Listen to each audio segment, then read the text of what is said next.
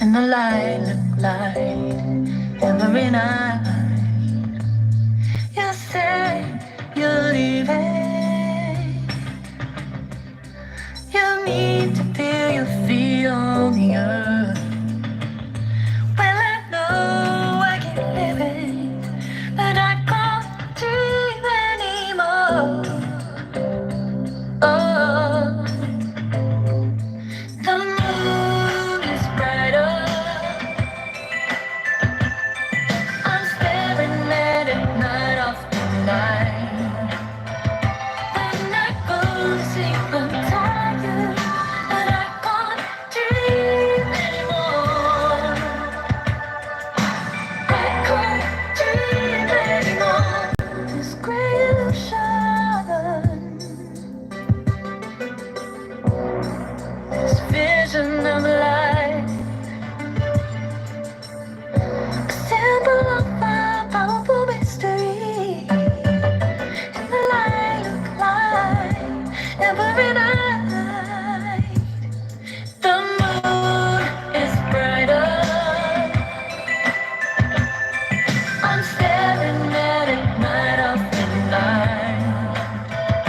When I go to sleep, I'm tired, but I can't dream anymore. I can't dream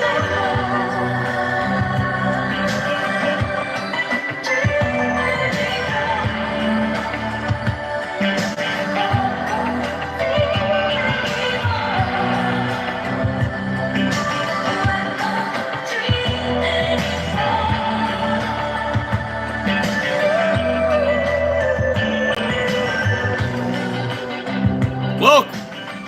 Woo!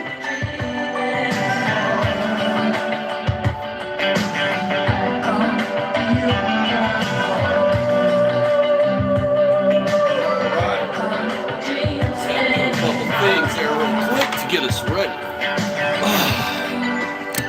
Welcome to the all-white Sabbath stream.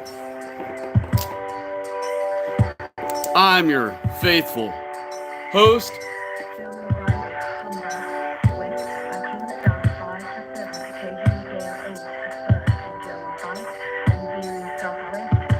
Stay White.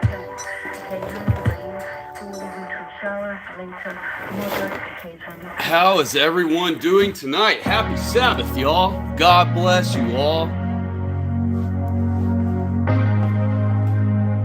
Hey, just so y'all know, I took that thumbnail from a black party. That's right. Blacks like to have all white parties. You can Google image that right now. They're called all white, wear white parties.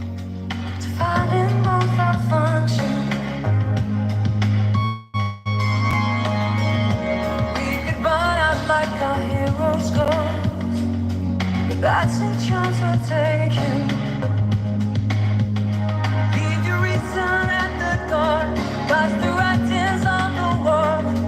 Such as gone. Maybe it's too soon to go, but we've both been here before, so I'm waiting on. No, I'm music, it ain't done, 'cause I found the revelry on the highways, in the dance halls that feel our history.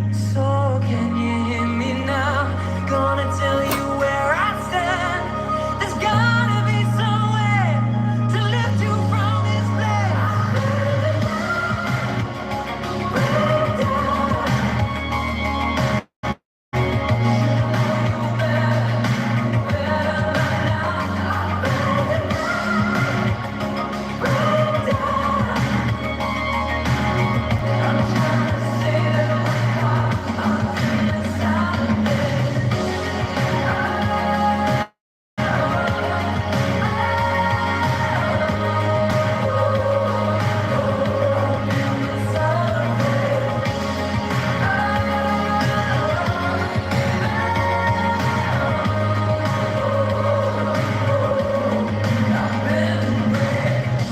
I'm not losing in the danger zone.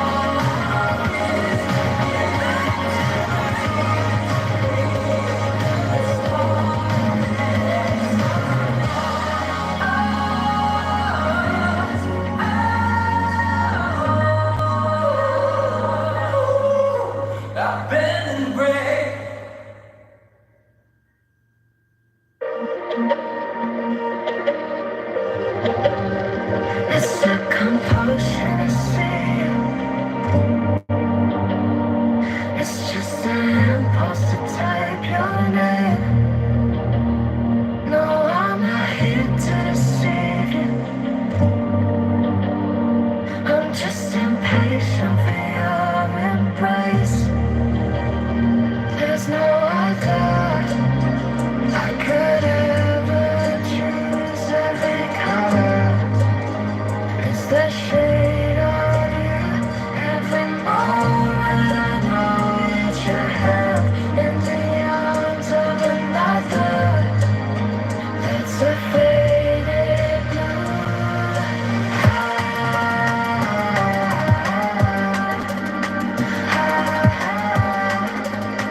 That's a faded blue.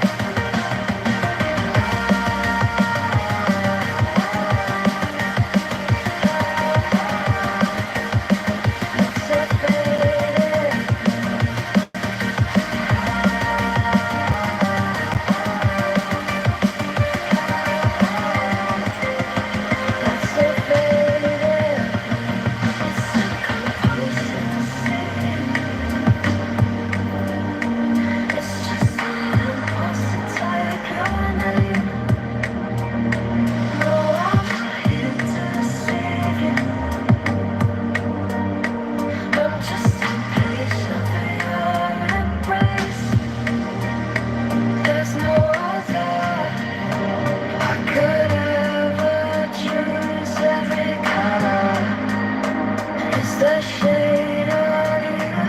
Every moment I know that you're held in the arms of another.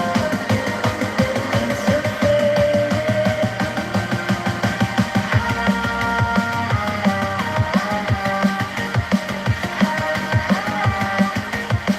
it's a faded.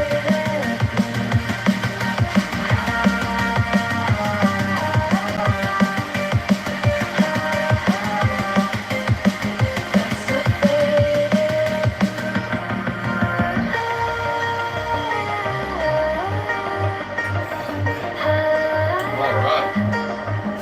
Hello, hello. Sorry I'm taking so long. We're having to aggravate the Yiddy Diddlers for a little while. So we're just going to run some tunes. That's a faded blue. Some nice examples of some of our people.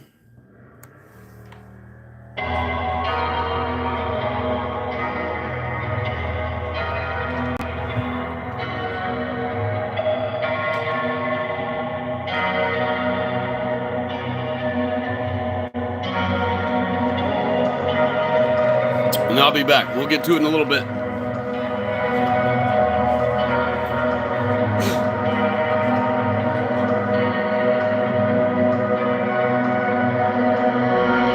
Several miles in the rain, been walking 7 days to you, to make my way to your embrace. You told me I can stay, it's gonna be okay. I knew you didn't want me back, but you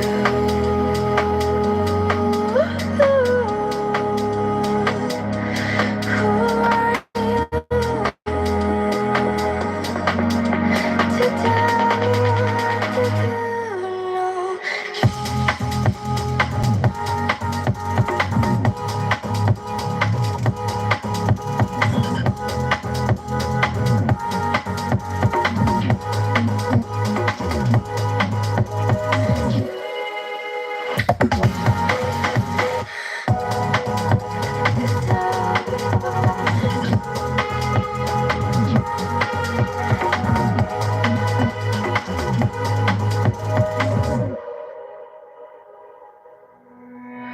Someone close you couldn't take. You said you needed space, you do. To tell me how to stay away. I watched some more today, and maybe yesterday will do enough to get me close to you.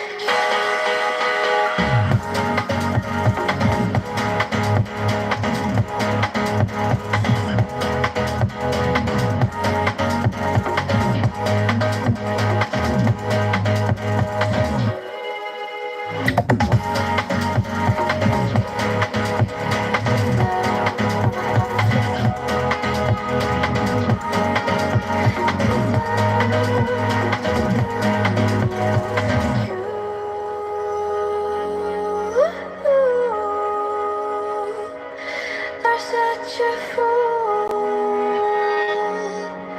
to tell me what to do.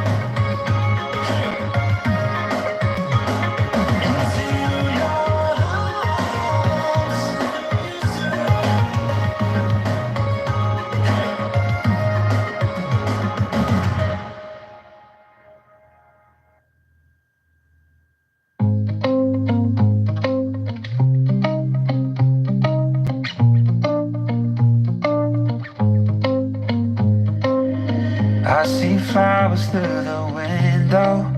I don't know why they remind me of you.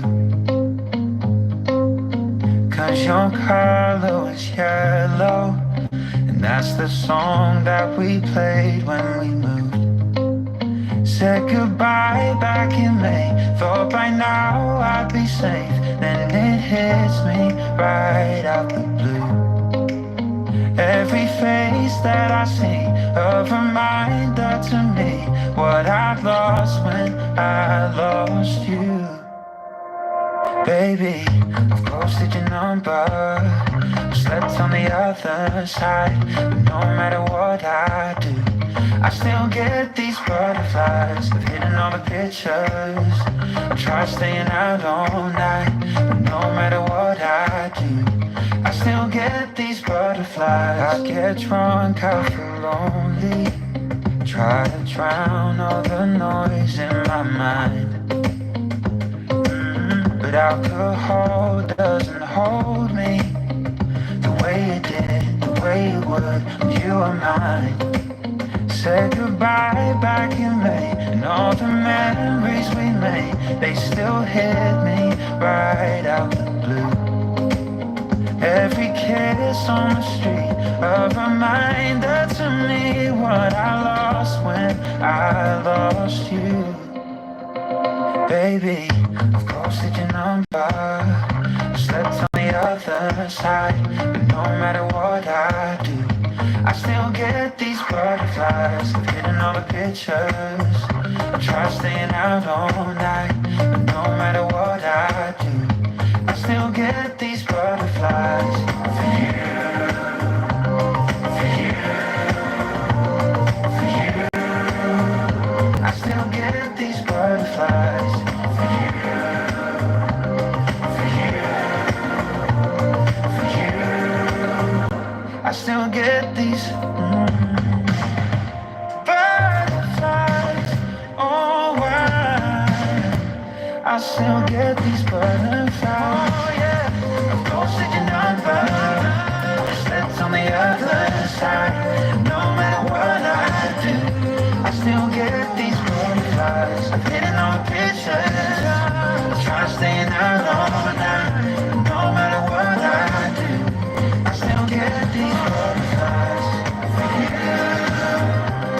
for you, for you, I still get these butterflies. For you, for you, for you.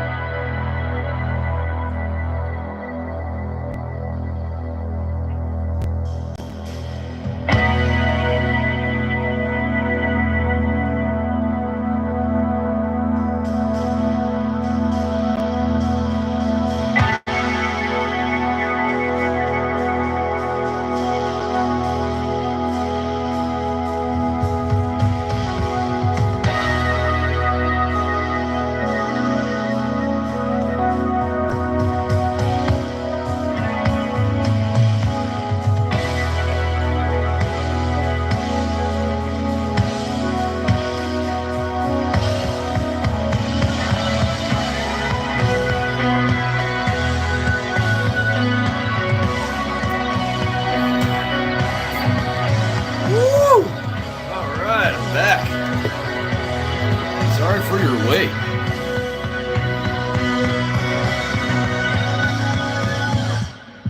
He was 18 and wasted. Bedroom in the basement. Parents' house, Tucson, Arizona. What do you expect from a high school diploma?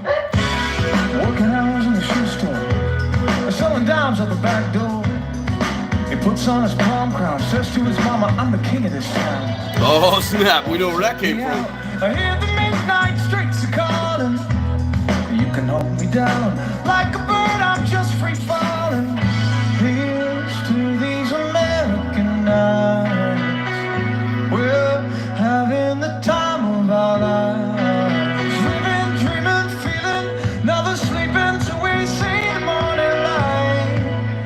on these American nights.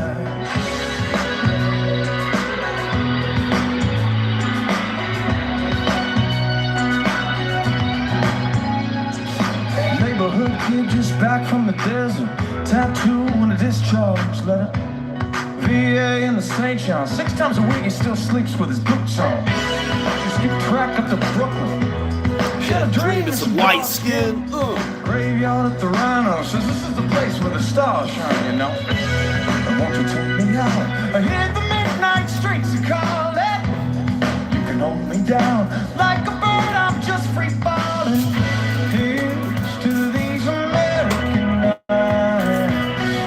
We're having the time of our lives. Dreaming, feeling, never sleeping till we see the morning light on these American nights.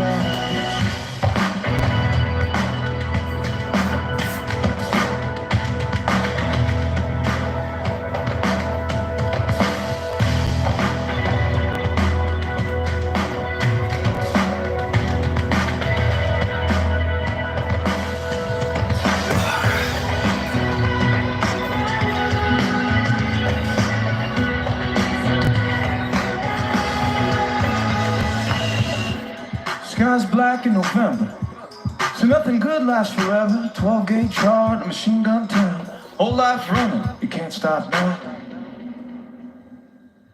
Here's to these American nights.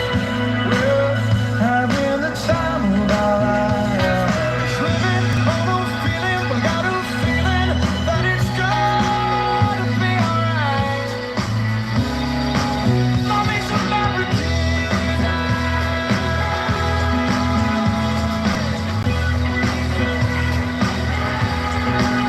hey, hey.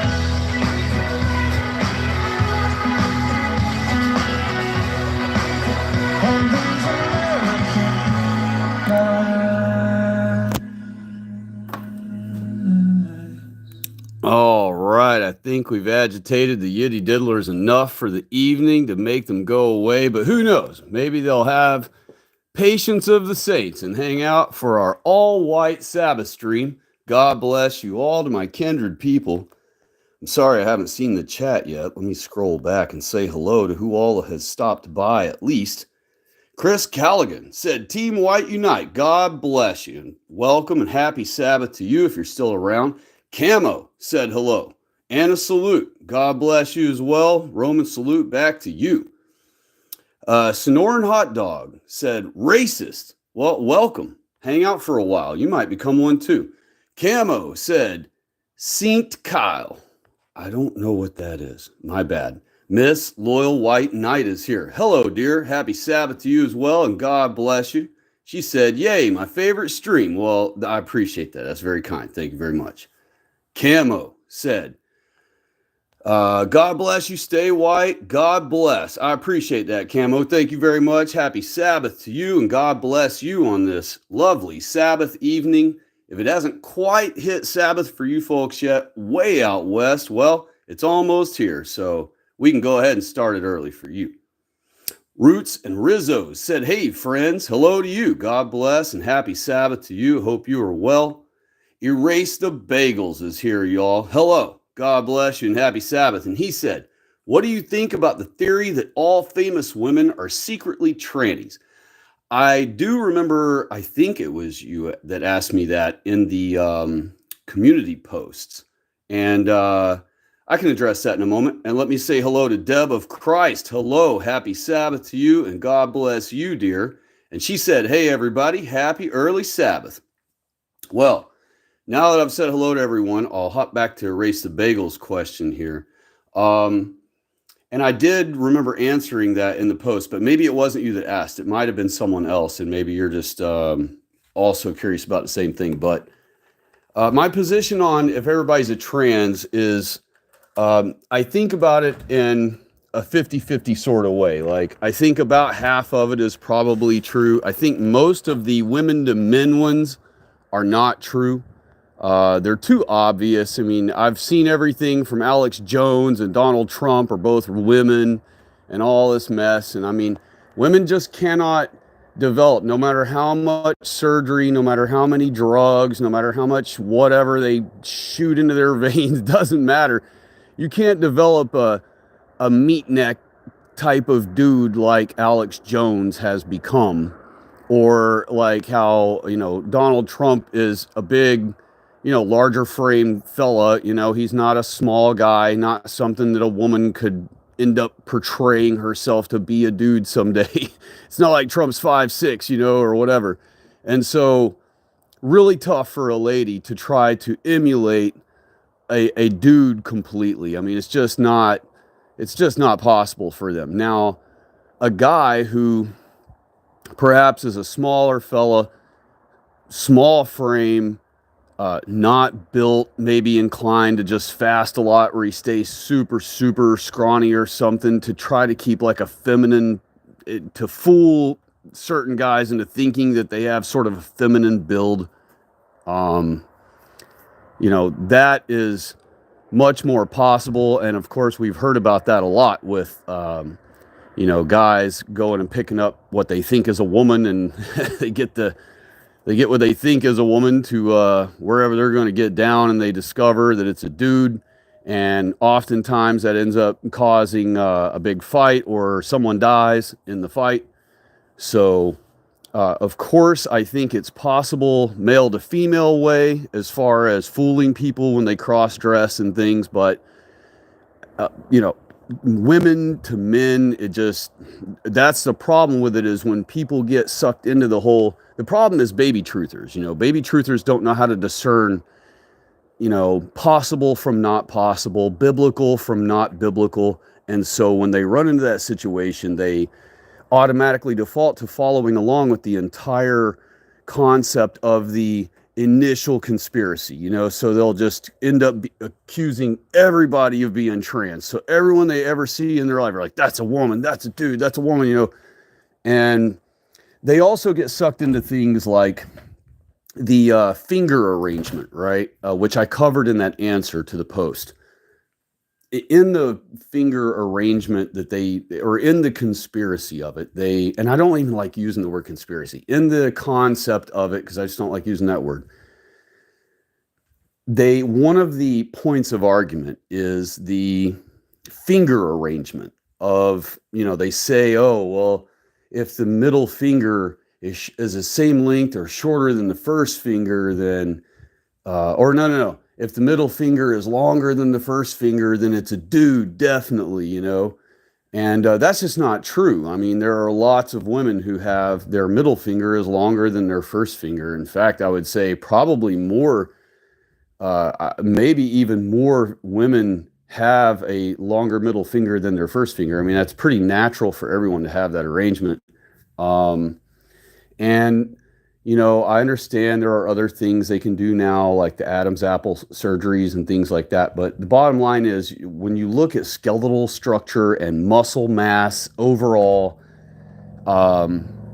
natural body hair, natural facial hair, it's just not really all that possible for a woman to ever emulate a dude. I mean, she would have to naturally be a large woman, like almost 6 foot, or 6 foot perhaps, or even over. I've seen women who are over 6 foot. And so if it was one of those, perhaps, at that point, yeah, sure, maybe one of those females that are very large framed like a dude is, which you automatically could default to assuming that she has some sort of defect. If she's, over 6 foot and large frame like a guy, I mean, she's obviously got some kind of weird, genetic defect, which has caused her to have, for a woman, what would be giantism, almost. And so I don't buy into it all. I do acknowledge that it does exist, and that the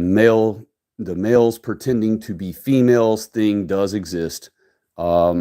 So I do concede that exists, and that it's a thing, and who knows what all females are, perhaps dudes. But it's something that it's something that keeps baby. I hate to use the word distraction either, because now that's been overplayed. Once the baby truthers got wind of the whole distraction concept, then they started throwing that word out and that concept out at everything that they didn't understand. So, not real crazy about using the word distraction either. But in this situation between all of us based folks, I will go ahead and say, or I will go ahead and use the word distraction and say that that is more so what that is. It's not that it's not important. Of course, it is important with the entire totality of the circumstances. And it's one of the death by 1,000 cuts cast upon our people. So it is important, it is valid, it's relevant in today's truthing and whatever. But it steers baby truthers off into that world where that's what they spend their time on, trying to figure out who's a woman, not really a dude, or who's a dude, not really a woman, all that. And that's a waste of anyone's time. I don't want to say anybody in particular, just whoever ever devotes their time to that. Every hour they're wasting on that, they're just wasting their time. It's unnecessary for you to know if Ellen's really a dude. It's unnecessary for us to know if Wendy Williams is really a dude. To me, when I look at, certain females that are portraying themselves as females or whatever, if they look like a dude to me, or if they have the characteristics of a dude, it pretty much stands out to me. And not saying that there aren't, males out there that can decorate themselves up in such a way and maybe be naturally just born with also a weird genetic defect where they look more feminine, or, smaller frame, skinnier faced, whatever, built more like lady shaped ish, maybe perhaps. And then they decorate themselves up on top of all that and can fool a guy. I'm sure that could be the case somewhere. But I mean, in general, when I look at a lady, I can tell if she's a lady by just her overall existence, her mannerisms, the way they move. A dude, no matter how much he cross dresses and decorates himself up and tries to practice like a woman and makes all the little dainty moves like a girl does, there are little nuanced motions and movements and things that a woman does that a dude just never really would pick up on correctly. And so when a woman behaves like a woman does naturally in the wild, if you will, in front of me, I can easily detect that she's definitely a woman, and I've never, it's never steered me wrong yet, thank God. So, but my total stance on it, at bottom line stance on it would be, I wouldn't waste any of my time on it. I think it's a huge time waster. No different than worrying about, like, here's another good example, and I've kind of wanted to touch on this before, and I just always forget because it's not really that big of a bullet point to the general circumstances we're in. But some of our truthers spend all their effort and time learning the names and connections of who is connected to who and what. And again, I'm not saying it's not important. I'm not saying it's not useful in some way and it's not valid in many ways. And in fact, for them, it's getting receipts for all their things they declare, in truthing world. And so they can say, hey, you can't dispute me about what I'm saying here because look, this guy is brother of this lady who had a deal in the Senate with these people. And they have it all connected. They have it all figured out. They know that Dershowitz had a deal with so-and-so, and he's family members with so-and-so, who just also happened to be on the board of commission for the whatever Department of Energy. And so it's like they spend a huge amount of their time and their brain power and their memory on names of our enemies, what each connection of all those enemies have to do with each other. By the end of their life, they will know more about the Yiddy Diddlers family trees and connections through friends and family and business deals than they will about their own family tree. By a lot, too.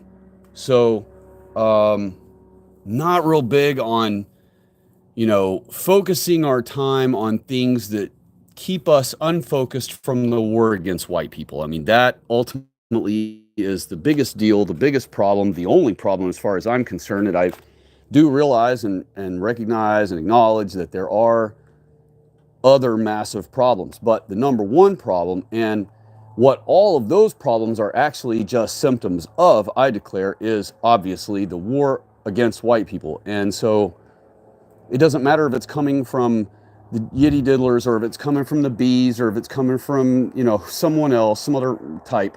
It really doesn't matter, because it all ends up being, the bottom line is, it's still just a war against white people. And so we need to just start being unapologetically loud about our people.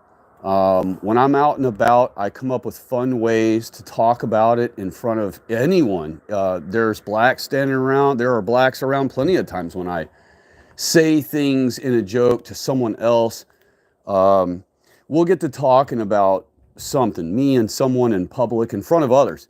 And of course, you may or you may not want to do it at your job per se, but just when you're out and about, if you're at the store, or you bump into someone somewhere, or you're out about at an event or whatever, and you have to do so with intelligence. You have to figure out a clever thing to say that someone will really have to make it a point to become offended on their own, and then step to you and start something about it.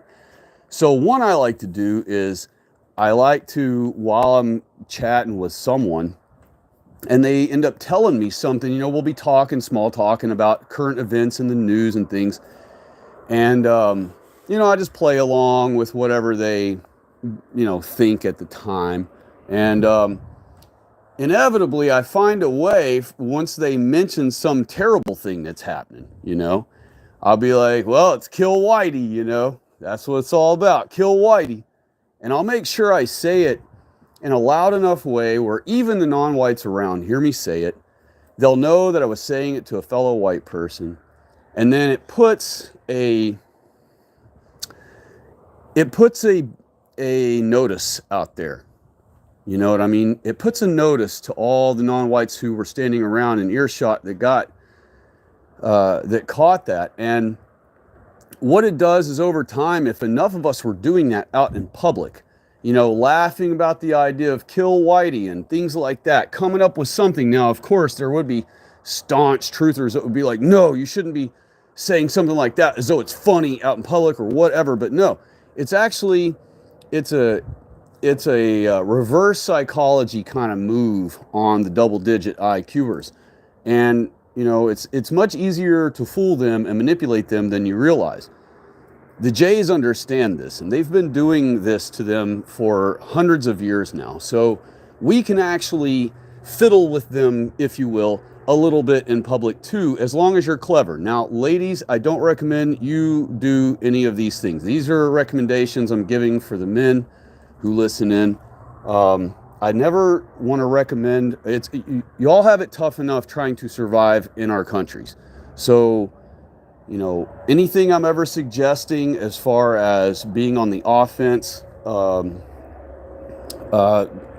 our people, I'm never recommending for you ladies to do it. And in fact, I would encourage you ladies to just be enjoying listening in, understanding the game plan for your men in your life and how they ought to conduct their business, so you can be supportive and a backbone and a helper for our part that we are expected to do. And then we will have plenty of other things that you ladies can handle and do on your own for the benefit of our people and the advancement of our survival. But when it comes to being on the offense out in public, cold trying it at random with strangers, with strange non-whites around, definitely not a game I would recommend white ladies play, because I don't want any additional attention attracted to y'all by the you-know-whats. So let's see here. But, for the men, it is a clever, funny even. I have a good time with it. I got to be honest with you. And it's not the only one I have. It's just the only one that popped in my head off the top of my head, because it's the easiest one to default to because a lot of them, when they hear it, they probably say to themselves, yeah, that's right, kill Whitey. That's what we want. They probably end up kind of laughing or agreeing with what I yelled out as a joke in their own minds after they hear me say it. So in what it does is it chills them out some, where they've been given notice that there's a white guy in the public that understands the grift against Whitey and the war against Whitey. That's what you're doing when you say that as a joke in front of other non-whites. They're going to hear that and go, damn, that white dude's awake. He understands that we're all after them. He's not one of the oblivious doofuses walking around going, I don't see color. So, that's what we need to start doing as white men. We need to start announcing in the public through starting off as jokes. Remember, we're nice until we're not. You know what I mean? So that's what we need to do. We're already been being nice now for 300 years. Look what it's gotten us. So we might as well just go ahead and be nice for a little bit longer. Start it off softly in public, joking around with the kill Whitey thing. Over time, you can ramp it up harder. I'll give you an example. Today, I had to go to a local area to do something, and there were a lot of non-whites walking around. So while I was on the phone with a buddy, he called out of nowhere. And while I was on the phone with him, he's based. And so I took the opportunity to have a long chat with him while I was in the mall. And as I walked around the mall, we kept talking about calling ICE on people. So every time I would walk by a group of non-whites walking past me, all nonchalant, carefree and everything, I would say to him, yeah, I'm about to call my buddy and his ICE buddies up here right now. They'll roll up here right now. And I kept mentioning ICE every time I would walk by non-whites. And I would even say, we need to load them all up on the barges. I mean, I was saying like stuff, blatant. I'm ready to get them the F out of here and the whole thing.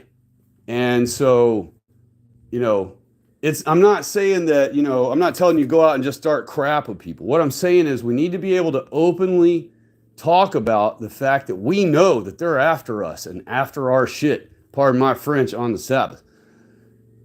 They need to understand that we are awakening. Right now, the awakened white people don't say anything in public. And so, since nothing's being said in public, the non-whites think no one's awakening. And you would think, oh, but that's a good thing because then we can catch them off guard someday when we do finally all decide to change. But it won't happen that way. We have too many wealthy white people in the world. We're not going to get any of them to side with us. As far as they're concerned, they're swimming in money. They're making more than they ever have because all the non-whites are here. And so they're never going to help. You can just hang that up. They're always going to think that because they're rich, they can isolate themselves from the non-white drama. And they'll still end up including non-whites. They'll cherry pick certain non-whites to include into their world. And then their daughter will be murdered. And their whole family will be on the news crying. But they'll never learn their lesson. They'll never learn their lesson, and they're never going to join our side. They're just not. It could literally be as obvious as gigantic billboards. The Jays could put gigantic billboards on the side of every interstate across our entire nation, all 50 states, Alaska and Hawaii included. We're going to kill all the white people. And all the rich white people will still go, herp, derp, I don't see color, and they'll avoid any mention of pro-white anything. And they will still hang out with their little non-white toys they have, their little toy animal critters, and they'll freaking do the whole thing that we've already been going through for decades now, since the 1960s. So, for us to win them over, it's just not going to happen. There's always going to be this large group of white people that have way too much money to concern themselves with the war against white people. They will always feel like they'll be able to isolate themselves all the way to death, and their kids too, So, really tough situation for white people because it's easy for blacks to gang together as one gigantic group across our country because none of them have to care. They all have nothing to lose, and that's the way they look at it. They go, what's the worst going to happen to me? I'm going to go stay in summer camp with my uncles. I'll get to see all my peeps that have been locked up. It's like summer camp for them. They even used to call it that in rap songs back in the 90s. It's not a punishment for them like it is for a white person. A white person goes to jail, especially if they have a job and a family and, kids, a loving wife at home, big nice house that he owes a mortgage, got to pay it, come up with the money every 30 days for it. It's a huge disaster for a white person, and they understand that. And so do all the other non-whites that come here. All the legal ones here understand that. So we are in the worst position possible, the worst position imaginable. And this is why I'm always saying that we cannot win the war ourselves. We have to keep Sabbath. We have to honor God's Sabbath first by remembering it. And that's what the whole point of really this channel is to cram Sabbath down everyone's throat till they finally accept and acknowledge that it is God's whole problem with us. I mean, let's review your life real quick. Do you put any other gods before God? No, right? Okay, that's one. There's only 10. Do you take the Lord's name in vain? Probably not, right? If you're a true follower of Christ, you definitely don't. If you have before, repent of that and stop ever doing that. Don't ever do that again. I mean, we can go through the list, but the bottom line is we're about to hit number 4 in a minute.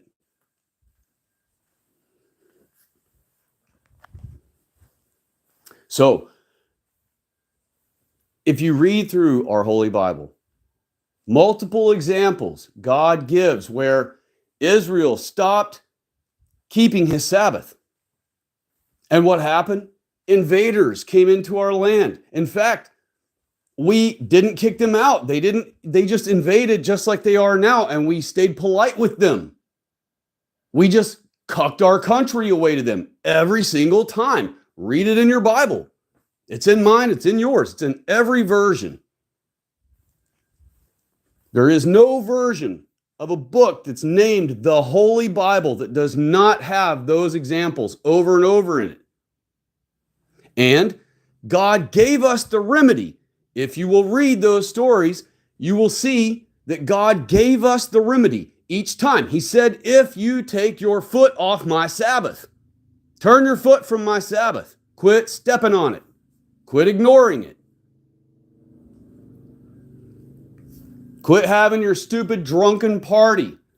Quit having your orgy. Quit having your boating day. Quit having your swim day. Quit having your hiking day. Unless you're doing it based all around and warped around and circling around Sabbath. And of course, the orgy and the party, the drunken party, all that wouldn't be wrapped around Sabbath. What I mean is, once in a while, of course, those things you're not ever supposed to do. But what I mean is, and that's when they were doing them, is on Sabbath. The Jays had all of our people doing it specifically on Sabbath to doom us as hard as possible.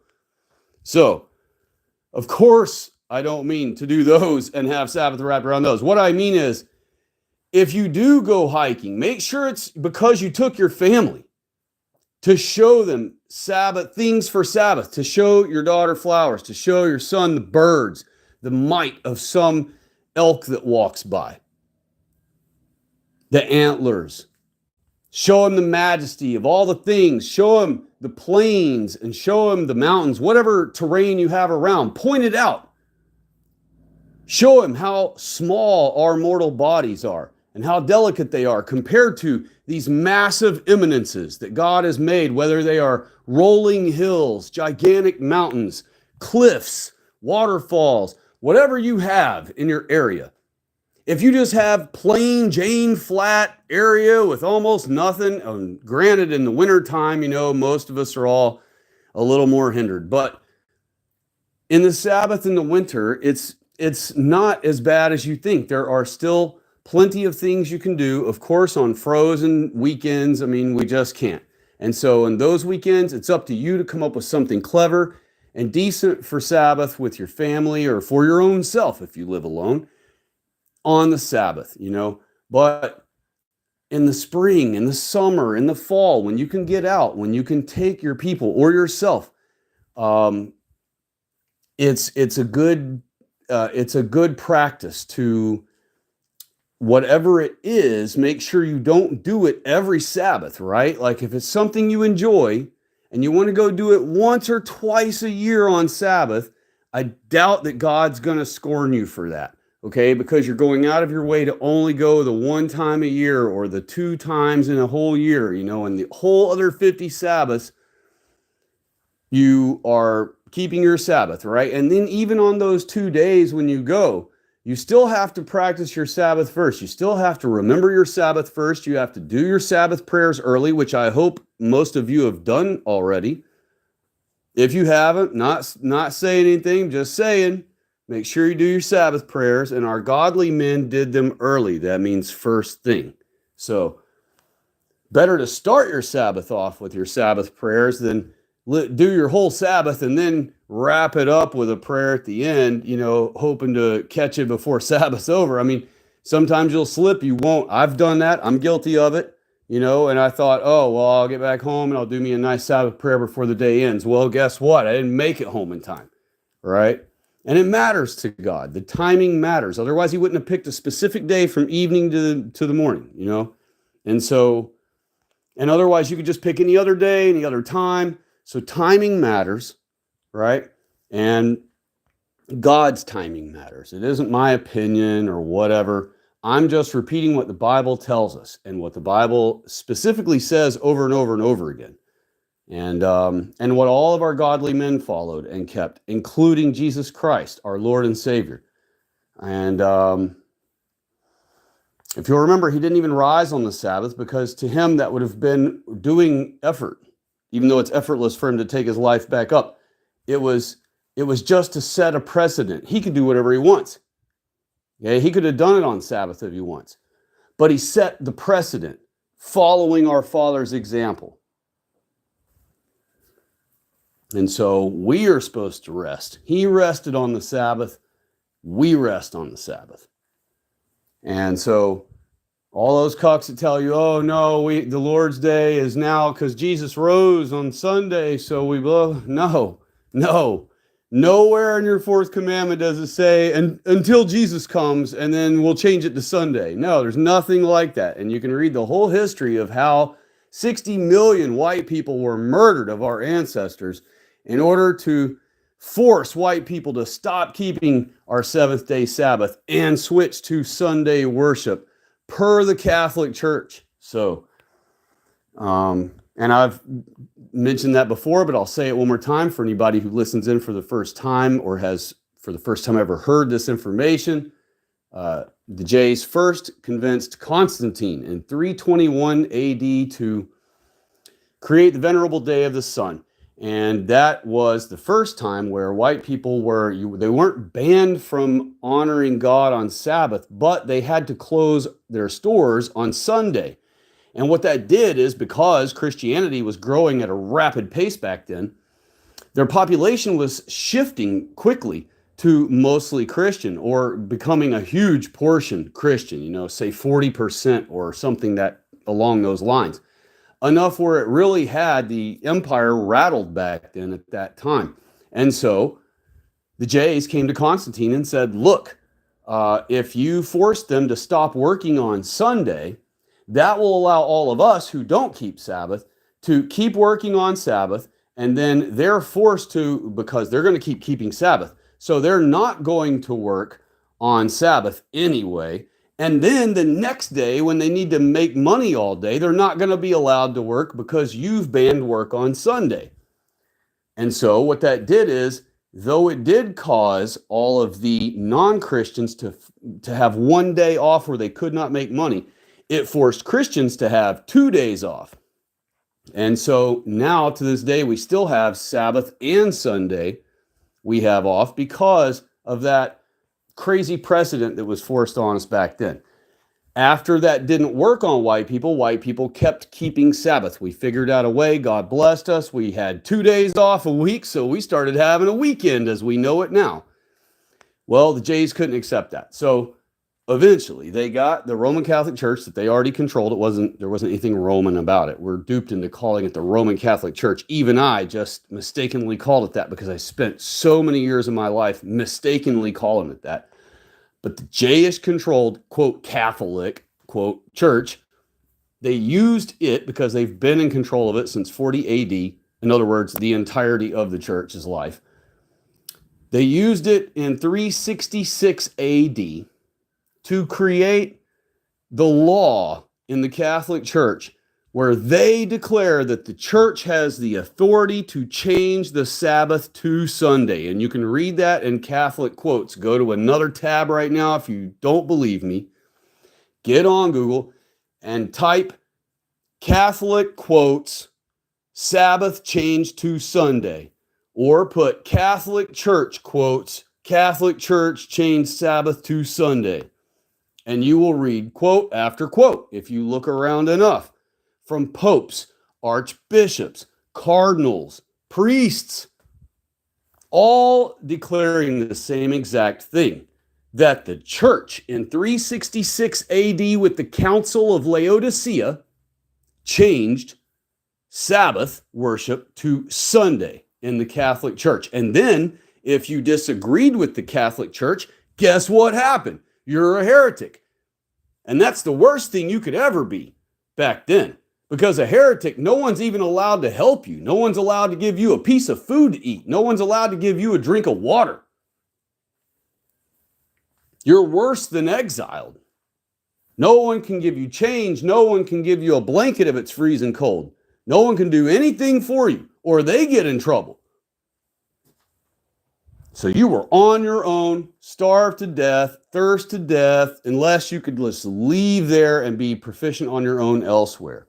Which is what I'm sure most survivor type of dudes would have had to have done. But bottom line is, that was what caused their authority, is what they used the Catholic Church's authority to go around and murder 60 million of our people who refused to quit keeping Sabbath, because once they got the Council of Laodicea to officially change the day of worship from Sabbath to Sunday, then it was no longer okay with Catholic Church for you to keep Sabbath. You couldn't be like, okay, Catholic Church, no problem. I'll come to your Mass on Sundays. No big deal. But on Sabbath, I'm going to be at home keeping my Sabbath. Nope. Didn't work like that. They not only, because of the change, remember, they didn't copy paste. It was a change. And so since it's changed to that, if you weren't keeping Sunday instead of, not also in addition to, but instead of, if you weren't keeping Sunday instead of Sabbath, it was curtains for you. And if you were caught with any scriptures at all, if you were caught with one verse written down on a piece of papaya or a cow skin or a piece of stone, you were dead meat. They would pull you out in the street and kill you in front of all your neighbors, so that all of your neighbors would be afraid to ever be caught keeping Sabbath or having a single word of written scriptures. And so all these Catholic cucks that are always telling us we need to go back to their one true church and all that, what a laughable joke. They don't even understand the history of their own church they're peddling. How embarrassing for them. They're like baby truthers. And I know there are some of them that are on the pro-white, based white side, like I forget what they're called. I don't want to say the wrong channel and make them upset with me, but there is one where three guys, nice fellas, sit together and they cover, based white people discussions, pointing out the non-white, decay of our countries and the whole thing. And, but their whole thing is they are Catholics and they're always trying to get people to come back to Catholicism. There are three other dudes, nice fellas, who also do the exact same thing, exact same format. And they push for, I don't know if they're Lutherans or Methodists or what they are, but they're some other thing that calls themselves Protestant. All the while, they don't realize that none of those churches that still keep Sunday worship are Protestant to the Catholic Church. The whole point of being Protestant was to keep Sabbath. The whole point of being a Protestant or a Protestant to the Catholic Church was refusing to worship on the sun god worship day, and instead keep your Sabbath like you're supposed to. That is what a Protestant, that is what a WASP, that is what a Protestant is. And how unfortunate that so many of our ancestors did not when the Reformation came. All of our white people should have started keeping Sabbath again right then. And then the founding of our country and all those other things would have all been done with Sabbath. And we would have been blessed much greater. You think America's come all this way like it has, and that's really something and all, and it is. But if we had been keeping Sabbath from the birth of this country, if our founders had been keeping Sabbath instead of Sunday, we would already be living in the year 3000 with our technology. And we would have probably had enough blessing from the Lord that we wouldn't have been invaded by the non-whites and the Jays and all of that in the 1900s. And I say the 1900s because, the civil rights crap and all that. That's when really we started paying for them to multiply like hotcakes in our country. Before that, they didn't hardly exist in our country. It was practically almost a non-issue. And that's why buying them their own country and then sending them all there was going to be really no big thing at all. It was only going to take a handful of vessels, large vessels, more than a handful, maybe 20, but 20, 30 big vessels, and they're on their way, one trip and back and done, But now we have a billion of them almost, between Africa and here and everywhere else. And the thing is, and I mentioned this last stream just the other day, when we first started sending money to Africa in the 1980s, just so you know, we didn't really start volunteering money from individual people to Africa until the 80s. And we had this blonde lady actress that would get on TV back then and do a whole 3-minute infomercial on in the middle of the most important TV shows to all Americans back then, whether it was Dallas or cartoons on Saturday or on Sabbath or whatever, whatever was most important to a kid or an adult or anybody back then on Talmud Vision back then, they would blast this 3-minute infomercial of this blonde actress lady crying for blacks in Africa and for you to give them 29 cents a day or 29 cents a month. That's what it was, not a day. It was 29 cents a month. And they would, be your pen pal and send you pictures. And what a crock, man. It was the biggest sham the Jays put on us in a long time. That was one of the big ones in the 80s they had on us. And so a lot of white people donated to Africa back then. Well, Jays did take some of the money and start feeding them like hotcakes in hopes of making them multiply like hotcakes so that they could start exporting them and sending them to our countries. And so, sure enough, we started sending Africa money, right? Well, all of a sudden, Africa's population exploded because then all of a sudden we're paying for medicines for them. So they're not dying from rubbing the feces, bugs, and dirt combination of medicine in their wounds and whatever to heal themselves. Instead, we were paying to send vaccines that actually work, not like jabs like we have nowadays, but like sending, for them, they'll actually use real science and they'll use real chemistry and they'll use proper vaccines because that's their protected bioweapons they want to use against us of mass destruction. So they want to give them the best of everything. EBT, they want them to eat the best fruits and the best vegetables and the best meats.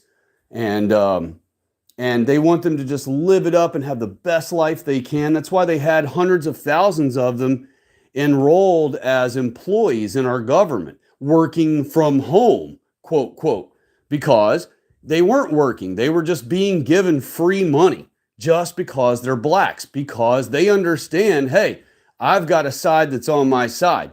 They give me all of whitey people's money. Everything I have is from the left and from the Jays. Blacks know that they're owned by the Jays. Blacks know that still.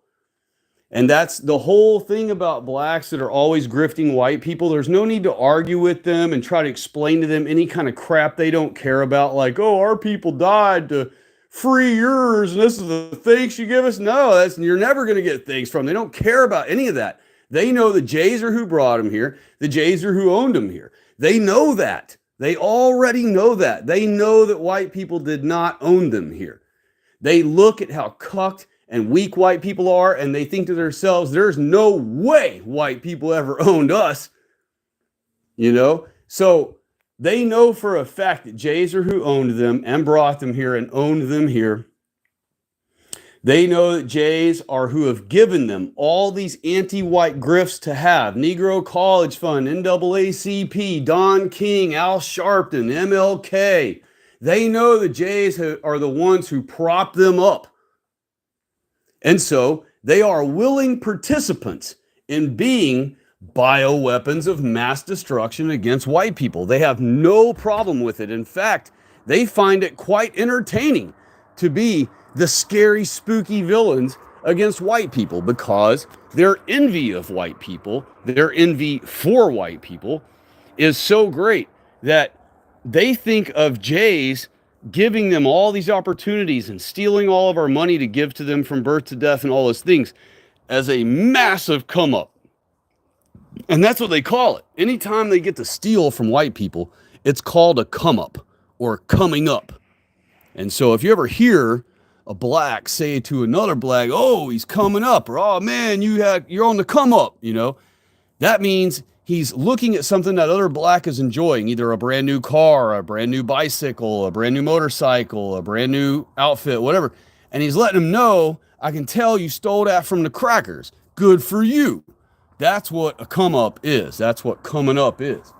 And so, and the thing is, like, they are completely fine with it. Not only are they fine with it, I mean, listen to their music. They brag about being villains. They brag about being as evil as possible. Their songs, literally, some of the lyrics, well, no, let me not say their lyrics. I was going to give you a really low IQ example, but I just thought about it. I better not on Sabbath. But you understand what they repeat over and over and over in their songs. And just to not say some of the bad ones, they'll say the word murder in their song 10 times, 20 times. They'll say murderer, call themselves a murderer in their song 10, 20 times. They talk about shooting someone multiple times in a video, at least, or in a song, at least once anyway. They, of course, call their own self the name that nobody else is allowed to say a billion times in their songs, and practically no rap song goes by without that being in it.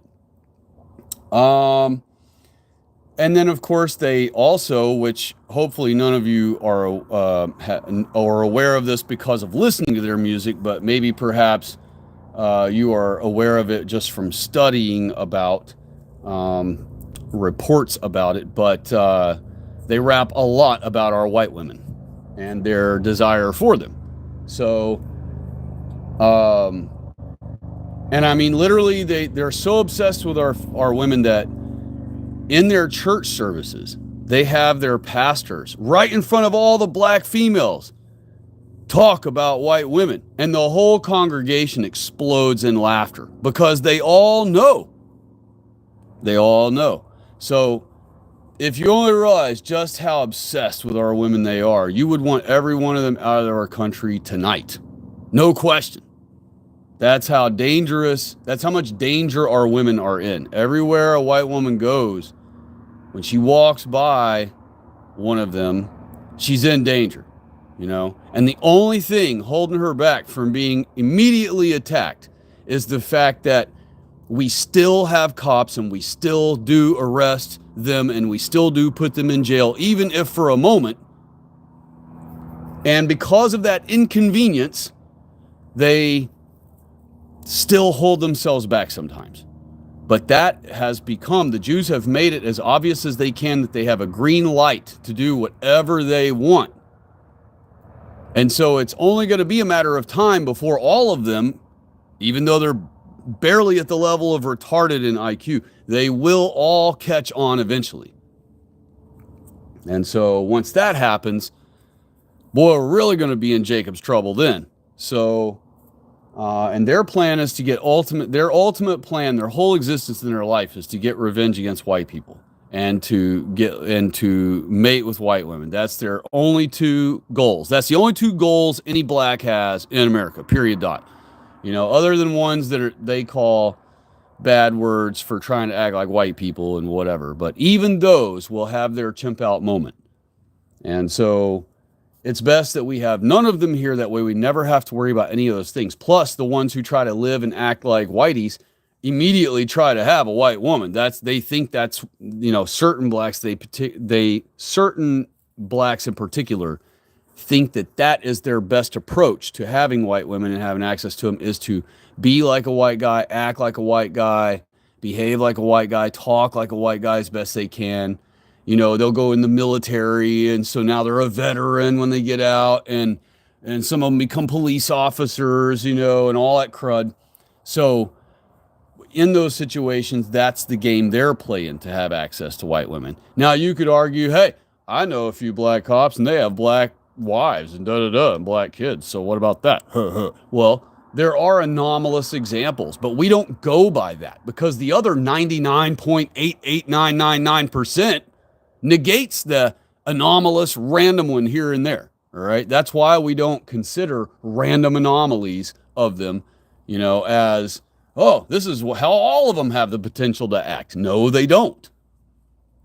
And so, we disregard anomalies for that reason. It would be different if we were just swimming in anomalies. Then they wouldn't be anomalous anymore. It would be a lot of examples, but there aren't.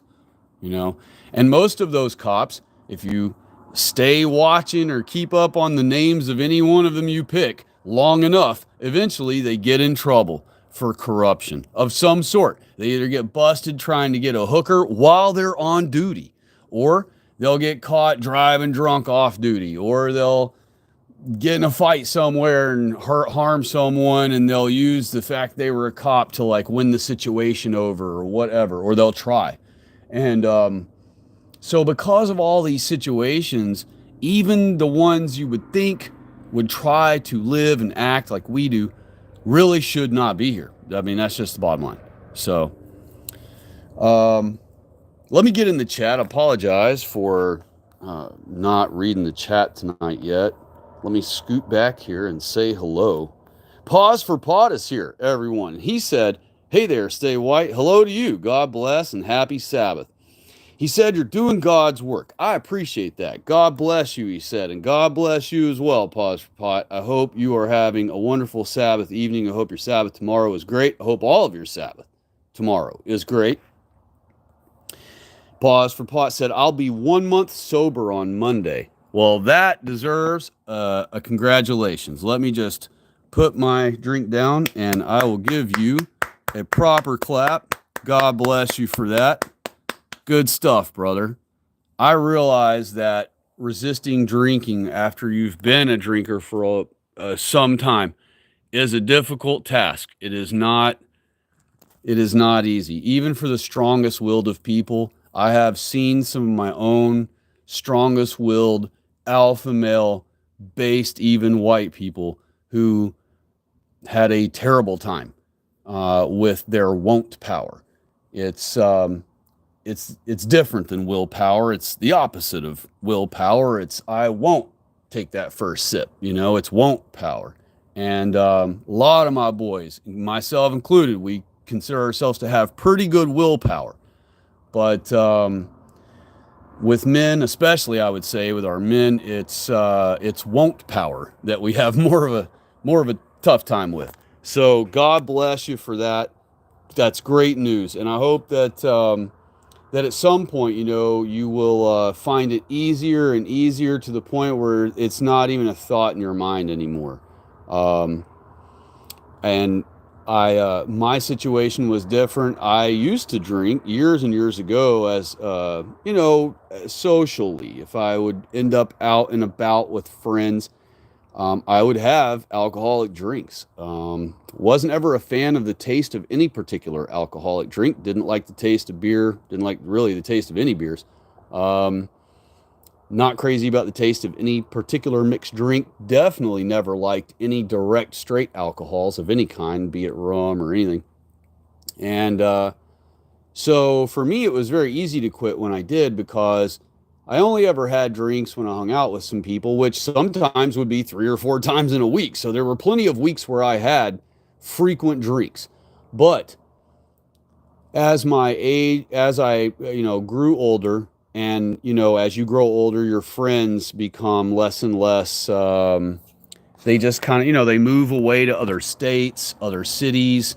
They have children. You have children. Everybody kind of grows up, and so you don't really go out anymore. And so once that happened, then I almost never had drinks. And then once in a blue moon, my lady and I would go out and we would have drinks. But it was few and far between. And then when the day came where I knew I needed to quit for other reasons, other than virtue, I did not quit to be virtuous. Mine was for a different reason. It was because I had discovered something natural that relieved my joint pain that I used to have. And I discovered that if I would take even one sip of an alcoholic beverage, no matter what it was, within an hour, it would negate that pain-free effect that I have from the herbs. So I decided that being pain-free was much more pleasurable and worth it and proper than being in pain sometimes. It wasn't all the time, but it would come and go. And so I decided that not drinking was a small price to pay to be pain-free forever. And so for me, it was an easy decision and it was effortless since I did not drink regularly. But for you folks who have, spent more time drinking regularly, I do have empathy and sympathy for that. As far as trying to quit, it is definitely tough as a tough gig. So God bless you. And that is great news for you, man. And for all of us to hear. Deb of Christ said to pause for pot. Wow, that's great news. See, I mean, we're all going to be happy for you on that, for sure. I mean, that's just good stuff. Deb of Christ said, has there been an update on the young man a couple of lives back that had just lost his job? That's a good question. If you're in the chat, buddy, let us know. Have you got any new prospects? You found anything that's of interest to you? I remember he knows HVAC, so hopefully he'll have been able to found him something pretty quick, fast. Surely almost every HVAC company is always hunting someone who really truly knows the profession, because it's not something that you can just fake until you make it. I mean, you've really got to learn it and understand it. Otherwise, you're just going to suck at it, and you're not going to be a good employee to be able to send out in the field to troubleshoot and solve problems. And so it truly is a proper trade that needs true knowledge, and hopefully he will find himself something real quick. Complum 80 is here again, and I don't know what he's saying there. GJ pause. Okay. If you want to clarify, please do. Pause for Pot said, thanks, guys. It's been a struggle. I'm sure it has, man. I hope that it just gets easier and easier for you.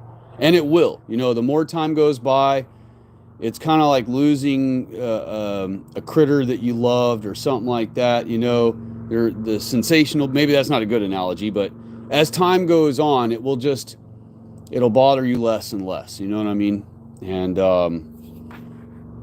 And still, of course, our critters we've lost still bother us. So maybe that was a terrible example. But time does heal and time does make things happen easier and easier over time. So hopefully it will work in your benefit as time progresses, And Deb of Christ told Pause for Pot, keep your head up, brother. We will be praying for you. And Miss Loyal White Knight had to leave for a while. She said, "Hey everyone, I'm back. Hello." And she said she's also praying for you. Pause for pot. So that's very sweet of her. Thank you for that. And she also said, "Hey, Stay White, how do you feel about the alt-right like Richard Spencer and Matthew Heimbach? I listened to Lana Locktiff, if I'm saying that right, with Red Ice." Oh, okay. Yeah. Yes, I know who you're talking about. I do appreciate their pro-white position. They were purged back when my channel was purged, my old channel. No, actually, I was purged in March 2018. I don't think they were purged, gosh, till like 2021. So yeah, they were purged way after me. But they they ended up, I believe, being purged from YouTube. If they weren't, if they got off YouTube on their own accord to start their own thing, maybe that's what it was. But I thought I remembered them being purged. I do acknowledge that they are based as far as, now, of course, we know that truly based is only possible if you are a follower of Christ. And so that's the only way to be truly, truly based. But they are the level just before fully based, because they understand all the other things. So if we could just get them out of their pagan cuckery, perhaps we could complete their baseness all the way. And, unfortunately, a lot of times and I don't know why this phenomenon exists, but I'm going to see if you folks have ever noticed this on your own, but this is what I've observed more than once. I've observed that pagan cucks, when they finally find the Lord, they end up being Catholic first. And I'm like, oh, and I slap my forehead and I'm like, no, what? And it's because I think it's because paganism is so closely intertwined and totally intertwined, I should say, with Catholicism that they find it more palatable to step into that false version of Christianity. But I never have been able to figure out that what makes them think when they read all the things about Catholicism, like, praying to statues and candles and stupid crap. How do they deduce that that's Christianity, for one? And how do they find that attractive over what they're already doing as pagans? Half the time, pagan cucks don't do anything. They just declare they're pagan. They go hail Odin once in a while or whatever in the comments, trying to be edgy. And then that's it. That's the extent of their paganism. They don't go practice anywhere. They don't have an altar at home. They don't go build a freaking effigy out in the mountains at the top of some peak and burn it. They don't do anything. They just call themselves pagans. And really what it is the pagan cucks, I believe, are doing that. And of course, I don't believe in opinions. I don't go by opinions, but I'm just going to throw mine out there on this one because it really doesn't matter what reasoning they have. And every one of them is going to have a different reason. But my position is that a lot of them like the paganism thing because it keeps them from having any responsibility. It's kind of like those libertarians where they're like, oh yeah, I'm just a libertarian. So that way they don't have to participate in anybody else's ideology or help anyone else out. They don't have to be part of the fight for white people against the war against white people. And, they just don't have to participate in anything. They're just like, oh, I'll opt out of everything. I'm going to be over here by myself. And the pagan cucks, it's kind of that same thing where they're like, yeah, we're based now. We've realized that there's a war against white people and everything. And so we're going to point out all those things that negative that happen to white people, on the regular and stuff. But, yeah, about Christianity and having to follow the Lord and all that. Yeah, nah, we're pagan, man. Hell, Odin, man. Woo, I'm pagan. I'm going back to our roots, man, And it's just an easy cop-out to get them out of the responsibility of having to repent for being wrong all this time, having to repent for all the Sabbaths they have stepped on since their birth, which I hope all of you do include in your Sabbath prayers, a repentance in your prayer to the Lord. Apologize to him for all the Sabbaths that you failed to keep. It gets them out of the responsibility of having to obey our Lord's laws. A lot of pagan cucks started off being like hipster leftists, you know what I mean? So they were already in the whole anti-daddy, anti-family, anti-white. I'm going to just be different on purpose than everybody that's related and kin to me, and the whole thing racially and family-wise. Um, a lot of those pagan cucks started off as that, and that's why they morph into the pagan thing, because they're like, oh, I can just be this, and it's basically hipster but a based version, and where I'm still defying Christian family and daddy and all that, and I can wear my little goofy hat and dress all stupid, and if anybody questions me, I can just be like, hey, I'm pagan. It's just a dumb cop out, honestly. And truly, it's a cop out for leftism and leftist behavior. So, it's hard to call anyone who's pagan based at all. But I will say, out of respect for the effort they've put in all these years, that I will give them that they are 75% based, or some percentage more than 50, let's say. But you can never be truly based until Jesus Christ is your leader. And then once you're a follower of Christ, a true actual follower of Christ, not a fan of Christ, not someone that accepts him or whatever, but a follower of Christ. When Christ says, come on, let's go in the synagogue, let's do it. You got to be a follower. If you're a follower of Christ, then that is the cherry on top with all the whipped cream on top of that, underneath that. It's literally the whole topping on top. And so you just don't have complete baseness without that. And I respect them otherwise, and I appreciate their efforts for white people as much as they have given anyway. And then she also said the Nogs don't even care for Al Sharpton or Jesse Jackson because they sold their souls. Well, that's probably true, but at the same time, they're all opportunists. So if, say, Jesse Jackson or Al Sharpton came to their town to grift white people in their local area on behalf of the blacks, to get the blacks a free new park after they destroyed the old one, or a free new school after they burned that one down, or whatever, the blacks will still always rally behind any black leader. It doesn't matter who it is. They could hate whoever's guts, but they will still, like Barack Obama is a beautiful example, right? They knew he wasn't all the way black. They didn't care because he looked like a black dude. And they knew he didn't talk like a black guy unless he did so on purpose. But they didn't care because they wanted to see something that looked like not a white man in office, that looked to them enough like all they got to do is squint a little bit and it looks like a bald-headed black dude. So they're like, yeah, and then Big Mike was obviously black. So they're like, yeah, and they don't care if they don't like them. They don't care that the Obamas really didn't do much for them other than, actually Obama did a lot more for them than most people think. But it was all done in secret mostly, other than the Obama phones.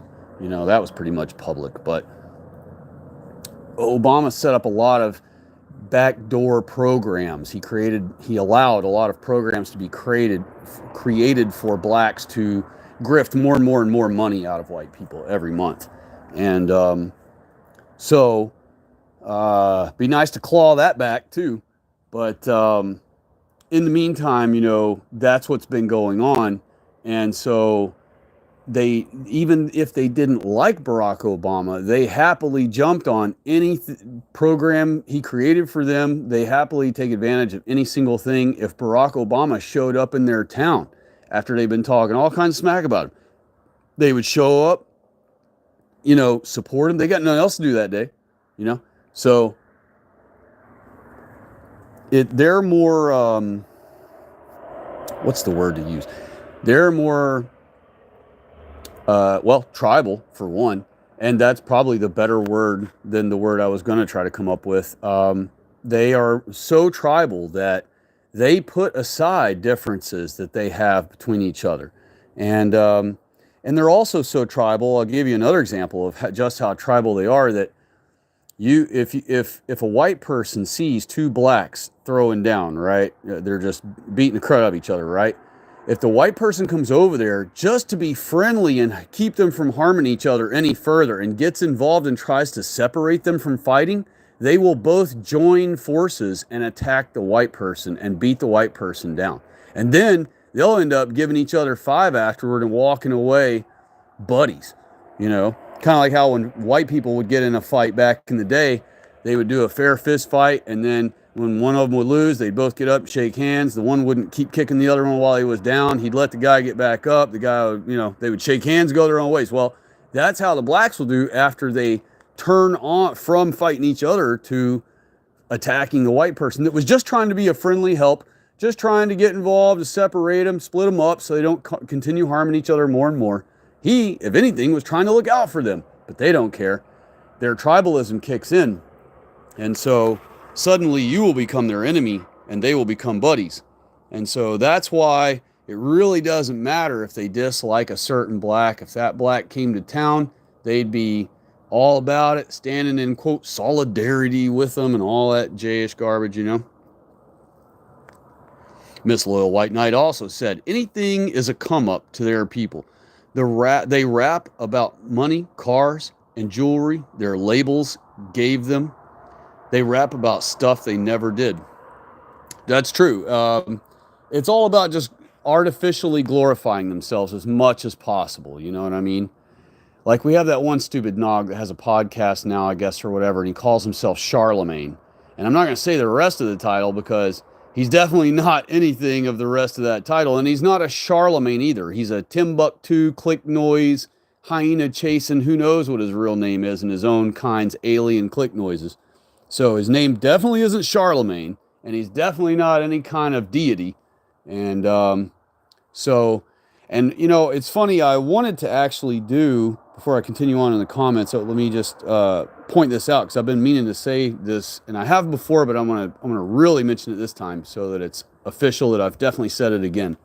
When we take our country back and restore our country, not only will there be no non-whites in our country, but we will no longer acknowledge any offensive name that a non-white comes in contact with our country. Let's say like some Spanish family comes to America, and like I had already mentioned before, that we could have like a very, very thin edge of one of the coasts on either side of our country set up just for tourism of non-whites to come and see a very limited of what we allow them to see, kind of like Truman Show kind of thing, where we have a very staged area that's kept exactly a certain way, where they don't see the inner workings of America. They don't see that they would just see stereotypical things. We put like obvious doofus stuff out there, like people hitting a baseball and like things that foreigners imagine about white countries. A pizza joint, a hot dog stand, a Ferris wheel, a few things, but not let them into the interior of our country, where they're only allowed to be in that little tiny area there on the coast of our country, where we have created and isolated it and quarantined it off, and we have it heavily guarded where no non-white can break into our country through it. And then we could allow them to come and see a little bit of whitey world that we allow them to see, and nothing more. And only for the most wealthy, the wealthiest of the wealthy. Like, it should cost them millions and millions, not no $5 million and you're a citizen. No, it should cost $5 million per one of them just to come visit for several days, and only stay in that isolated Truman Show quarantine staged area that we have isolated just for their visiting. But the point I was going to mention is, when we allow them to come, we will not be, and it will be written in our laws, we will not be acknowledging any nonsense names that we find offensive. We will not accept any non-white who calls themselves by a white person name, okay? And we're not going to accept any Spanish person's name that calls themselves Jesus. That's offensive to our Lord. They have no business naming themselves our Lord's name. And so we will disregard and even ban anyone who approaches our country saying that their name is our Lord's name. or calling themselves any type of white person name like Tim or Matt or John or Joseph or any of our biblical names, any of our white people names. If they are to present themselves to our country, they are to be in their own kind's garb. They are not going to be allowed to step foot in our isolated part of tourism for non-whites wearing white people clothes. They will have to show up in their own garb so that we recognize the difference between them and us the entire time they're in our isolated area. And not only do they got to be wearing their own garb and use their own names, right? And we'll have that's going to be difficult for us white people. We'll have to come up with our own crafty way of defaulting how we write their weird noises names, in English letters for us to be able to say out loud to ourselves or whatever as we take them in as tourists. But we will no longer be acknowledging any non-white names or any non-whites who have named themselves our Lord's name or a white person's name. We will not allow Africans to visit as tourists. They will not be allowed. That is, they are permanently exiled once they are gone. There will be no tourism to our countries, and we will not allow our people to go tour their countries, their areas.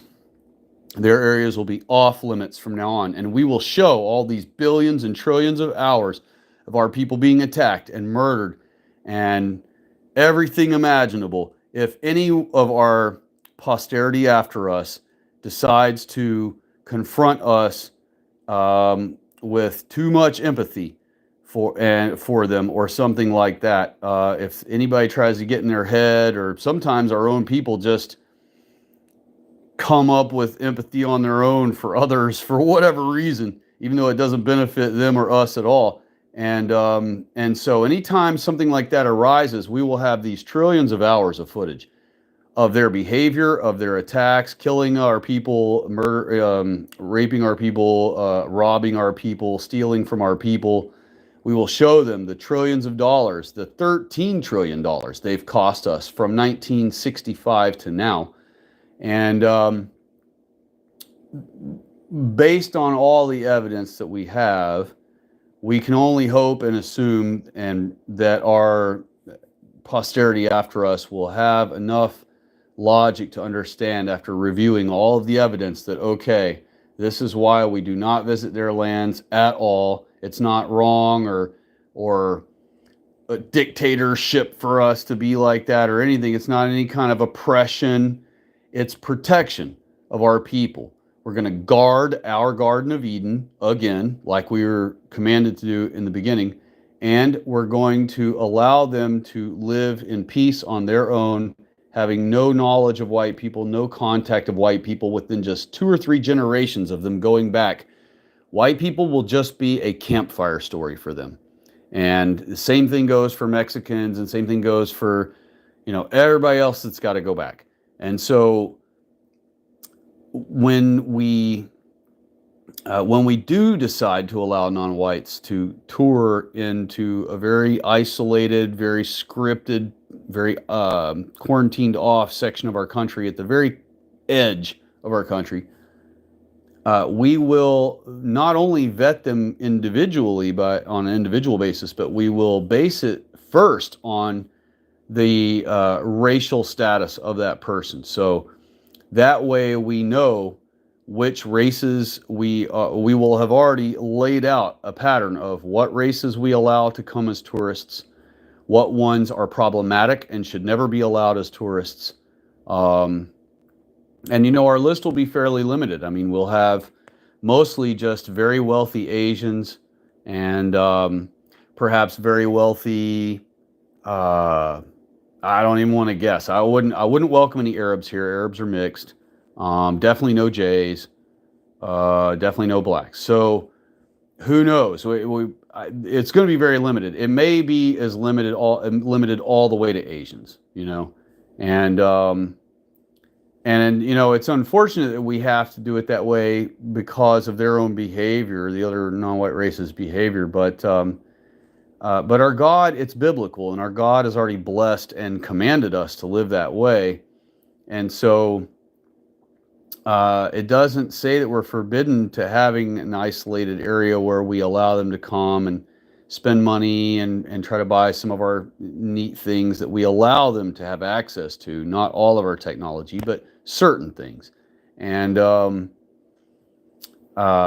you know, so we could have some trade with textiles and fruits and herbs and spices that we can enjoy from the other side of the world that they live in, and they can enjoy from our side of the world that we live in.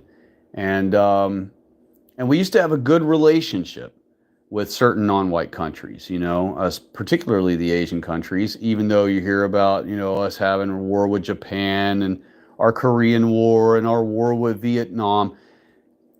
Yes, those were big conflicts with Asian world, but those were one country at a time. It was never all of Asia that we were against. And each one of those had a J-controlled regime that was causing that whole thing, and so things have equalized over the years, and even were equalized with the other countries at those same times when we had conflict with, say, one in particular.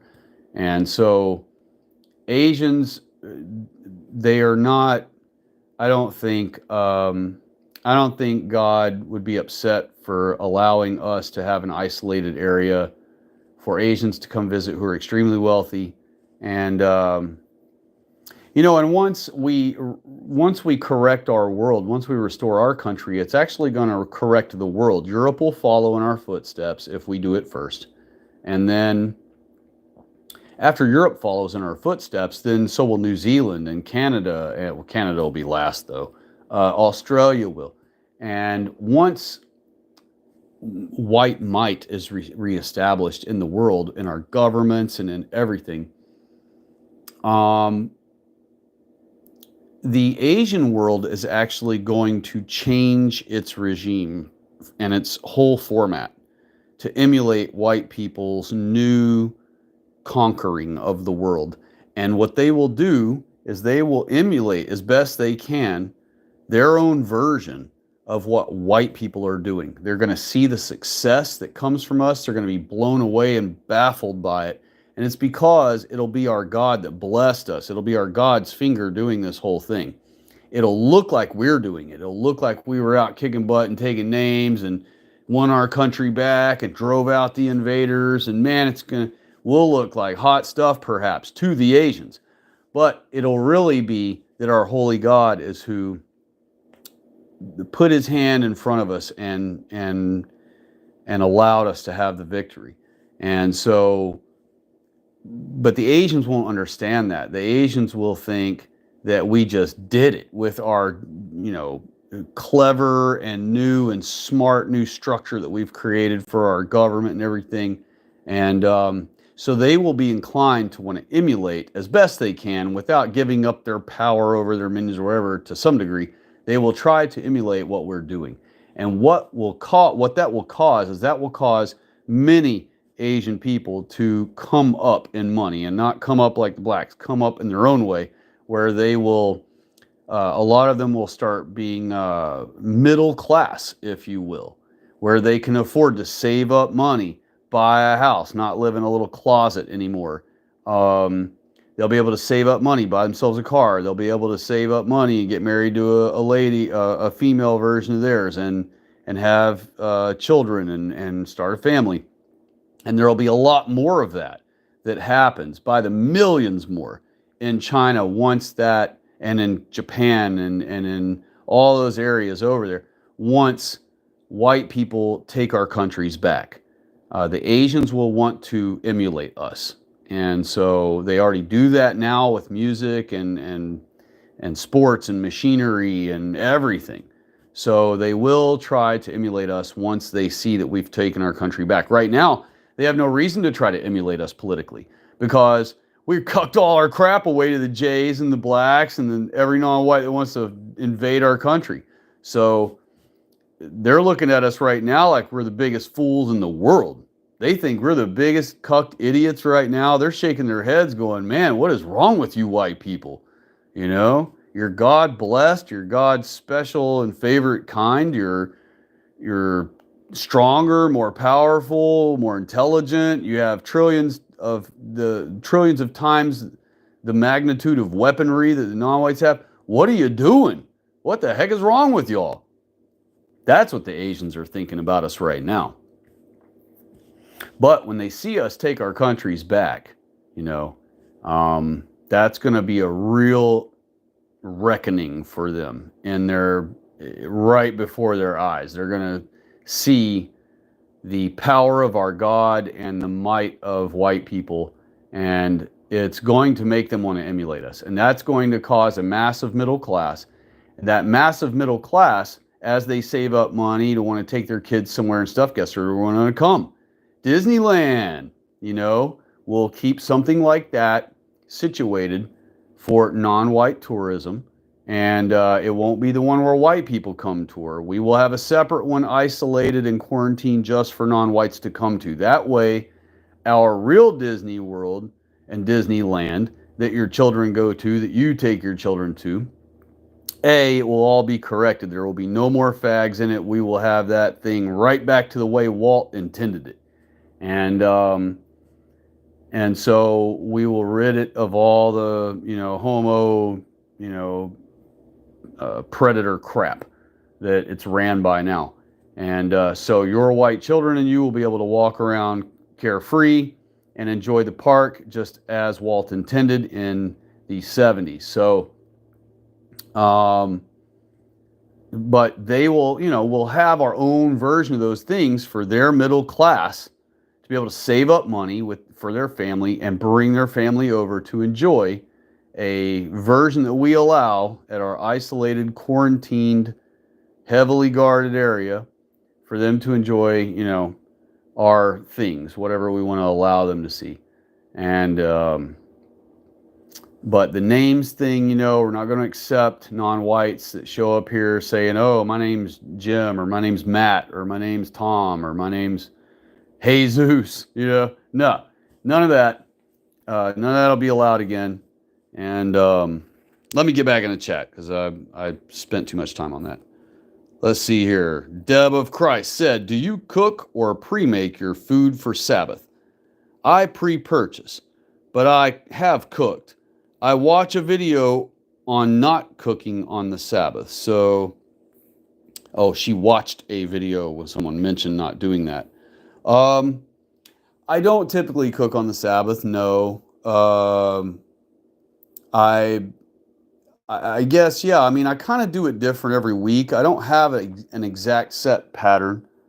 My life kind of goes all over the place from week to week. So every preparation day, I find myself in a different situation than the prep day before or the prep day the week before.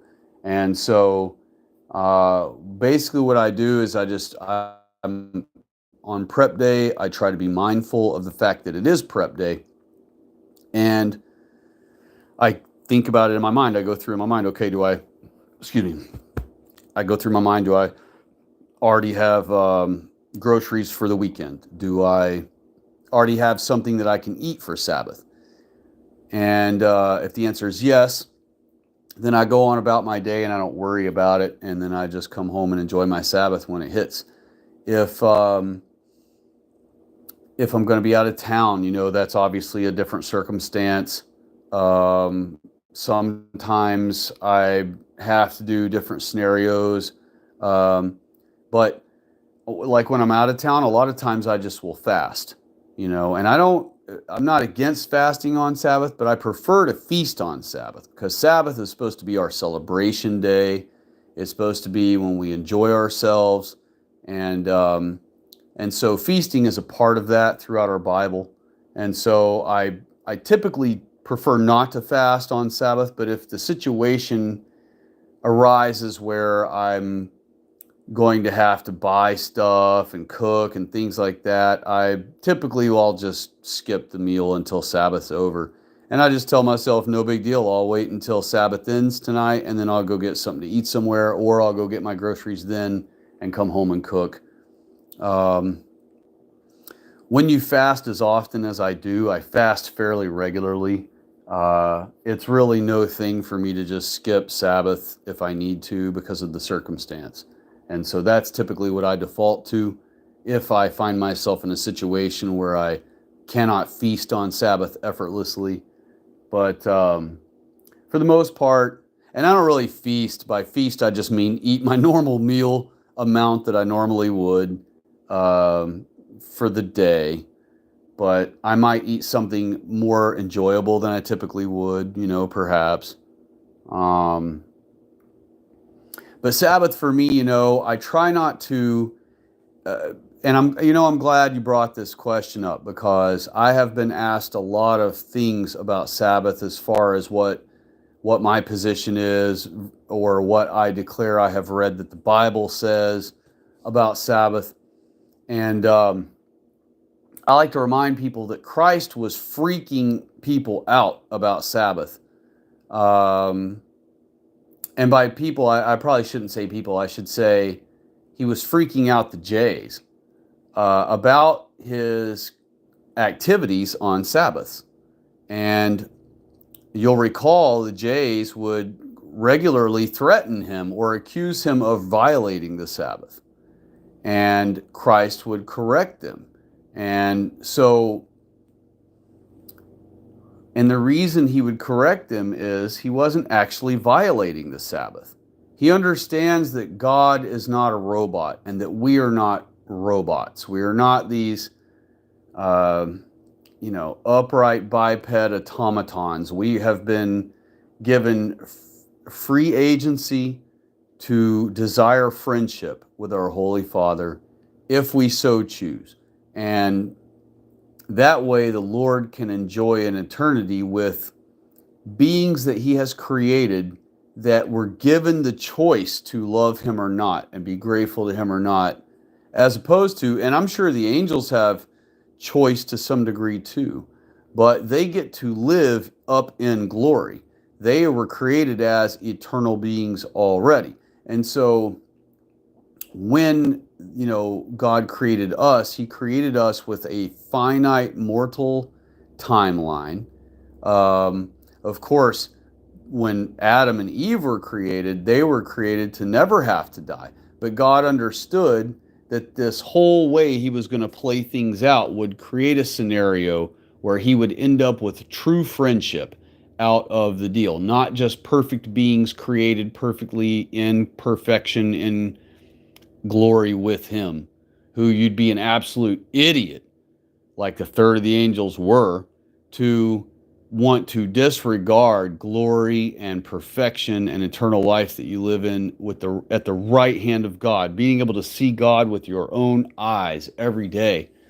To turn from that for your own desire or for anything else is utterly ridiculously foolish. And so God knew that he ought to create a different experimental creature where they are allowed to mess up, and then once they mess up, now they are doomed to have a very short, finite, mortal life. And then once they have this very short, finite, mortal life, now they will have to decide in that mortal life. Do I disregard my Creator? Do I hate my Creator for forcing me to have to go through this mortal trial that I'm going to have to experience death from? Or do I appreciate my Creator and be grateful for my existence and be grateful to my Creator for creating me? That scenario is the scenario God desired. And so that is why he created us. That is why he created the entire situation the way he did. That's why God allowed non-whites to be created and be placed on our earth with us in this world, even though he kept them separate from us and he demands that we live separate from them. We need the temptations to be there, to exist at all, for us to have ever been able to defy God with those temptations. So, and also God uses them as weapons of mass destruction against us. He allows the Jews to use them as weapons, as bioweapons of mass destruction against us whenever we decide to start disobeying his way. So, let's see here. But, so let me finish my point of this. So my point of this is, though, to answer your question fully, is let me clear my throat a little so I can be very clear with my speech here. Sabbath is not supposed to be kept militantly. Okay, this is what the Jews were doing to white people. The Jews used Sabbath as a weapon against any white person who farted the wrong direction on Sabbath. And Sabbath had become a burden to our people. It was no longer a joyous day. You know what it was? It was lockdown, like COVID-19. Imagine COVID-19 lockdown, but every Sabbath. That's what it was, you know. And the Jews had their own police going out, roaming the streets, their own priests or whatever, roaming the streets, looking for any white person who left their house. They would immediately question them. Hey, where are you going? How many steps do you think it's going to take? Because if it takes more than 1,000 for you to get there and back, you turn your butt around right now and get back in your house or we're going to stone you to death. You know? And so it was literally like a CV-19 lockdown every Sabbath for our white people. So when Christ come along, 200 years after Jews had been enjoying cracking this whip over us with Sabbath, Christ comes along and travels on the Sabbath, more than 1,000 steps. And he takes a whole bunch of white people with him. This made the Jews' heads explode with anger. They're like, what is this dude violating our tradition for? And the thing is, that is why Christ said, stop obeying or you can just disregard traditions of men. He was talking about the way Jews demanded that we keep Sabbath. Because it was their traditions they had added on to Sabbath, that we couldn't walk more than 1,000 steps. Where does that say that in our Bible? Where did our God tell us we can't walk more than 1,000 steps on Sabbath? But the Jews did have that rule. And so all these little stupid things, we couldn't pick a fruit to eat. We couldn't whatever to eat. You know, we couldn't do practically anything. We had to sit in our house. And the Jews, it got so bad that you couldn't even lift your hand more than a certain amount of times. Now, the Jews have taken that to be their own religion now. Okay, so now Jews practice that. You know, the typical Orthodox version of them, he will heavily practice that on Sabbath, where he will not lift his hand more than X amount of times in the day. Or, of course, that's what they portray to the public, that they still keep those rules among themselves. But we know that Jays are liars, so they probably break their own rules as hypocrites anyway, when there's no one around to see them not keeping their own supposed traditions that they have. Because really, they were just rules. They were just millions of rules that they forced on white people. Jews don't have to obey any of their own rules. They can lie, cheat, steal. You know, they can do anything they want. But they tell us that we couldn't do any of those things. And just as they tell us we can't do any of those things while they do those things themselves, those traditions of men that they allegedly still keep to this day, don't lift their hand more than a certain amount of times. They don't walk more than 1,000 steps and all this stuff on Sabbath. That's all just stuff they were forcing on us. But even though they swear and pretend to this day that they still keep those rules, they don't really keep those rules when no one's looking, you know. And so, yes, they've commandeered some of our other practices that we used to have before Jesus Christ came. But once Jesus Christ came, he did away with all those things, like us being forced to migrate to Jerusalem, you know, every year, and for the high priest to have to migrate there 3 times a year, and all these things. Jesus Christ did away with all of that because And the whole point of him doing away with all of that was because how could our people all the way across the world, back when there was no technology, no anything, if once they finally did hear and get word of the gospel, how would they ever be able to travel across the whole world with no money, no sustenance, no no way of transportation really at all, to go migrate all the way there once or 3 times a year, depending on their status with our people in our faith? And so Christ understood all this. God and Christ understand all these scenarios of our people. So part of Christ coming was to do away with all the expectations of our people that we used to have to do to atone for our sins. Okay, once Jesus Christ, all those things Jesus Christ did away with were each one of those were things we had to do to atone for our sins. But Jesus Christ is our only atonement now. There is no other atonement. We don't have to do anything else. And in fact, God tells us, I don't want you doing anything else. My Son has come. He has completed he has fulfilled my wrath and my justice. And so all you need to do is let him vouch for you now and follow my way. If you follow my way, and really the easiest way is to follow Christ. If you follow Christ, you're following God's way. Christ kept Sabbath. So when you follow Christ, you follow Sabbath.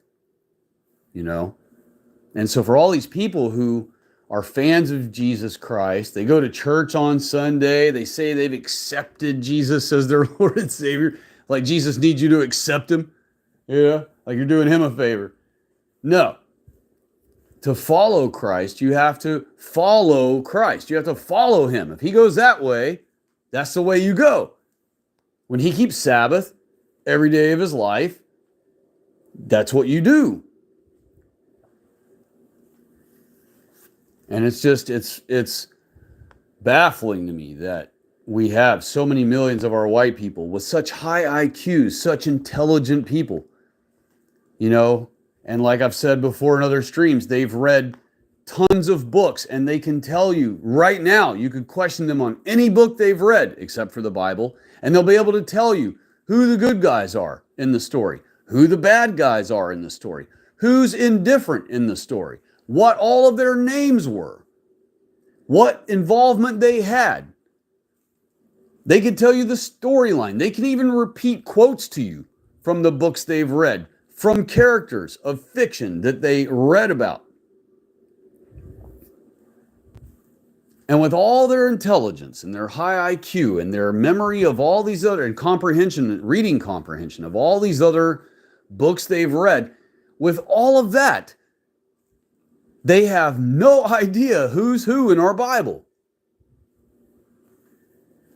That just shows you the power of the Scofield Bibles and the power of the Jays using word trickery and word manipulation, And so, but don't get sucked into, just because the Scofield Bible came out, don't get sucked into this whole thing about, Bibles can't be trusted, because of the Scofield Bible. And, the Bible's been changed so many times, it's changed hands so many times and all this. No, it hasn't. Okay, we still can take our Holy Bible and compare it to Bibles that were written 1,200, 1,500 years ago. And all the scriptures still match wonderfully, The Scofield Bible was the rare exception where the Jews simply just reworded a couple of sentences to make it look as though they are God's chosen people, or that Jews are Israelites. But that's it. It's not a major thing. It is, the effect of it ended up being, but it's not. If you understand the Bible and you understand the who's who of the Bible, it's of no effect at all. And so that's what I mean by its effect is little. If it only affects people who don't read their Bible, and that's part of why it's so interesting that people, it almost makes me think that people do not read their Bible from beginning to end, that they only read it in blips here and there, like how preachers present the Bible when they preach a sermon and whatever. They'll say, turn to Luke 2, verse 13 through 15, and they'll read it and they'll give a little lesson based on that, or whatever. But to truly read a book, I mean, you didn't read Harry Potter that way if you read it, right? I hope you didn't read Harry Potter because all that is Jayish garbage. But let's just say some other thing. Let's something nicer. Let's say I don't know, Nancy Drew. Let's say I'm just making up something because I can't think of one of them books from back in the day. But let's say you read something kind of harmless like a Nancy Drew book, right? You're going to know the whole thing. You're going to know the storyline, the good people, the bad people, the whatever. And so how I can't, to this day, I still can't comprehend how they think that it's best to read a Bible that way when they would never read the Nancy Drew book that way. Okay. You wouldn't grab a Nancy Drew book and go, okay, I'm going to go to page, we're doing a book club tonight, guys. Let's all turn to page 121 of this Nancy Drew book. And we'll pick up right there. We'll start right there, I should say, in the book and see where we get with this story. And it's like, nah, that's not really how you read a Bible. So I think that's some people's problem is they haven't read it from beginning to end as a book. I think they just, and then, people could argue, well, but it's a combination of books. So you're not really getting any kind of chronological story out of the whole deal anyway, but yes, you are, because the books have been arranged in that fashion. So you are getting a chronological read. Yes, sometimes you're going to have reiteration. You might go from one book to the next book, and the next book just basically repeats everything the book before said, but from a different person reporting the same thing they saw. But it's still arranged in a chronological order where you should start at the beginning. That's what it says, the very first thing in the beginning, So, and it has an ending. And so everything in between is arranged chronologically. And so it can be read that way. It's supposed to be read that way. Numbers goes chronological. Genesis through Deuteronomy goes chronological. Everything from Deuteronomy on goes chronological. All the entire New Testament is chronological. Read it chronologically from beginning to end. I realize a preacher can't do that in a 1-hour sermon, so he does have to pull out blips and examples here and there, small verse examples and things for his story he wants to teach for the week. But for a person to read their Bible, they need to read the Bible from beginning to end, just like you would read a Nancy Drew book. You wouldn't start in the middle of the book somewhere and read a few verses of it or a few lines of it and then put it away and be like, yeah, I'm reading Nancy Drew. No, you would, or some book of hers. No, you would read from the beginning of it. And however far you got, you put your little bookmark in it until you're ready to pick it up and read it again. And then you pick it up and you got your bookmark and you continue reading.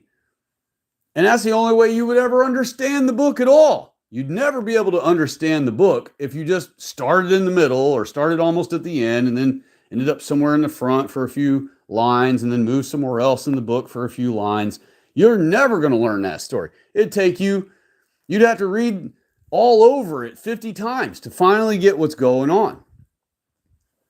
So with the Bible, you need to read it if you haven't before. You need to read it from beginning to end. Understand that it is truly set up in a chronological arrangement. And it is our history. It's the history of white people. It's the history of Adam and Eve's seed, And so it's, for me, it's much, for me, it's just common sense that you would read it chronologically. And so when I see all these millions of high IQ, intelligent, great examples of our people who have no clue what the Bible really says and have no clue who's who in the Bible. That's why they don't know what the Bible really says, because they don't know the who's who in the Bible. So because of that scenario, I sit there and wonder, like, how could it be? I used to wonder, how could it be that these super intelligent versions of our people don't understand the Bible? But I finally came to the conclusion that it must be that because they have never actually read it from beginning to end chronologically. That has to be why. How could you not ever figure out who's who in the Bible unless you never read it from beginning to end? Again, I refer to Farrakhan. He's a freaking hyena chaser in a suit. And he read our Holy Bible, and it was plain as day to him what it says.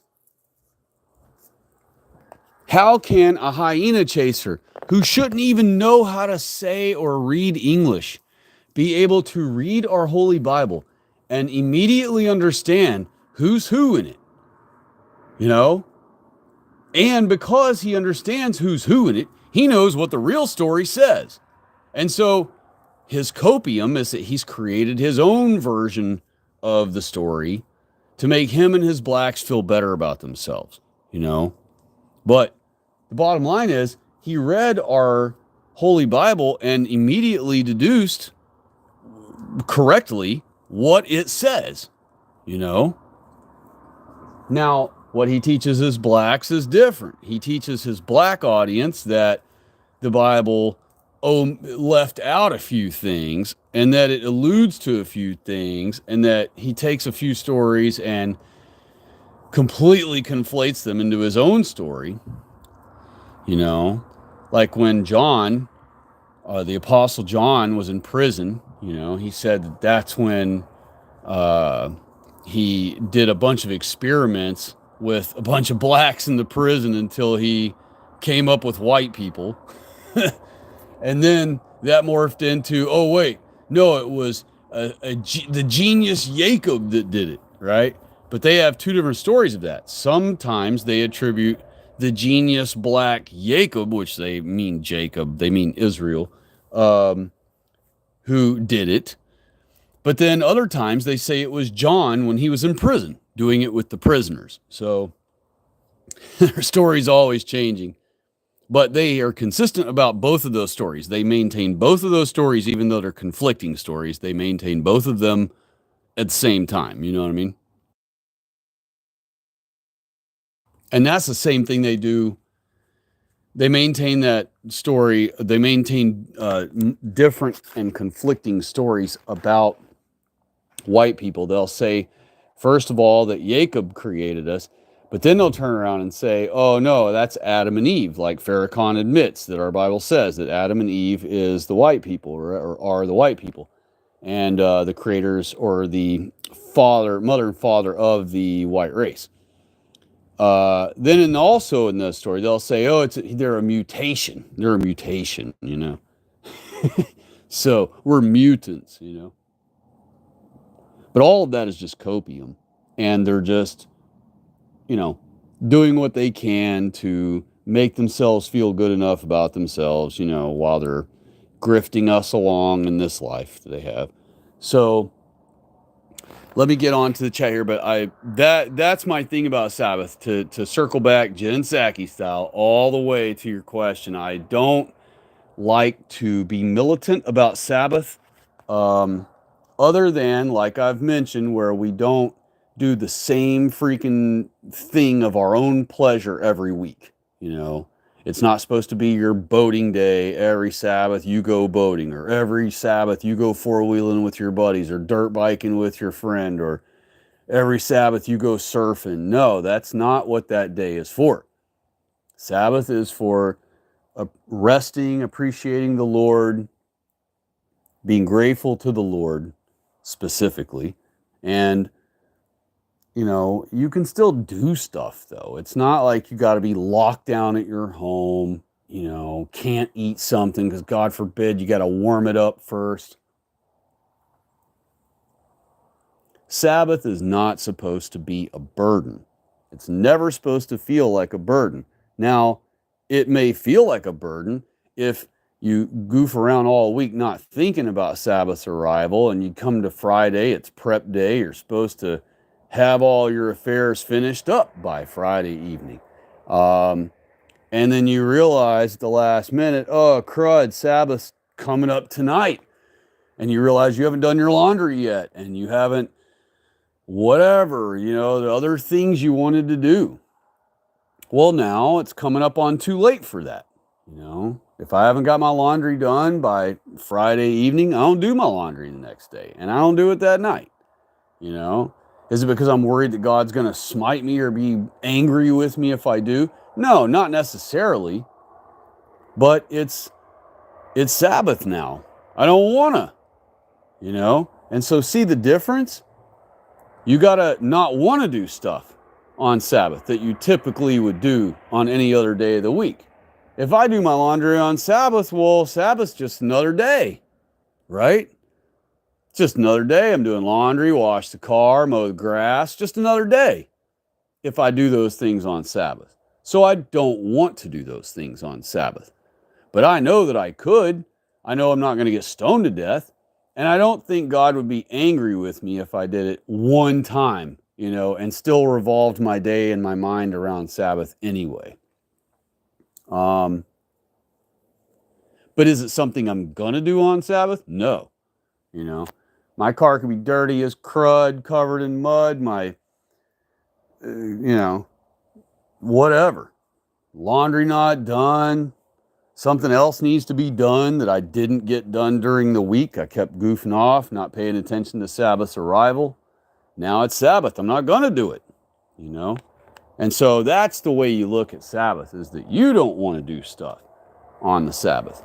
Not that you can't.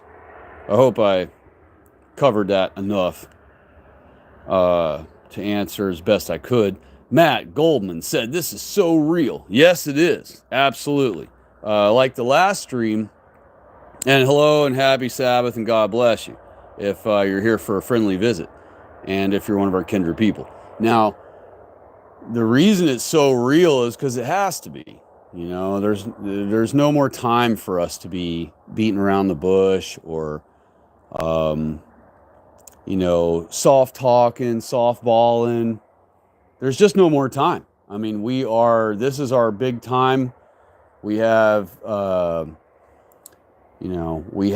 our people wanted in presidency again. God has the Jays directly in his back pocket, so God can swing him either way he wants. God can make Trump betray the whole system, like it appears as though he's doing, and flip it all upside down, do away with it all, drain the swamp, all the things that the Trumpers believe he's really doing right now, that I'm not convinced it's really happening yet. I'm grateful that he's mentioning all the things, though, and at least pretending that he's doing all these things. He did sign the orders. So he knows a leftist judge can just block everything he's signing, though. And that's why he can just sign them willy-nilly, and he knows they're going to get blocked anyway. But the very fact that he is saying that he's doing these things and portraying to the public that he is doing these things by signing the orders and the whole thing, it's teaching Gen Alpha and Gen Z and the millennial generation that it's okay to be openly against your enemies and openly work against them and openly do against all their opposition and all their screaming and all their crap talk. It's okay to be against them and shame them and correct your country back from their madness. And so I do like that at least that's happening. Even if the Jays, even if all of this is orchestrated and Trump's really a leftist on their side, totally playing his whole voter base, totally playing white people into oblivion like a lot of truthers think, even if that's the case, he's showing that there is a possibility to defy the massively swelled up establishment once you're in power, and that you can defy your enemies, you can shame them, you can arrest them, you can hold them accountable. I hate using holding accountable. I hate that. I'd rather it say punish. So you can punish your enemies. And so I want that to be installed in their minds. I want them to see that and know that, dang, if I ever take power and people are trying to take us down, I can do it because that dude did it, because that means it's possible at all. It's kind of like they may not even ever had the thought in their mind had it not been for someone like him coming along and saying these things. Think about the conservatives. They still believed the news until Trump finally said that they were fake news. And then all of a sudden, all the Trumpers, oh, fake news, like they've known it all along, Meanwhile, they called us nutbags, tinfoil hat wearers, and all this when every day we were telling them, hey, the news totally hates your guts and wants you dead, and everything they're telling you is a lie, right? You know that, right? And they'd be like, shut up, tinfoil hatter. Well, here we are all these years later, and they act like they've known all along. Oh, we knew all along. MSM's the enemy of the people. And meanwhile, when they admit that MSM is an enemy of the people, then you come along and go, oh, well, guess who owns all the MSM, by the way, dude? Guess who owns ABC and NBC and CBS and CNN and PBS and PBR and BET? And then they'll act like they've known all along the NGOs are a problem. And you come along and go, hey, well, guess who owns all those NGOs? Guess who created every single one, including Black Lives Matter, including all the 450 lobbying groups for the non-white races? Guess who created every single one of those? When you tell them all that stuff, we're still in the era of being called names, theorists, tinfoil hat wearing nutbags, the whole thing, if we point out to them the next step of the truth. Now they act like they've known the first step all along. They've known all along that news is fake news and they're liars and the enemy of the people, as they call them. But then when you point out to them who owns all those places they call the enemy of the people. Same thing with communism. Oh, man, they're super against commies again. That's really fashionable now again, Down with the commies, down with communism. But what do they think communism is? China, Russia, That's what they think communism is. Cuba. When really, you come along and tell them, hey, that all communism, including the communism that Asian countries have right now, and including Russia's communism, and including Cuba's communism, that all communism is created by Jews, right? Oh, here comes the tinfoil hat, your nutbag, freaking da-da-da. The same crap they used to call us and say to us before they realized that the news were a bunch of liars. So, they learn and grow in phases. And right now they're finally in the phase where they understand communism's bad and they understand the news are liars. So the only next step is to get them to understand that the Jews own all of those things and literally orchestrate all the propaganda coming out of all those things. They're against transgenderism. You point out to them that there's 8 genders in the Talmud, and there's a whole myjewishlearning.com lesson you can learn there about the 8 genders in the Talmud. And so that's where multi-genderism came from in the first place. They don't want to hear it. Tinfoil hat stuff. They're very against Pizzagate. They're against kitty diddling. Big time. Oh, man, you hear that's like their biggest crime in the world they're against. And when you remind them that Epstein is a Jewish name and that Epstein was a Jew and they don't mind even saying that he was a Mossad agent, and then you bring up, well, Mossad is the Jewish organization, right? 100%. And they're and it's because their church they go to, their Judeo-Christian oxymoron church that they go to still honors the Jays. Because if their church doesn't honor the Jays, then they lose their 501c3 status. So, and not only that, they've cucked non-whites into their church now. So they can't start being racially pure all of a sudden because now they're going to lose half their offering plate, perhaps. even though the non-whites probably don't even pay in the offering plate every week. But still, the pastor will be nervous that he's going to lose the non-white congregation because he's cucked into carrying them, that he has them there, and all those things. So, the phase they're in right now is is denial. That's basically the phase that our people are in right now. They're in denial that the ones they've been honoring and obeying and allowing to boss us around all this time, and even going and sacrificing themselves and their sons after those sons in wars for these idiots, they're having a real hard time with that. They're denying the fact that all along they've been doing all that for their most outspoken, most arch enemy. And it goes back to that. It's easier to fool someone than to convince them that they've been fooled. That's the whole problem they have. Their ego, their bottom line is it's their ego. You have to put your ego aside to be a real truther. I mean, we come across to other people as though we're arrogant and that we're egotistical and that we think we know it all, or whatever whatever thoughts, emotions we arise in people when they interact with us. But the bottom line is we're just so beyond your silly talking points and your parroting of ignorant non-truths and your cuckery, that our solid understanding and being able to stand in our position with facts just comes across to their ego as though we are egotistical and they are not, when in fact we've had to already long ago put our egos to the side completely. Okay, I had to take my entire ego, wrap it up in a ball, and remove it from myself and sit it on a shelf.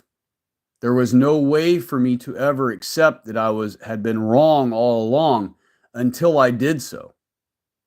And these folks will continue to stay in the wrong and stay ignorant until they finally can take their ego out of themselves, remove it, sit it to the side, and start absorbing the real truth and just accept it as it comes. For me, it wasn't as difficult as it will be for some people. I have already been humbled throughout my life. The Lord has already put me in my place more than once. And so when I became a truther, and in fact, I became a truther basically because one of the times I had been humbled by our Lord. And the humbling forced me to not have to become a truther, but it forced me into a situation where becoming a truther was basically almost a no-brainer for me. So that's what I did. And it was, of course, it's hard to understand all these truths while so many others don't, and while so many others reject it because of their ego. But I'm still grateful that I accepted this journey and accepted this mission of the Lord. I asked the Lord to give me the full truth. I told him I wanted it, that I didn't want to live myself my whole life and die living a lie, that I really wanted to know the real truth that he wanted me to follow, not follow some church's doctrine, not follow the Jays, not follow what I thought the Bible said at the time, based on all the cuckery and influence I had to keep me duped since birth. Not by my own parents or my own family, because they were duped as well, just like your elders before you were. So it's not our own family's fault. It was imposed on our families many generations ago. And so we are just all products. Your parents, my parents, our grandparents are all products of this deception, this strong delusion that the Jays have been allowed to create over us. And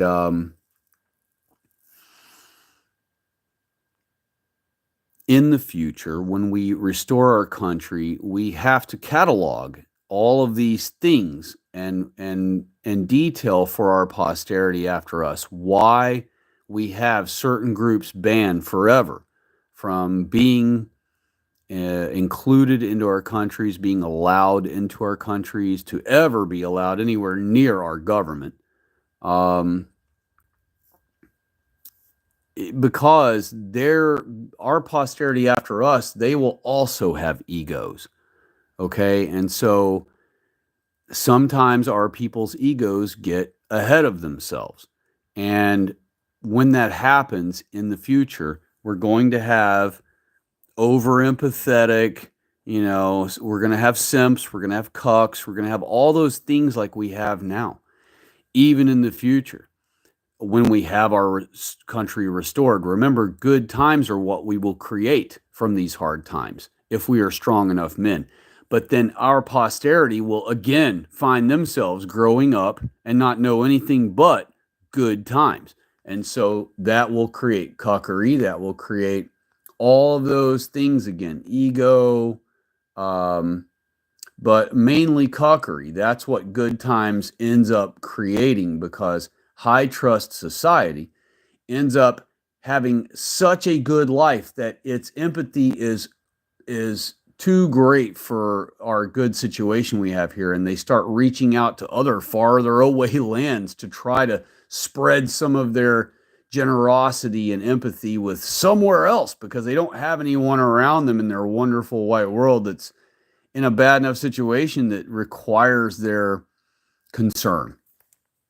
And so here we'll go again. Our posterity in the many generations in the future will start the whole cycle again, where they start trying to cuck money and help away to Africa and all these other places once they discover about them again. And we need this time frame to be cataloged neatly enough, where it's absolutely solid evidence for them to review, and for them to easily be able to set their ego aside based on everything they're seeing with their own eyes.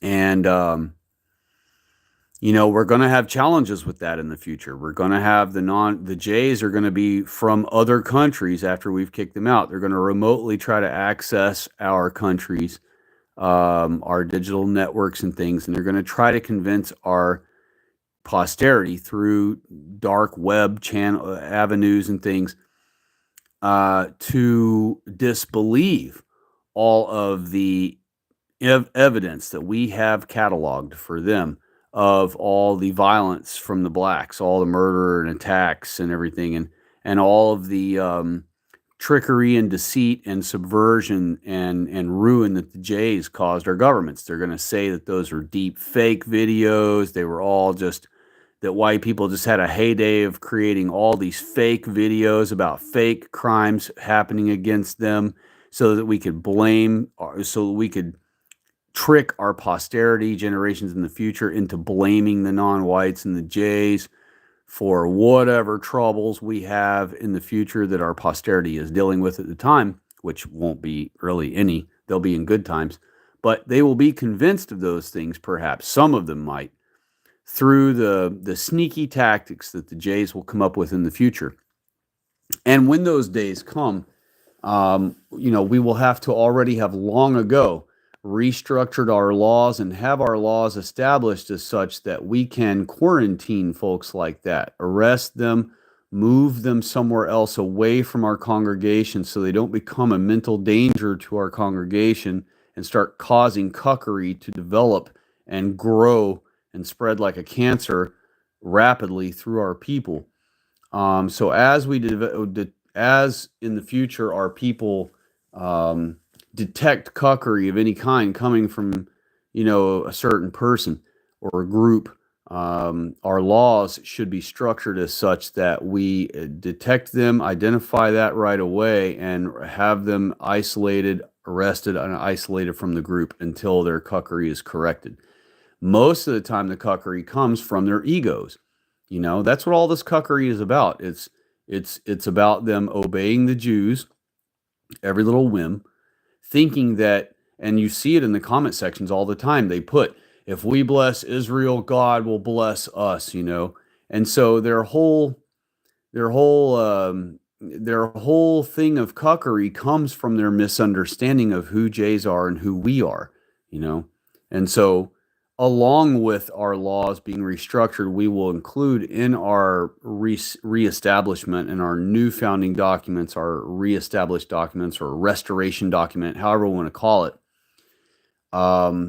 We will specify in there who's who in our Holy Bible, that we are the Israelites and that the Jays are the Edomites, and and then we will refer to our Holy Bible in our restoration document, and we will use our Holy Bible as the reference for our position about them, and we will give the chapters and verses where they can go look in certain books, and it'll all be specified right there in our refounding or restoration documents. Miss Loyal White Knight said, I smoke cigarettes, so that's something God would have to take from me. My sister was an alcoholic, but God took that away from her last year, and now she's saved by God's grace. Well, that's lovely to hear. I'm very glad to hear that your sister has managed to overcome the alcohol grip. It's a potent thing. I've watched a lot of my friends struggle with that. Tobacco, I'm an odd duck on tobacco, along with other things. Tobacco has been demonized by the Jews on purpose, and my position on that is because people who smoked tobacco most of their lives are resilient to respiratory illness. They are the ones who get lung cancer the least. I know that's going to floor some people to hear in the comments or in the that are in the chat, but it's very much true. Non-smokers are the ones who get lung cancer the most by far. It's not even a close comparison, and it's only a lie, a Jewish lie, like all the others, that has become the mantra paraded through all the hospital and medical world to always blame tobacco on anything. You show up at a hospital with a broken leg, but you tell them, you admit to them you smoke tobacco, they'll say, well, your leg probably broke because you smoked tobacco. If you hadn't smoked tobacco, your bones would be a little stronger, because when you smoke tobacco, it makes your bones a little weaker over time, blah, blah, blah. Literally everything is blamed on tobacco smoking if you admit to a doctor or hospital that you smoke tobacco. And it's not natural, it's not organic, it's not scientific. And I had an entire video about tobacco back in the day, and it was on YouTube for quite a while. I don't think that video ever got deleted. As a matter of fact, I think it stayed all the way until my channel was purged, and and it got a lot of views. I reached. Gosh, I don't remember how many thousands of views I got out of that, but I got, well into the thousands of views with that one.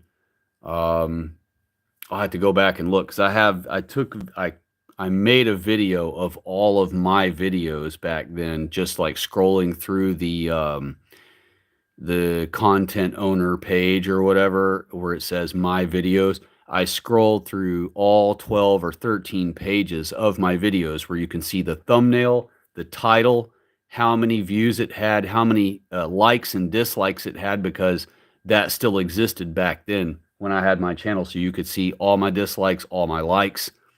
And I basically just cataloged my channel on video because I knew they were about to purge me. They had sent me 2 strikes in the same 24 hours on March 3rd, which is 3/3 of 2018. And so I felt it in my plums that they were about to get me. So I immediately grabbed my phone and set it up in front of my laptop, and I started recording what my channel was and what it looked like and how many videos it had. When they purged me, I think I had 345 videos, but really I had posted like 380 videos, and over the years I had videos struck and removed and things. Some of my videos weren't struck until they were 2 and 3 and 4 years old. So But at the end of it all, when they purged the channel, when I was going through it quickly, showing all the videos and the stats of each one and everything, the what you call it, uh, the thing I've lost the point I was mentioning there about it, but basically the tobacco channel, the tobacco video I don't think ever got struck, and it had quite a few thousand views for my channel back then. Was a lot. And but the tobacco thing has been demonized by the Jews for multiple reasons. The first one, my position is, and it was proven by a person back in the day. I'll get into that later on another stream, or maybe when I'll just cover it when I do a tobacco video again. But not only does it prevent a respiratory illness from being able to get into a smoker's lungs, the black lung gag of the 80s, where they showed that black lung on TV commercials and stuff to spook people out of smoking, that was a complete hoax, a Jewish hoax. That black lung was from a coal miner, and coal stains the inside tissue of your lungs. And so what they did is they took a healthy person's lung and they put it next to a coal miner's lung, and you could see that the coal miner's lung was black. Well, they didn't bother to tell you it was a coal miner's lung. They told you it was a smoker's lung. Well, it turns out if you speak to any mortician who's honest, they will tell you that they cannot tell the difference between any smoker's lung or a non-smoker's lung. So there's no such thing as black lung if you smoke tobacco or any of that mess. A mortician can only determine if someone smokes by looking at their fingernails, finding cigarettes or a lighter in their pocket, the smell of their clothes and hair when they passed away, and it's perhaps stains. They might have a stain on their front teeth from smoking if they didn't smoke, if they smoked kind of a lazy way where they kept their teeth right in the path of the smoke. A lot of smokers have, beautiful teeth, believe it or not, picture perfect teeth even. But some people, and that's because those smokers, I guess they block their teeth when they smoke. Whereas some smokers, they will smoke with their teeth like in the path of the cigarette smoke as they're drawing it in. And so, of course, if you keep drawing smoke right past the surface of your teeth all day, yeah, you're going to create a little stain on the front teeth there. So between people who do that and some people hold a cigarette a certain way where they let the smoke sit there and like cook all over their nails, I guess, and it stains their nails. Somehow they manage to stain their nails with it or whatever. And so in that situation, they could use that to determine the person was a smoker. But mostly a mortician discovers a smoker by finding cigarettes and a lighter in their pocket. That's how they determine whether they were a smoker or not. Another thing about tobacco, which I had in my video back then too, that I mentioned, is called the low birth weight paradox.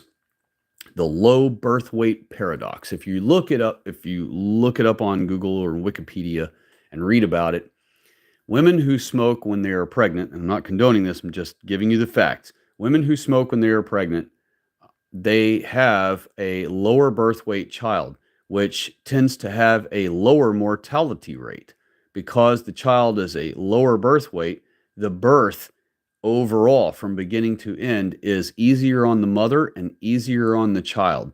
And so the mortality rate, meaning the death rate of children at birth for non-smokers, is much higher than it is for women who smoked tobacco during their pregnancy.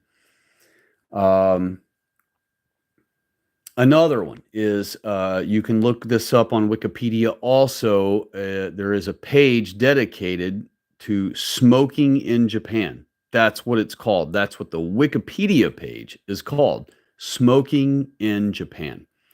And in that article, they admit that 1 out of every 5 men in Japan still smoke. And there is no such thing as lung cancer or emphysema in Japan. Now, I'm sure over the years, when I did that video, we're talking, this is before Trump or any of that. This is while Obama was still president. So back then, Wikipedia admitted all those things. But I'm sure since the whole Trump era and then the Biden era and everything, they've probably had plenty of leftists go in there and edit the crud out of that page and change the numbers and add some fake death of cancer or whatever in there. But the bottom line is, in Japan, there is no lung cancer. There is no emphysema. And those are the two boogeyman illnesses that all smokers are demonized with and threatened with, that they're going to catch and whatever. And neither of those exist in Japan yet. 1 in 5 men, 20% of the men of Japan smoke tobacco. And particularly, they smoke Marlboro Reds. I don't know why. That's their thing. They smoke Marlboro Reds. All of them do. Yeah, don't let people demonize tobacco. A lot of people hate it because of its smell or whatever. But the bottom line is, America was America when white people smoked. And we were at the top of our game when our white people smoked. And we did not have respiratory illnesses all over the place like hotcakes all the time among the smokers. It just practically didn't exist. And that doesn't mean that there isn't a random smoker that didn't die from supposedly lung cancer. But most often, when you had an elder that you thought died of lung cancer because they were a smoker, it was actually because of the factory that they worked in for 20 years, 30 years before you were ever thought of and born. They worked most of their adult life in some factory where they were breathing diesel fumes all day, which is carcinogenic and toxic to you, where they were breathing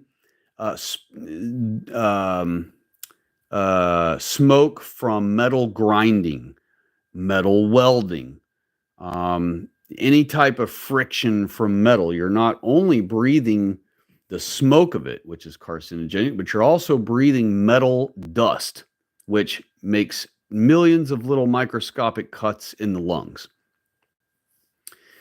Our elders back then, during the smoking tobacco heydays of our people, also had asbestos in everything, brake pads, insulation of their homes. The entire roof and walls were asbestos. They would go to work and the entire building they worked in was asbestos. The AC ducts that the air is blowing through and then blowing out of the vents and blasting you in the face and raining down on you was all asbestos inside them. They breathed the fumes of leaded gas from the day they were born till unleaded gas became a thing in the 70s. They had leaded paint on all their toys that they ever licked and handled and whatever. They had, there are plenty of other things if I just thought about them long enough. They didn't know as much about black mold back then, so there was plenty of black mold causing people terrible illnesses back then, where they could see the black mold, but they didn't think there was anything wrong. They didn't think it was an issue, so they just left it there. And then they were, under constant illness, and their kids were constantly ill. And then the hospital says, "Oh, well, it's genetic. Your daddy had it, so now you kids have it too." And it's like, no, that wasn't the case. The case was they were all being poisoned from the same environment. And so this is why once in a blue moon, you will hear of someone who says, "Bull crap, my grandpa or my great-great-grandpa, he was a smoker and he died of lung cancer, or he had emphysema and died from it." Yeah, because of the factory he worked in, or because of the job he had, or because he went to war and breathed Agent Orange and all this other stuff. Also, our military, all of them were military. They were all soldiers. They all went to one of the world wars, or the Korean War, the Vietnam War, for the Jews, not knowing they did it for the Jews, but they went to war. And so a lot of times the Jews were poisoning or experimenting with our soldiers, forcing them to take what they called vaccinations. They would tell them, "Look, before we send you to this third world shithole so that you don't get monkeypox, we got to give you this vaccine." And our soldiers just have to take it. That was it. And so their synagogues roar with glee that our soldiers cannot refuse whatever our government, they convince our government to force into their veins. And so, of course, they've been playing that game with our soldiers for years. So a lot of our soldiers back then who became our grandparents and great grandparents died from being poisoned either through war itself, contact with smokes and toxic chemicals and stuff in the war zone, or from being directly poisoned intravenously or by fumes or some other manner from our own government. And so most often, 99% of the time, when you hear of a smoker in your past, in your family or whatever, who allegedly died from lung cancer, emphysema, it is not because they smoked tobacco, just so you know. And they do add a chemical into cigarettes now since 2011 called Fire Safety Compliance, FSC, and that is carpet glue. So the solution that I tell everyone who wants to continue enjoying tobacco and not have to smoke carpet glue that the liberals in New York first imposed in New York in order to sell packaged cigarettes in New York from then on, they created lies from two different apartment fires and blamed them both on being people who fell asleep with a cigarette, and that it almost burned a whole building of people down. So they used those two incidences, lied about them, saying that they were started by cigarette smokers who fell asleep with a cigarette lit. And then they took that and championed it in their legislation and whatever until they passed a law that you could no longer sell packaged cigarettes in the state of New York. This all happened in 2011, just so you know, that you could no longer sell packaged cigarettes. No company could. American Spirit, Pall Mall, whoever. You couldn't do it. Anyway, they're packaged cigarettes. You cannot sell them unless you add this carpet glue. They conveniently already knew exactly what chemical they wanted to add. They didn't have to spend years of research trying to figure it out. They already had it all in their back pocket, ready to go somehow mysteriously. Oh, by the way, we already have this chemical right here that we had in mind to put in the cigarettes, and then they'll self-extinguish. And so then you can sell them in our state. Well, the reason they wanted that carpet glue chemical to be put into cigarettes is so they could start causing some type of respiratory problem among smokers. Because the paradox is, with the low birth weight paradox and the lung cancer paradox, which they don't admit that one, but the reason those are paradoxes is because reality flies in the face of their constantly repeated mantra. Their religion is to blame tobacco smoke, yet reality of smokers never getting lung cancer and never getting emphysema and hardly ever getting respiratory illnesses like all the non-smokers constantly get 3 and 4 times a year. They had to come up with a way to actually start causing cigarettes to start causing people to have a respiratory issue. So they knew the only way to do that is to create another demonized story against tobacco, starting apartment fires. And so then they would have the solution. So they created the fake problem to then propose their solution, which really all along they were just wanting to put this carpet glue chemical into cigarettes. Yes, it self-extinguishes them, but that wasn't its purpose. Its purpose is to force you to smoke carpet glue if you want to keep enjoying cigarettes. And so the solution for that, I offer the solution here too, not just complain about the problems. The solution to that is you find a local roll your own in your town or in a town nearby you that's convenient enough for you to drive to. You may have to drive an entire 45 minutes or an hour away. It may be that far before, that may be the closest one you can find to where you live. But in that situation, when you go to visit there, don't buy a week's worth. Spend $100 or a couple $100. Buy yourself a month's supply or so, month and a half supply or so, 2-3 cartons, so that you don't have to do the hour drive there and back once a week or every other week. You want to go there, spend enough to buy enough to not have to go back for a month and a half or 2 months. You know, that cuts down on your driving, cuts down on all the visits you'd have to make. And the roll your own places, what they do is they have a pneumatic machine that will, in 5 minutes, it can roll an entire carton. Okay, so you will leave there and a lot of those, if you find a good place, they will have multiple machines.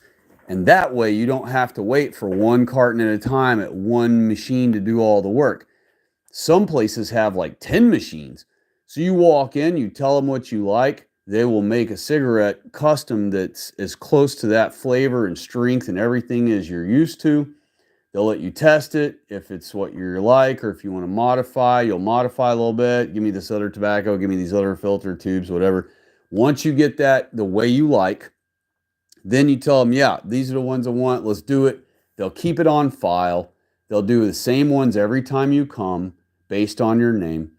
And with their multiple machines, they will start all the machines of however many cartons you ordered at the same time. So if you order 4 cartons, they'll go back there and start 4 machines on 4 cartons. And in 5 minutes, you'll walk out with 4 cartons, you know? And so that's that. Then you, a month and a half, 2 months, whatever later, when you're running down, then you go ahead and make your trip back out there. It's less expensive by far. It works out to be about $30 per carton, so $3 per pack. And I know that's got to be way cheaper than what most folks are paying for cigarettes packaged at stores that all do have carpet glue in them. And if you will take your pack of cigarettes right now while you're listening to me, and you will turn it to the side where the barcode is, you will see right there on the barcode 3 letters, FSC. That means fire safety compliance. That means carpet glue. And you can look up the FSC on Google and see that it is indeed carpet glue. That's what it is.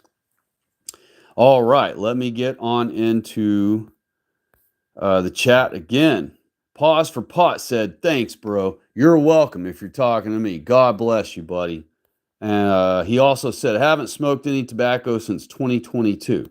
All right, well, you save a little money. And Miss Loyal White Knight said, he means good job. Yes, I think that's what I was trying to get at back then. Thanks for helping me out there. I think I was having a hard time trying to say what I was trying to say at the moment. Pause for Pot said, haven't smoked weed either in a month or 2. Well, hey, anything that you consider a vice, anything that you consider that you can't do without, that is a good thing to quit, you know.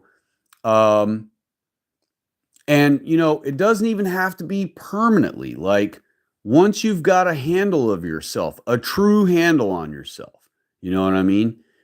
If you want to partake in something that you don't feel goes against our faith, you know, there are people addicted to soda, all right? And, you know, as silly as it sounds, but I know that's not the same kind of true comparison, but I mean, it really is true though. There are people addicted to snack food. There are people addicted to soda, and they can't break that habit. It's their God. It bosses them around. You know, they have to revolve their process around that. And so I say anything that wags the dog, you're the dog, and anything on your tail that's wagging you instead of you wagging it, I say God bless you when you can quit it, you know, because again, it don't have to be something as hardcore as like a really bad thing like heroin. It can be as something as simple as soda, you know. There are people who drink almost a 12-pack of soda per day. I've been guilty of it back in the day, you know, and that's horrible for you, especially if you're drinking black soda because that's the caramel coloring. really, really tough on you. And it's just, it ravages a lot of your systems, you know. And especially for people who drink like diet and they get stuck on the taste of some diet drink and now they're gobbling or guzzling tons of freaking aspartame. Oh, you know, no telling what they're doing to themselves. So, you know, anything that causes you to have to be bossed around by it, you know, I say you should quit. If you're one of these people, I know y'all have heard someone that has announced to you before that, you know, sorry if I'm a bitch today, or sorry if I'm a super asshole today, or sorry if I get snippy with anyone today. I haven't had my morning coffee today. I didn't get to have my morning coffee. You know, I know every one of y'all have known someone says that, and or you've heard someone say that before, trying to excuse themselves in advance for their crappy attitude for that day because and using the excuse that because they didn't get to have their coffee. If you can't maintain a proper personality because you haven't had your cup of coffee, you call it, in the morning, then it's time to quit coffee. You know what I mean? If you know, if I still had the problem of drinking, you know, many sodas per day, I would have to immediately quit that, you know. And then once I've got control of myself again, then I can have one soda if I want. Maybe even two in a 24-hour period. Whoa, you know. I think I did that today. I'm actually having a soda right now, but this is the first one of the day I've had. And, you know, there was a time in my life where this would have been the 10th one I've had today. So, yes, you do have to make sure that whatever things you enjoy in life don't become your boss, you know. And it's very easy for those things to do so. You could fall in love with surfing, you know, and then all you ever want to do is go out and surf. Look at all these people addicted to video games, you know, the millennials and Gen Z and Gen Alpha. They're glued to a video screen or a video game, you know, for hours and hours and hours, sometimes days in a row of their lives. And it completely disrupts their lives. You know, they'll stay up all night so the next day they fail at their schoolwork, you know. They'll they will never learn a trade because they spend all their time, you know, doing stuff in Minecraft or World of War or whatever, GTA, whatever their thing they're playing. They'll not read their Bible ever because why read that when you could be shooting aliens and having explosions and all these visuals and running around in an imaginary world doing cool stuff? I mean, who wants to read their Bible when they've got that to do? So, you know, video games are just as bad of a thing as you know, alcohol or too many sodas or eating like junk food only, you know. Um, so, you know, and eating disorders, you know, there are people who every few minutes they've got to be nibbling on something, you know, they're going to have to give that up. Now, does that mean they're never going to eat ever again in order to correct the problem? No, it just means that they're going to have to do a hard stop on constant nibbling. And then when it's okay to have a bite to eat, they can have a bite to eat. You know what I mean? Look at overeaters, people who clean their plate every meal, you know. You could put 3 pounds of food on their plate, and because they've been taught since they were a little kid, you better clean that whole plate. Well, they clean their plate. Now it's become a problem. Now they're becoming obese, out of shape. They're not active enough to burn off cleaning their plate every meal, you know? And so what are they going to do? Are they just going to keep at it that way for the rest of their life and expect, you know, okay results? No, they're going to have to do a drastic change. They're going to have to set their ego aside, admit that it's not right, that they were taught wrong, that it's not okay to clean your plate every meal if there was more food there than necessary for you to have a proper amount of a serving for that sitting. And and they're going to have to do without. They're going to have to feel hungry. A person who overeats every meal 3 times a day is going to feel like they're starving to death when they have to skip a meal, stop eating the meal after a certain amount and throw the rest away, or save the rest for later or some other meal time. They're going to feel hungry. They're going to feel like they're starving to death. They're going to feel like they're malnourishing. They're going to feel down on energy at first, not only because of the placebo effect, but also because they genuinely will be feeling their stomach shrinking. And that translates in our minds as starving or hunger. So they're going to have to accept that hunger sensation for however many days and weeks as they skip a meal here and skip a meal there and eat less per sitting here and eat less per sitting there and only eat once, twice, or 3 times max per day. And that's the other problem is folks who eat 3 meals a day, folks who believe in breakfast, lunch, and dinner. Well, if you're not an active person, then you have to give that up, because if you see yourself becoming more and more unhealthy, yet you insist on I can't function unless I have breakfast. Okay, well then eat breakfast.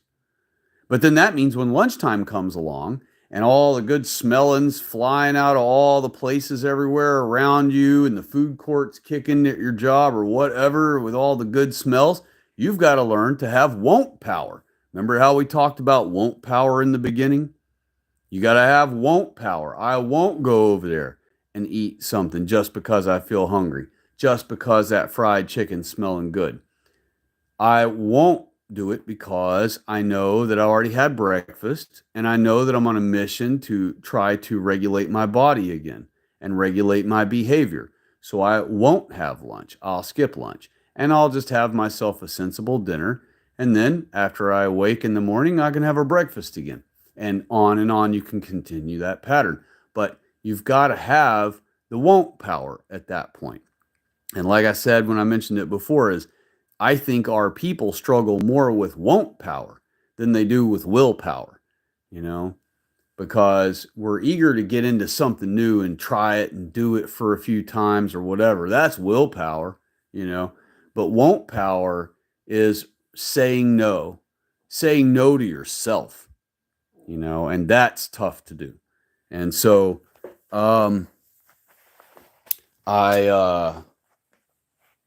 I congratulate anyone who can shake anything that's wagging them. And so God bless y'all to any of you who've managed to shed whatever it is, be it video game addiction, be it, a hard drug addiction, alcohol, junk food, constant eating, gluttony, whatever it is. If you've managed to defeat one of them so far in your life, God bless you. That's awesome. Miss Little White Knight said, I've had pot before, but it does nothing for me. Oh, well, I've heard that before too. I've heard people report that they've tried it and didn't really feel anything or whatever. Pause for Pot said, I wasn't even trying to quit. It just kind of happened. Well, hey, that's a blessing, because that means it's perhaps less effort on your part to accomplish it. So that's great news. And then Pause for Pot told Miss Loyal White Knight, oh, it must have been really bad then. Yeah, and maybe it was. Maybe that's the reason why. But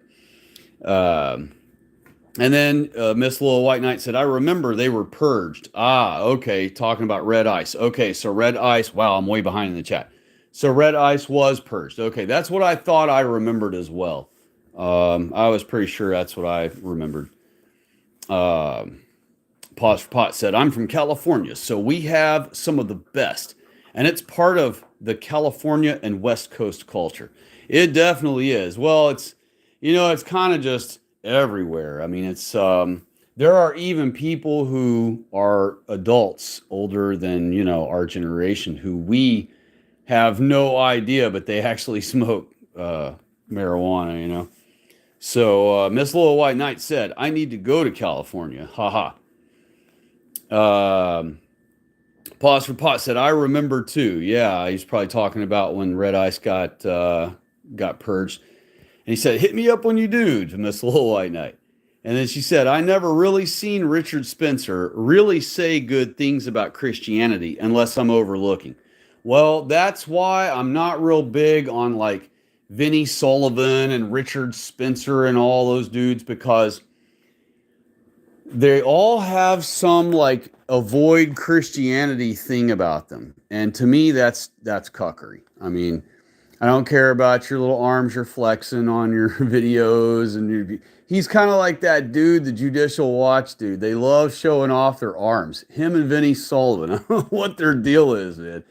They think that they're wowing the world with their biceps, I guess. I don't know. But they're both real proud of their biceps. So they're and I'm not hating. I mean, they got big arms, good for them, but I mean, what does that have anything to do with saving white people and our Christianity, our faith, our identity? It really doesn't have anything to do with it.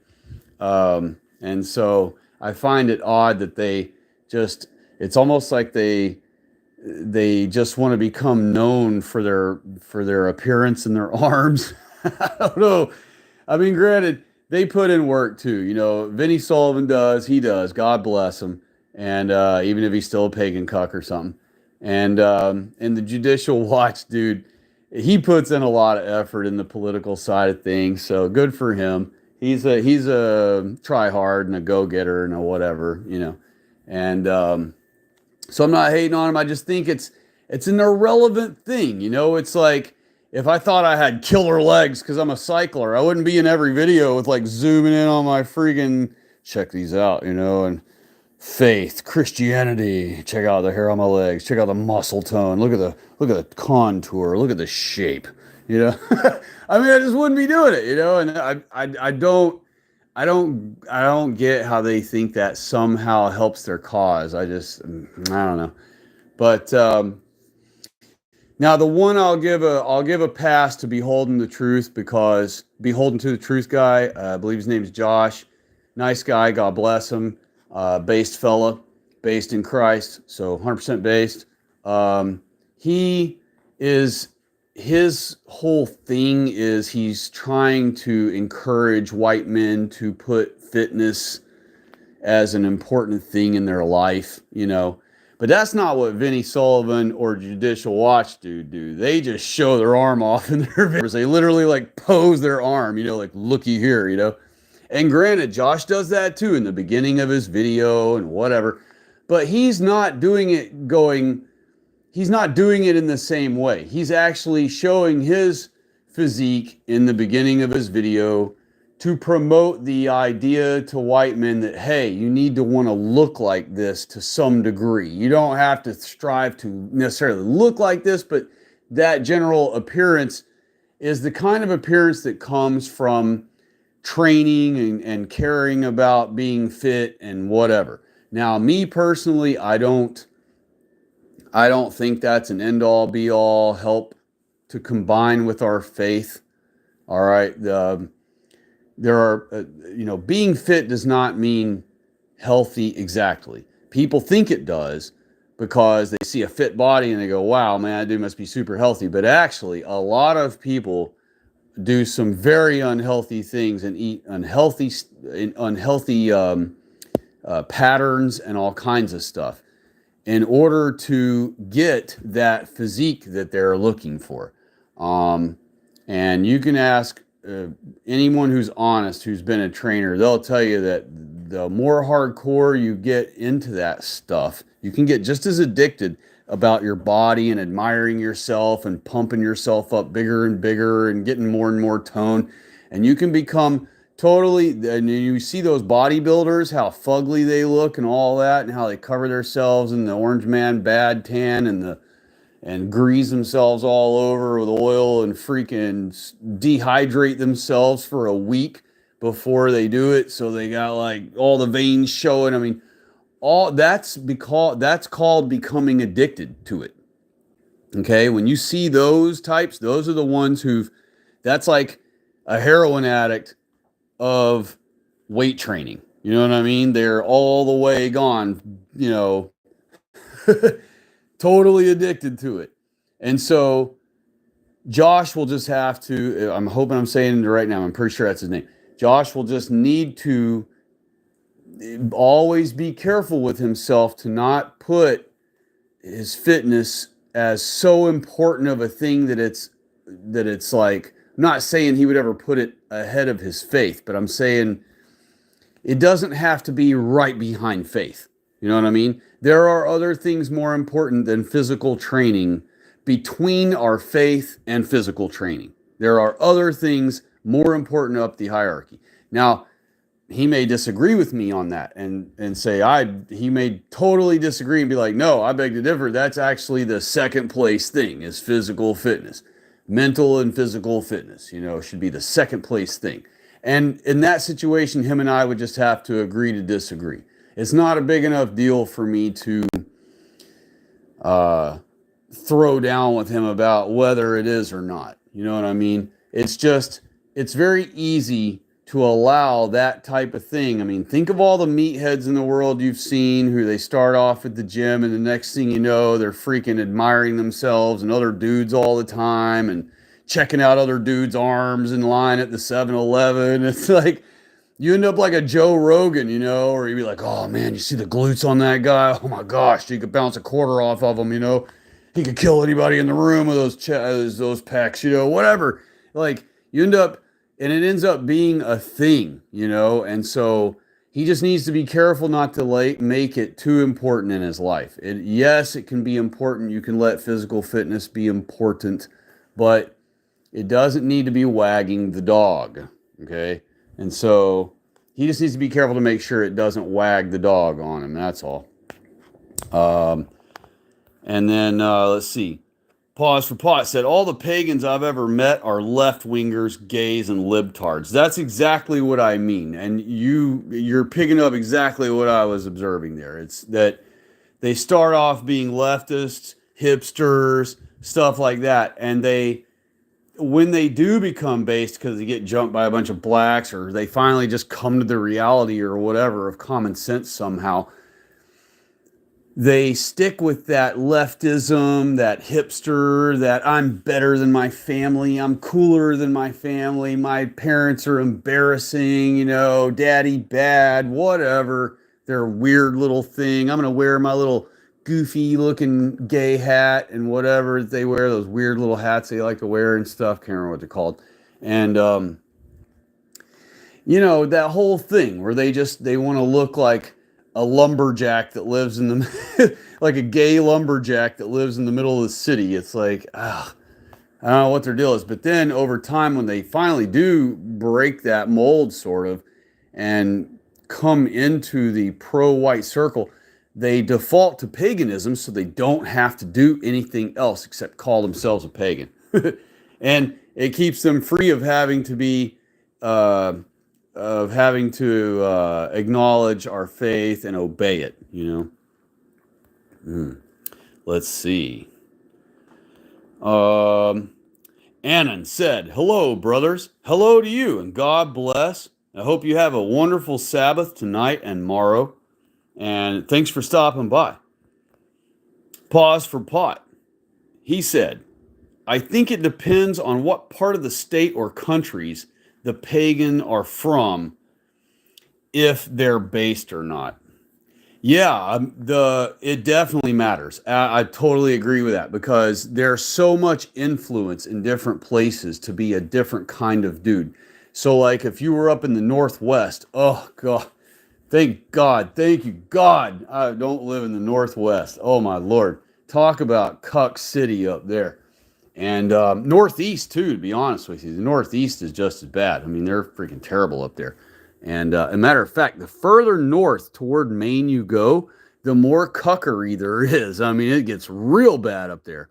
So, and you know, what's funny is the further north toward Maine you go, the more and more white it gets. So that just goes to show you that the better of a place it is to live, the more white it is, the better of a place, the better of times it is So the more cuckery is up there.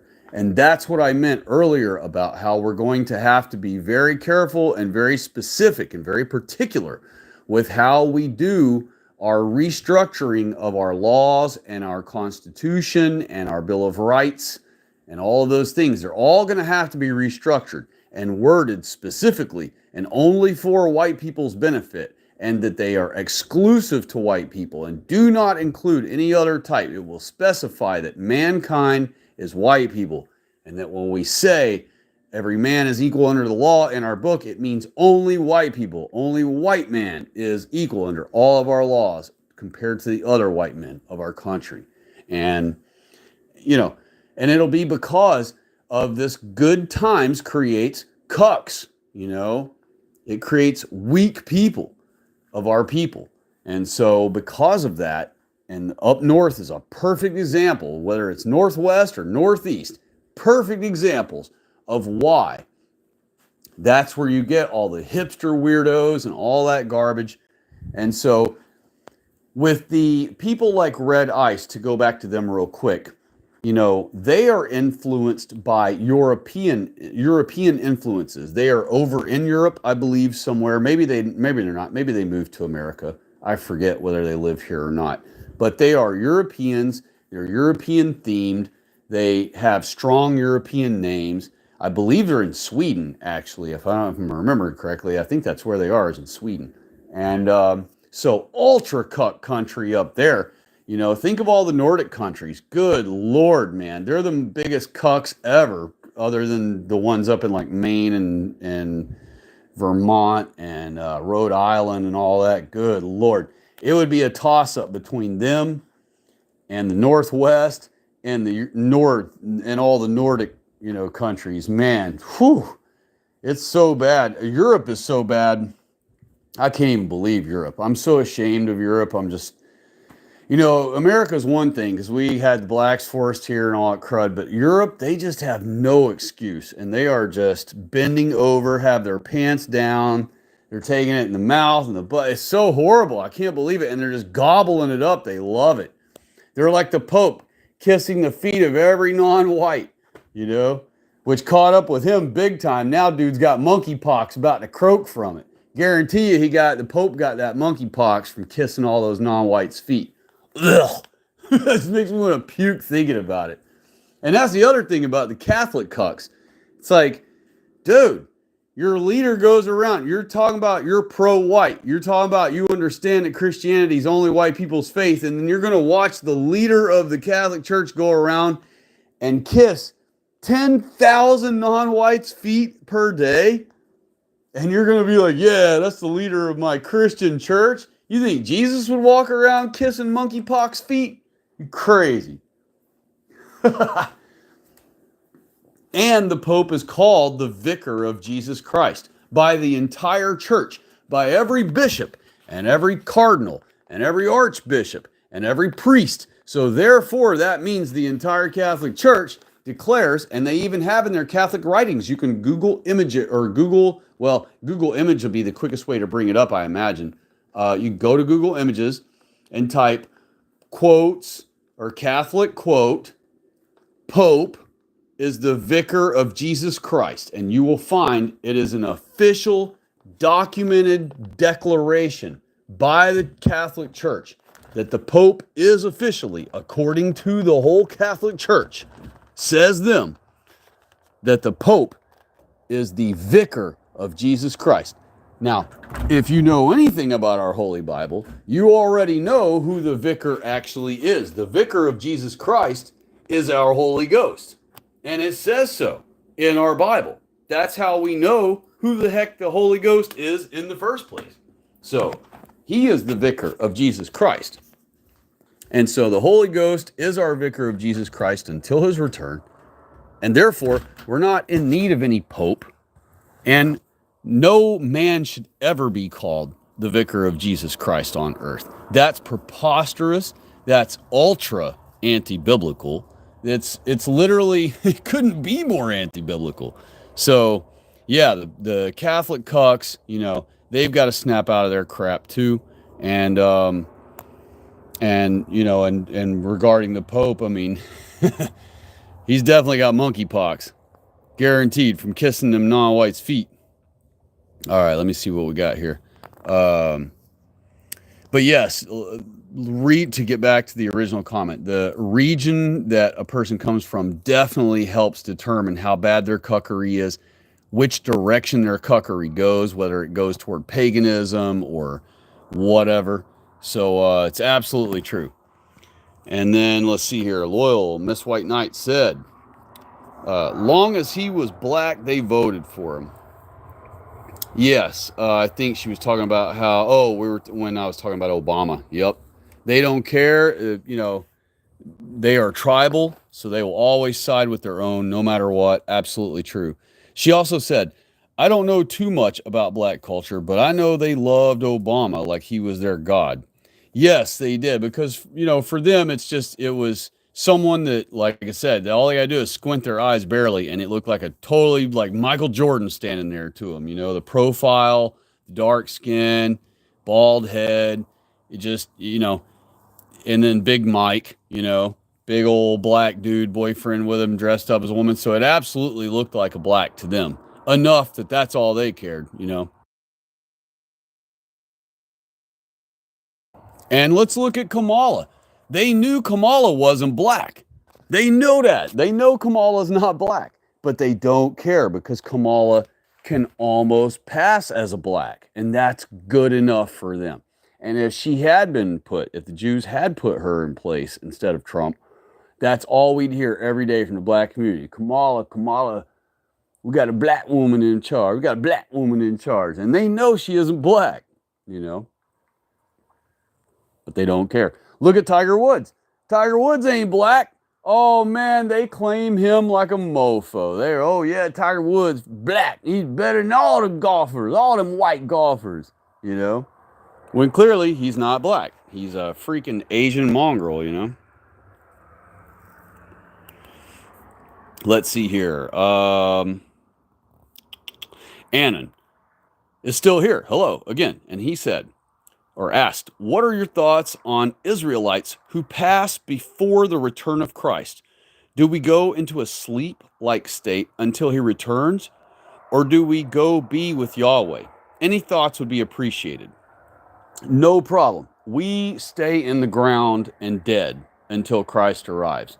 So there isn't any, it's not like the movie Ghost where we're up and walking around going, oh, babe, don't get with him, It's nothing like that.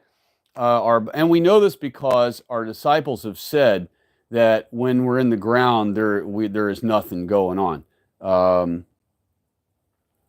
I can't recite the exact. I used to be able to recite that one because I've been asked that question a bunch of times, and I used to be able to recite it right off the top of my head. But right now, it's not coming to me.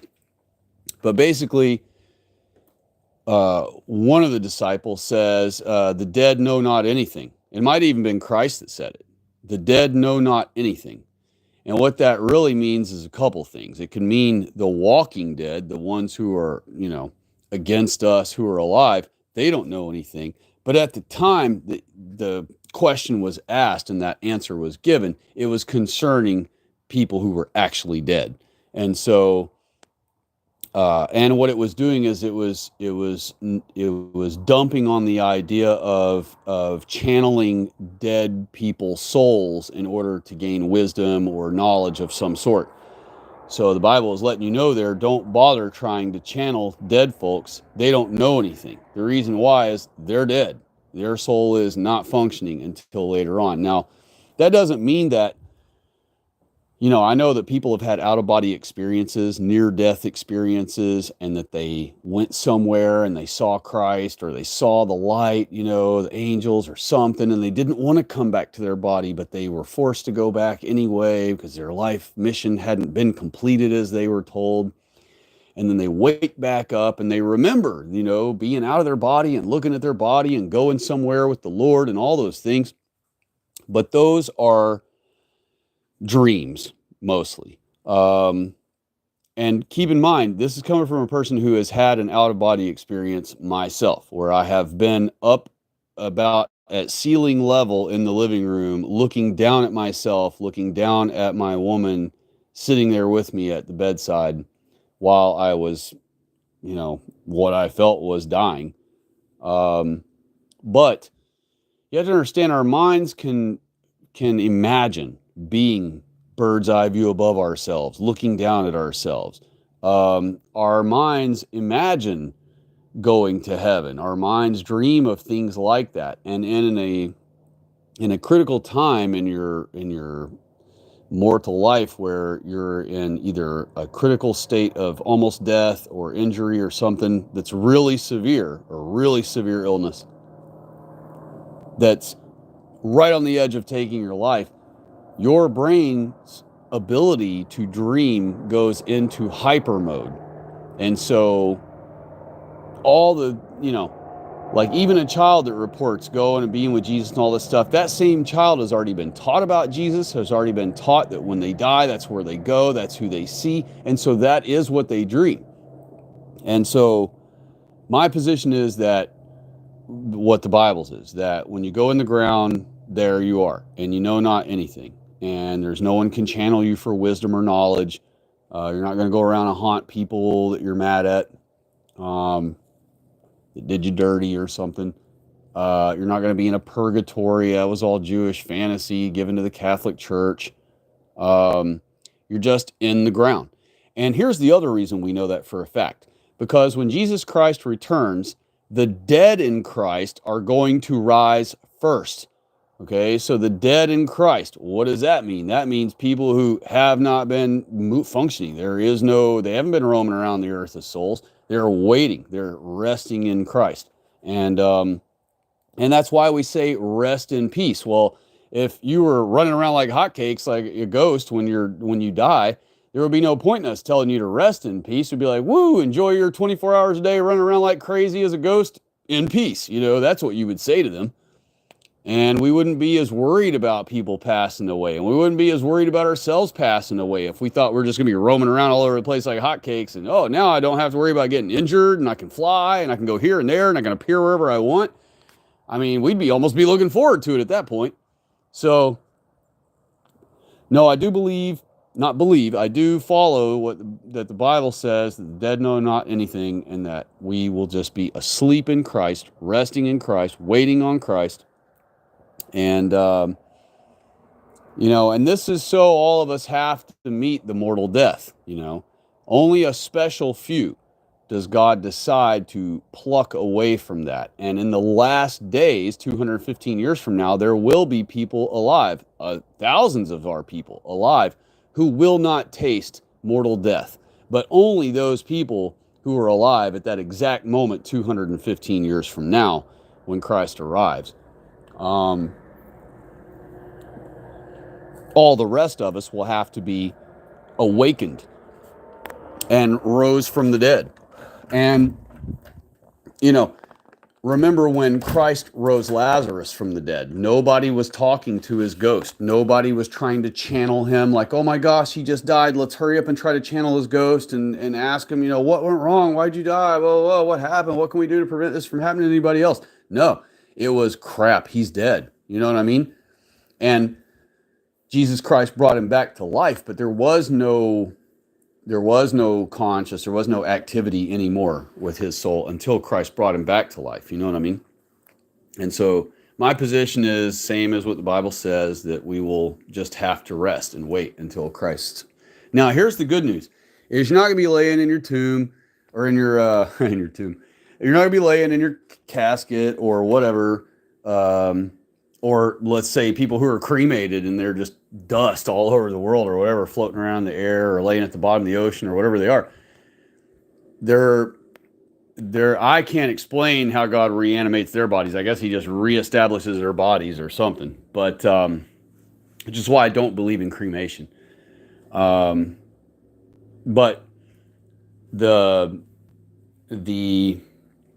when Christ arrives, right, and the dead are reanimated, we will rise first, and that's so the people who don't taste death will see that we were actually waiting on Christ. That Christ has many souls waiting, and that they all are going to animate at the same time. Now the what you call it, the thing about the being asleep and everything, to get back to that, yeah, I'm not a part of the position that, we can roam around and we're ghosts and we're free to willy-nilly. But the good news is, when you go to rest for this 215, or however, well, it ain't gonna be 215, hopefully we all lived, who are listening on the chat, hopefully we all got another 50, 60, 70 years in us. But however many hundred and something years we will be dead until Christ arrives, you're not going to be stuck in your casket counting down the seconds and minutes and bored. It's not going to be like you're stuck in jail and you're trapped in this little box and you can't do anything, you're ultra bored and time takes forever and all this stuff. It won't be anything like that. When you die, then seemingly the next instant, that all that time will be over with. So everyone who's been dead for, say, 500 years, 100 years, 20 years, 4,000 years, are Israelites that died before they were Israel, before we were ever born of Israel, before Israel was ever born. Are godly men who died before Abraham, are godly men who died before Moses. They're all dead in Christ, even though they weren't a part of Christianity. They are a part of Adam and Eve. And Jesus Christ came to save all of Adam and Eve's kind. So that means that even those folks who have been dead all these thousands of years, they're not feeling that time. They're not detecting that time. They're not sensing that time. For all they know, none of this time is happening that we are all living through now. For all they know, the moment they died, the next moment, an instant later, the whole entire 4,000 years they've been waiting is over. The whole 500 years they've been waiting is over. And so when we die, my position is that you will not stay in the state of death in your own mind. You will just literally stop in animation. And it's like a pause button. In the middle of a song, you hit the pause button. The song doesn't start over if you hit play again, or if you hit the pause button to unpause it. It picks up right where it left off, immediately where it was. I believe that the Bible specifies that is how it will be, that we will just be paused, mid-action, and then when it's time to reanimate, that is, we will just, suddenly we will be with the Lord, we will be rising out of the ground, we will see the others who are living at the time, we will all of a sudden all be going up to the sky together to meet the Lord. And so you won't detect a huge amount of time between when you pass mortally and when Christ arrives. I believe it'll just feel like the next moment, and of course, the Catholic Church has their followers believing totally different than that. They believe that they could go to one of several situations while they're dead. They may stay in purgatory. They go to hell immediately, or whatever. But the thing is, all of that was the Jays trying to keep our people spooked into obeying the Catholic Church, is what it was. So, Miss Loyal White Knight said, I pray I'm alive when this country comes to that, meaning our restoration. So that way we would be stress-free and live peacefully. Yeah, I agree. I do hope and pray that we can trigger it to happen in our lifetime by obeying God's word, by keeping his Sabbath, making him satisfied again enough where he's finally ready to intervene. I hope we can trigger God's blessing in our lifetimes. That is my goal. And I'm sure that's most all of y'all's as well. And she also said, I've always heard that we would be asleep for a while until we're called. Yes, we will be, that is my position, is we will be just paused.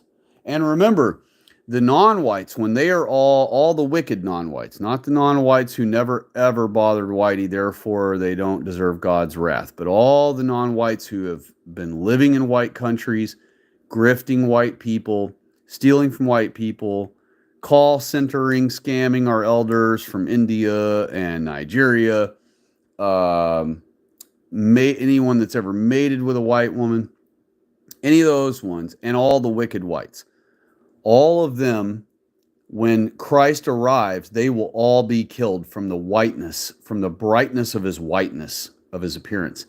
And the Bible says in Revelation, it literally says this, that their bodies will litter the earth like dung. They will literally, their bodies will just be laying on the surface of the earth like piles of feces. That's literally what the Bible says. Not verbatim. It says like dung, but that is verbatim, like dung. They will litter the earth like dung.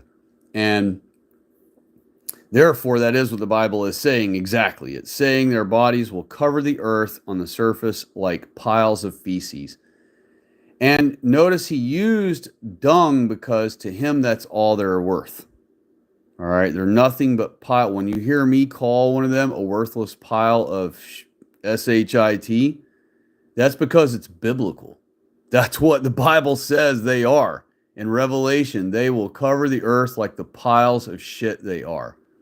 And so, in the same respect, though, in the same theme, in the same process as how we will be paused, they will be paused. So, for 1,000 earth years, their bodies will litter the earth like the piles of feces they are. And their bodies, because the moon and the sun and the stars will have been cast down to the earth, there will be no sun, moon, and stars. Therefore, there will be no actual earth time happening. But we will be up in heaven for that one Sabbath day, our first Sabbath day with all of God's new favorite creations, all born and raised and been through their mortal trial and saved through Christ. We will all be together in heaven for our first Sabbath day together with God and Christ and our Holy Ghost. After that Sabbath day, which is 1,000 earth years, we will ride in heaven a 375-mile long, 375-mile wide, 375-mile tall city. We will ride in it like a vehicle, and it will land on the earth, presumably on top of Florida, the Garden of Eden, where he started us off in the beginning. And all the world's non-whites will be reanimated upon our arrival, landing on the earth inside heaven. We will be inside heaven, though, protected by its 220-foot high walls and its transparent walls of jasper that are behind those 220-foot walls. And when the non-whites are all reanimated, it will be the exact same thing for them as it was for us when we were dead waiting on Christ. They will have not even realize they ever died at all. They will all wake up, get up on their feet, look around and go, what the heck just happened? And for them, no time will have passed at all. Just like practically, seemingly, no time will have passed to us at all while we are dead waiting on Christ. No time will have passed in their minds at all. And so when they wake up and get back on their feet and look around, they will realize rapidly, like practically right away, that we have all been taken away, that Whitey has been harvested away, all of the saved are anyway, and that the only thing left are the failure examples of our people and all of the corrupt non-whites. And so that will enrage all of them with massive anger and frustration and concern and envy. And so at that time, Satan's chains will be loosened. And the reason why is he wasn't being held by real physical chains. He was bound for the 1,000-year earth years on earth because he had no one to do his bidding. Satan can do nothing on his own. He has to have bid doers to do it. Just like the Jays don't do anything on their own. They always get Shabbos Goy to do their bidding. Well, in the same respect or the same theme, Satan can do nothing on his own. He actually has to have minions to carry out his things. And so when all of the when the 1,000 years has ended, the one day in heaven with God, the first Sabbath we spend with him, when we come back, the 1,000 years are over. When all of those wicked non-whites and wicked white people are reanimated, suddenly Satan has millions and millions, I would say billions. It's going to be billions of upright bipeds to work with suddenly. And so that is how he is loosed from his 1,000 years of bondage. That little season he is loosed is only a little season long enough for him to rally everyone together and convince them, hey, heaven's walls are only 220 foot high. Whitey left behind jets and all their aircraft carriers, all their missiles, all their rockets, all their guns. Let's take all of that stuff and let's form the mightiest army this world's ever seen, which is what Revelation says they will form. And let's attack heaven. We can take them. And Satan knows he cannot take on heaven and God and Christ. But he's going to convince all the non-whites and all the wicked whites in one last hurrah to give it one more attempt, knowing that they're all doomed anyway, including himself. So they've got nothing left to lose, just like how we talked about why the blacks are extremely tribal and will side with their own kind at all times whenever there's a situation of another race versus their race. Part of it is because they've got nothing better to lose. They don't have a family to lose, a job to lose. Even if they do, they don't care. You know, it's not wired in their brain to put those things as more important than winning a situation, either politically or a fight or whatever. And so they will put all those things aside as if they have nothing to lose, whereas white people won't. Well, in that same understanding, at the end times, when the non-whites and the wicked non-whites and the wicked whites are reanimated, they will know they have nothing to lose. Satan has nothing to lose. They've already lost. They're already going to lose.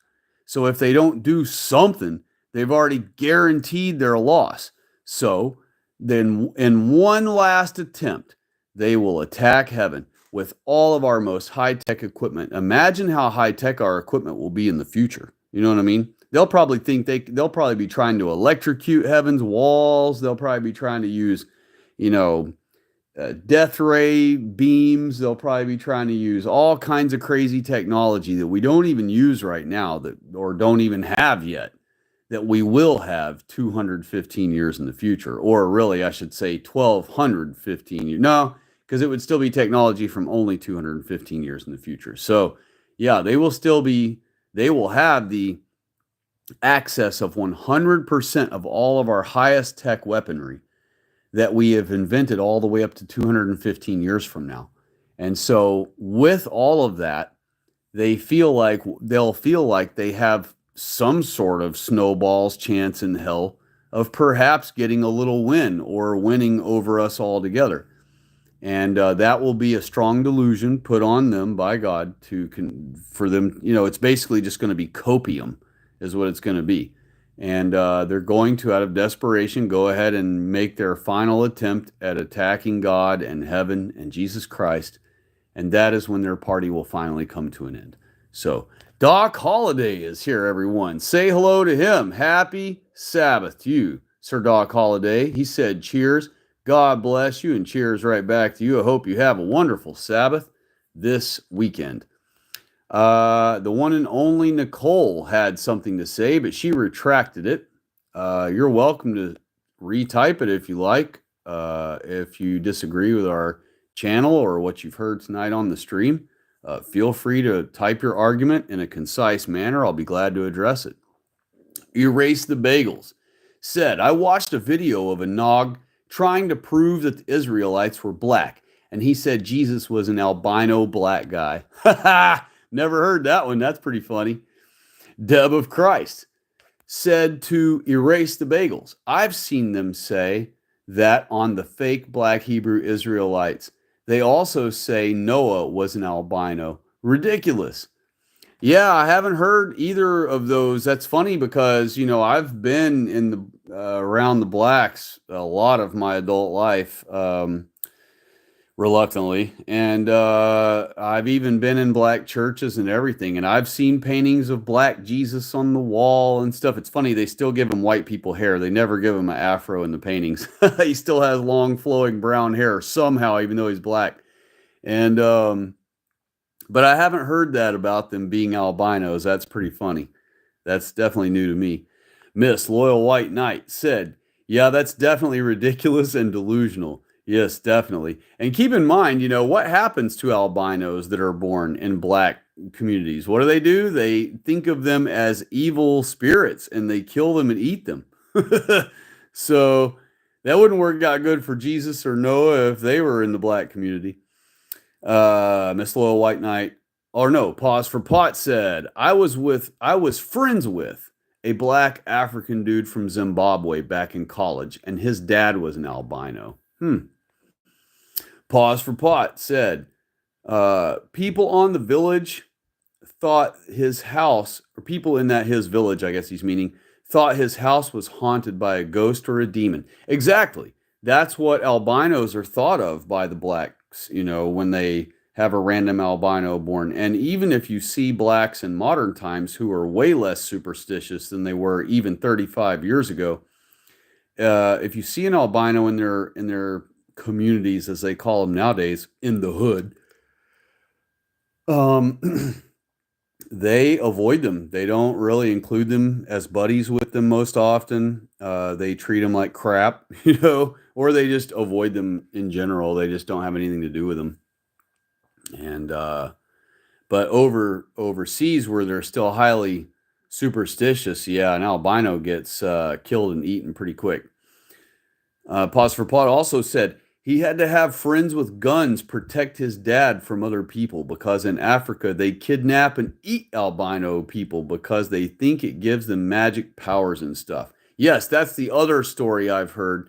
One of the stories I've heard is that they eat them to overpower the evil spirit, to consume it and then, poop it out, and so it loses all its power. But I've also heard them consume them thinking that they are eating their magical powers. So I've heard it both ways, and that's absolutely true. That's what would happen to albinos. That is what happens to albinos in the black world. Pot also said we grew a lot of weed together. He also said he was a real nice guy, unlike the blacks in our country. Deb of Christ said to Pause for Pot, some tribes will chop the hands off of albino children because they believe it has some power for their witch doctors. Haven't heard that one before. Pause for Pot said he teaches Africa arts and music at one of the colleges around here. Well, I wish he was teaching it in Africa, not to white kids in America, but oh well, hopefully we'll get him deported soon. Sorry about that, but he's got to go too, even if you like him. And hopefully he'll be gone soon, not teaching anybody here about Africa, nothing. Miss Loyal White Knight said, those quarter pushers are the reason for this country falling apart. That's right, the good old coin clippers. They are the ones busy destroying our country. And I think she was talking about 0.25% pushers, but maybe she was talking about quarters coins wise. Pause for Pot said, couldn't agree more. Miss Loyal White Knight said the Nogs steal out the collection plates. Yes. I think they even had a joke about that in one of the black movies before. And they definitely did in like Friday or something where the dude stole from a blind bum that had his cup out, his cup of change. He was begging for change, and the dude stole some of his money out of his change cup to take a girl out on a date or something. Deb of Christ said, quarter pushers, haha, yep. Miss Loyal White Knight said, the Bible says, will a man rob God? They stoop so low to actually steal money out of the offering plate. It's just sick. Yeah, that's the thing is, there is no bottom to their low. They will steal from elderly people like they showed in that movie. And it was hilarious to every black that saw it in the movie that they stole from a blind homeless person, that to them is hilarious. So My PTA3A. That is a Russian name. Okay, that's not a 3, that's an E, I suppose. So I'm going to try to pronounce it here. Mipta. Better not try the last name. But it looks like we have a Russian person here or an Ukrainian. Hello to you. God bless you. And I apologize for all the millions of our white people of yours that are being killed over there in that needless, senseless, Jew imposed war. My condolences and apologies, and God bless you and happy Sabbath. And he said, Trump, best president in all time. Well, I certainly hope he ends up being that. I really do. And that is what our prayer for Trump was for the night that we all did a group prayer for Trump. It's not for Trump, it's for our people. And it's a prayer for our God to ask our God to influence Trump to do what we need someone in his position to do for our people. It's looking good. It's even looking better and better almost every day, except for the J part of everything. But that's the thing is while God's keeping our Trumpers duped, he's also allowing the Jews to get away with all kinds of crap. And Trump is threatening Hamas now that he's going to level them all and there's going to be hell to pay if they don't surrender the handful of Israeli or Jews they have in hostage, whereas the Jays have thousands of Palestinian hostages. So it's Trump could end up being the greatest president of all time. But it's up to us to keep Sabbath and obey our God's way and keep in prayer, not for Trump, but for our God to have his way and use Trump to save our people. Would be nice. And I tell you what, if the Lord does decide to smile on our endeavor, and if enough of us start keeping Sabbath again and convince enough of our people to start keeping Sabbath with us again, to please our God enough to allow us to have victory through Trump somehow, even if just small victory or all total victory, whichever way, then I'll start sporting a MAGA hat. You can believe it. Miss Loyal White Knight said, yes, quarter pushing J bags. Yes, absolutely. She also said, I agree, pause for pot. I can honestly say in my 31 years of living, I've never had a non-white friend. Deb of Christ said, to stay white, when I prayed for wisdom, courage, and endurance, it became the most overwhelming event in my life.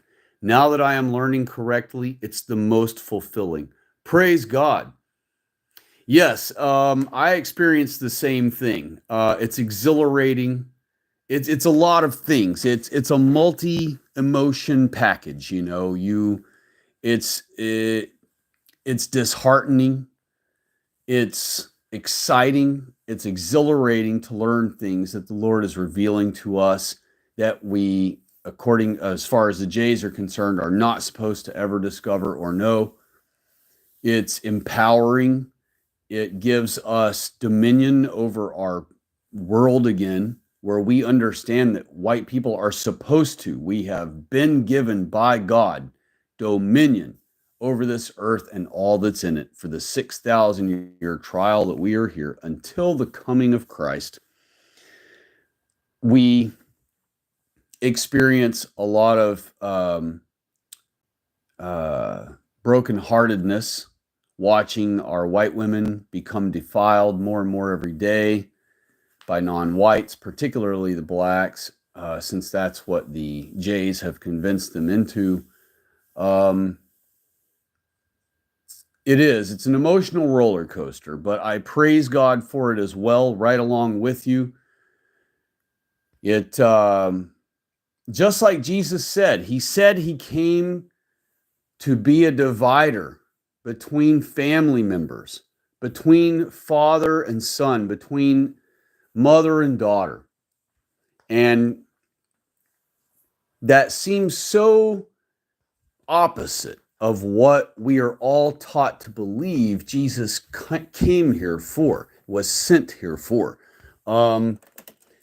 It seems as though it's completely opposite to what we are taught to believe Jesus Christ was sent here to do. But that was Christ's own words out of his own mouth. And if we just understand, if we just take the time to think and understand, it will all make sense. There is no contradictions. Jesus never contradicts himself. And, you know, you read in comment sections, a lot of these anti-biblical types, a lot of our cucked whites or other anti-biblical non-whites or whoever will try to say, and I know you've all heard this mantra many times, that there are lots of contradictions in the Bible. There are zero contradictions in the Bible. There are only our misunderstandings of what we read when we read the Bible. That's what exists, our misunderstandings. But there are no contradictions in our Bible. All the books of our Holy Bible are in perfect accord and concord. And if they were not, you can rest assured that hundreds and hundreds of years ago, the Bible would have been dismissed forever as just nonsense. So, there is no contradiction in our Bible. Even when you read of accounts of what Jesus said on the cross, differing from Matthew, Mark, Luke, John, whatever, it doesn't matter. The reason why is because Jesus said all of those things on the cross, you know? And so Mark is reporting one thing that he heard. Matthew's reporting a thing that he heard Jesus say. You know, not everybody hears every word everybody says. You know, Matthew could have been turned around consoling someone sobbing uncontrollably while Jesus said something that Mark heard him say. And so Mark reported what he heard him say in that moment. And then Mark has to turn around and tell some soldier, please stop stabbing him or whatever, while Jesus is saying something that Matthew heard him say and reported him saying. You know what I mean? There is no contradictions anywhere in our Holy Bible, period, dot. There is only our misunderstandings of what we read. And so that is why we're supposed to be based, for one, so that we understand while we're reading our Bible that never will we read a contradiction. Never will we read a mistake. Never will we read something that's wrong. And so with that confidence of knowing that we can rest assured in what we're reading is truth and is correct, then when you read it with that understanding, when you go into it with that understanding, anytime you run across something in our Holy Bible where you're like, wait a minute, I thought I read in another book that some other thing was said or some other thing was done. That's where you can be confident that our Bible is true and correct and that there is just something you're misunderstanding, so that you have to pray about it. You have to use critical thinking skills, use all 3 digits of your IQ that white people are blessed to have. And so God, and remember, our Holy Bible, I've already mentioned before, and I will reiterate it again, our Holy Bible is written so that only white people can understand it. So that only white people can understand it. It literally says that in our Holy Bible, that it is written that way so that only we can understand it. So that the others, the non-believers, the non-whites, cannot understand it. And so, of course, it's going to appear to have contradictions. It's going to appear to have its timeline kind of out of whack when it actually does not. It's just reiterating the same story sometimes. But when you read chronologically, like non-whites are trained to do, like we are all trained to do with any book, they will misunderstand it and think it has contradictions, think that it's contradicting itself, think that it's messing up its timeline, when all the while it's perfectly explaining itself as it intends to. So,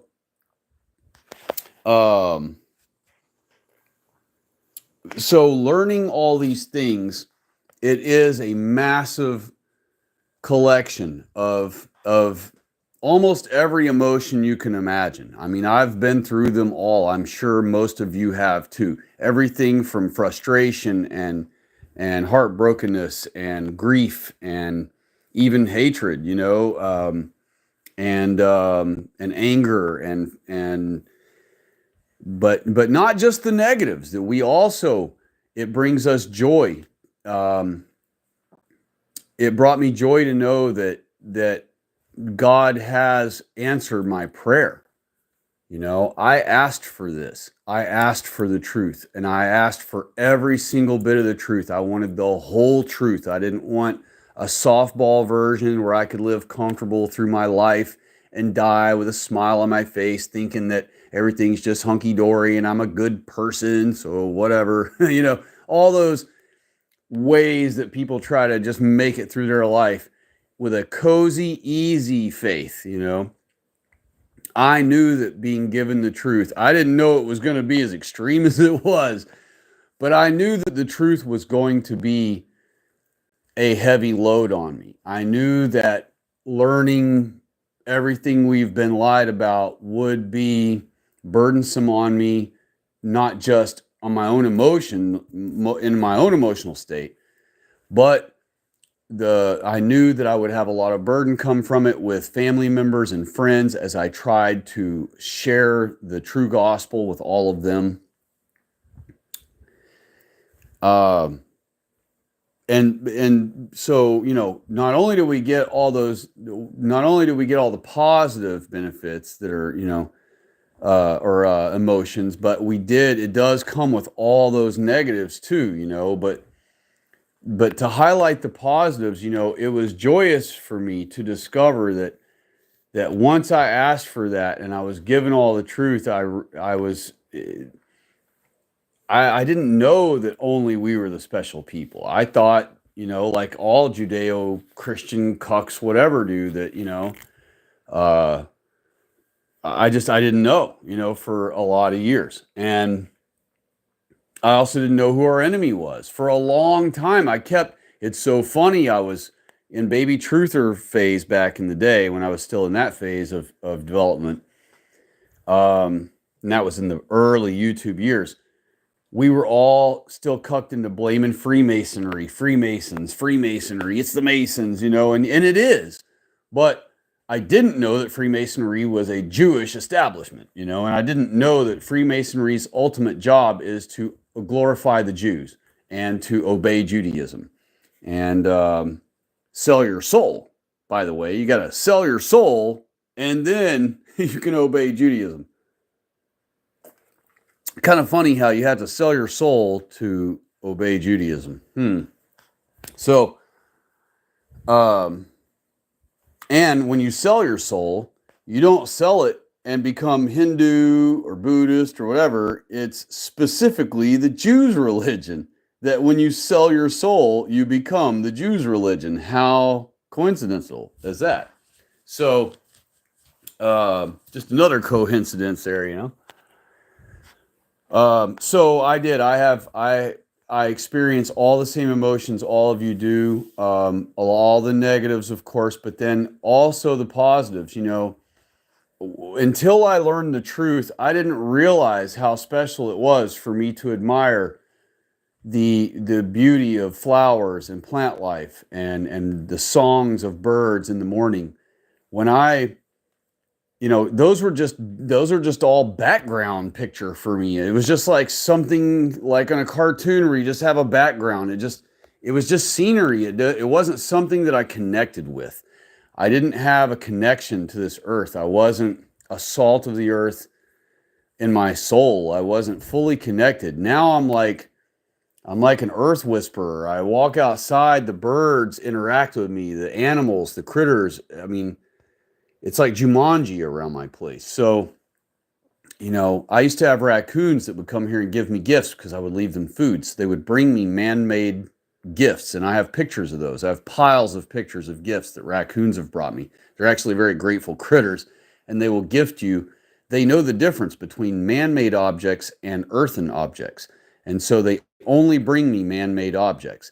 And so when I went out of town a while back, I left a bunch of food out. And so when I came back, my whole porch was covered in man-made gifts from the raccoons. And I made a pile of their gifts like I always do and took a picture of it and send to some of my family members who get a kick out of that and whatever. So it's just, not only does the truth bring you understanding and some hardship, but it brings you the joy of knowing who we are.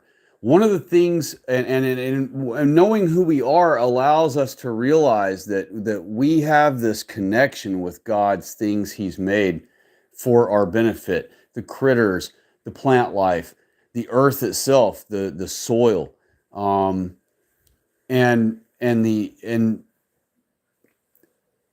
a good example is of joy and positive sensation when you learn the truth. I'll give you a good example of a lady that I brought to the truth.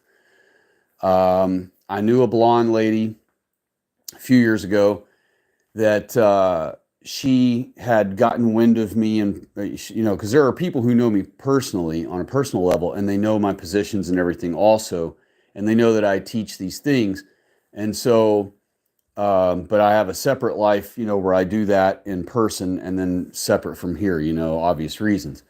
But the people in my life do know that I'm pro-white and do know that I'm a pro-white biblical teacher. I don't call myself anything beyond that. I teach the Bible. I don't even call myself a biblical teacher. I call myself someone who knows the Bible and explains the Bible to folks. That's as worthy as I could really say about myself. And so, because I believe a true pastor or any of those things are men who have lived the right way since the beginning, from their childhood through their young adult years. They didn't go out and do stupid crap. They didn't go out and live worldly life. They weren't ever a backslider and then became a pastor. They've done all the things right through their lifetime. Those are the ones that deserve to be pastors. I don't believe that we should have these tatted up, giant holes in their ears pastors that we have nowadays who made all these terrible decisions in their life, and now they get up and go, oh, but I figured out that I was doing all that wrong, and so now I'm the reference you ought to listen to on how you ought to live your life. Well, you didn't live your life the right way the first 20 years. It's pretty obvious by your appearance or your whatever, maybe your criminal record or whatever the thing is. So in that situation, those types, I think, should not be, elevated up to status of teaching our Holy Bible, much less being called pastors.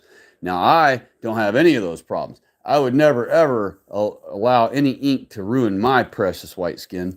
And I find tattoos disgusting. And so, not disgusting in like what other people will think of disgusting. I mean, I find it like it's a violation of our skin disgusting. I would never ruin my precious white skin. So I consider it offensive to God, and that why would you want to, ruin your skin? But some people have been tricked into that when they were younger, before they saw the light, before they ever found the truth. And so, so some people are stuck with that. Well, once you've made certain bad decisions that have marked you forever and things like that with that bad decision, I don't think that those people should be a reference as leadership, and you see that in churches now. You look on these churches on YouTube that post online and stuff, man, half of the pastors have tatted up arms, and they make sure they wear like rolled up long sleeve shirts. Like, dude, if you're tatted up on your arms, and you're at church, why would you roll your sleeves up? Why wouldn't you just leave your long sleeve button up shirt? Why wouldn't you just leave the sleeves down like every guy in the entire church is dressed? Why aren't you just wearing a suit jacket like other preachers wear? You wouldn't see your arms at all, but no, got the jacket off, got the long sleeves rolled up where you can see the arms are all tatted, and he's at the pulpit with his little headset on. Trying to be Mr. Cool Guy pastor, No, I don't believe in that mess. And so I hold my own self to the standard of the same thing, where in my past, I was a backslider for a while, not totally away from God. I've always prayed to God my whole life. In fact, through my teenage years and early 20s, when I was a backslider, what I consider a backslider, the reason I consider myself that is A, wasn't keeping Sabbath. B, I wasn't studying my Holy Bible. I was living, just doing what I wanted to do every day. And that's as far as my backsliding went. I never went off the deep end or did evil crap or did anything bad or anything anti-biblical. I just wasn't participating and trying to learn anymore about my Holy Bible.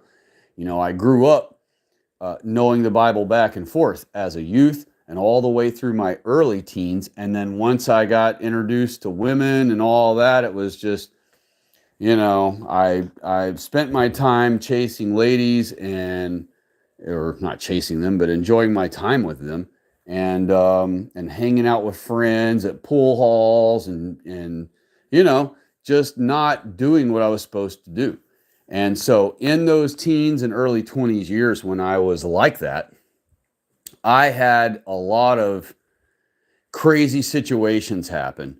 And some of them were very negative, weird, crazy. There weren't anything I did, but they were just things that happened either to me or to close friends, people I cared about in my life. And also, all through my life, I lost a family member that I loved dearly, one every year, from the time I was a very young child all the way to my late teens, early 20s. So every year I had to attend a funeral of one of the people I loved very much in my life. And so the combination of my having a strong, healthy Christian family that, and by healthy, I mean healthy in Christianity, they loved Jesus Christ. My whole family were Christian ministers, and it's unfortunate that they never learned Sabbath, but you know, we're the next generation of them. We have the technology and we have been able to uproot all the lies and expose it all for what it is. So we have no excuse. Our ancestors before us didn't have the internet. They could spend their whole lives just at their little town and go into their little church on Sunday, and they have no idea that they were supposed to keep Sabbath. They have no idea that there were enemies against us. They have no idea that their son that got sent off to World War or a Korean War was killed for nothing for the Jays. They don't know any of those things. But we do now because we have the technology now. We are the generation, we are living in the generation now where our Holy Bible says that knowledge would be increased. That's where we're in now. And so we have been blessed to have this increase of knowledge that our ancestors before us had virtually no access to. And so they never knew there was a problem. They never knew they were doing anything wrong to ever do anything to correct it. But now we have the technology to understand that we are doing wrong. We have been doing wrong. It's really caught up to us now because it's been building up and building up and building up. And now we're to the point where it's time for us to acknowledge that, yes, our technology has allowed us to discover the full truth, who's our enemy, what our Bible means, what our Bible says, who's who of the Bible, and it's time for us to finally take action. There's no reason for us to have this info given to us, all this knowledge be increased for us, and then we do nothing with it. You know, what a shame and how pathetic that it would be if we do nothing with our this is supposed to be our new Reformation. We are triggering and we are going to force. We're going to cram it down their throats, whether they like it or not. We're going to happy Sabbath everybody until we cause, force, trigger in our lifetimes the new Reformation.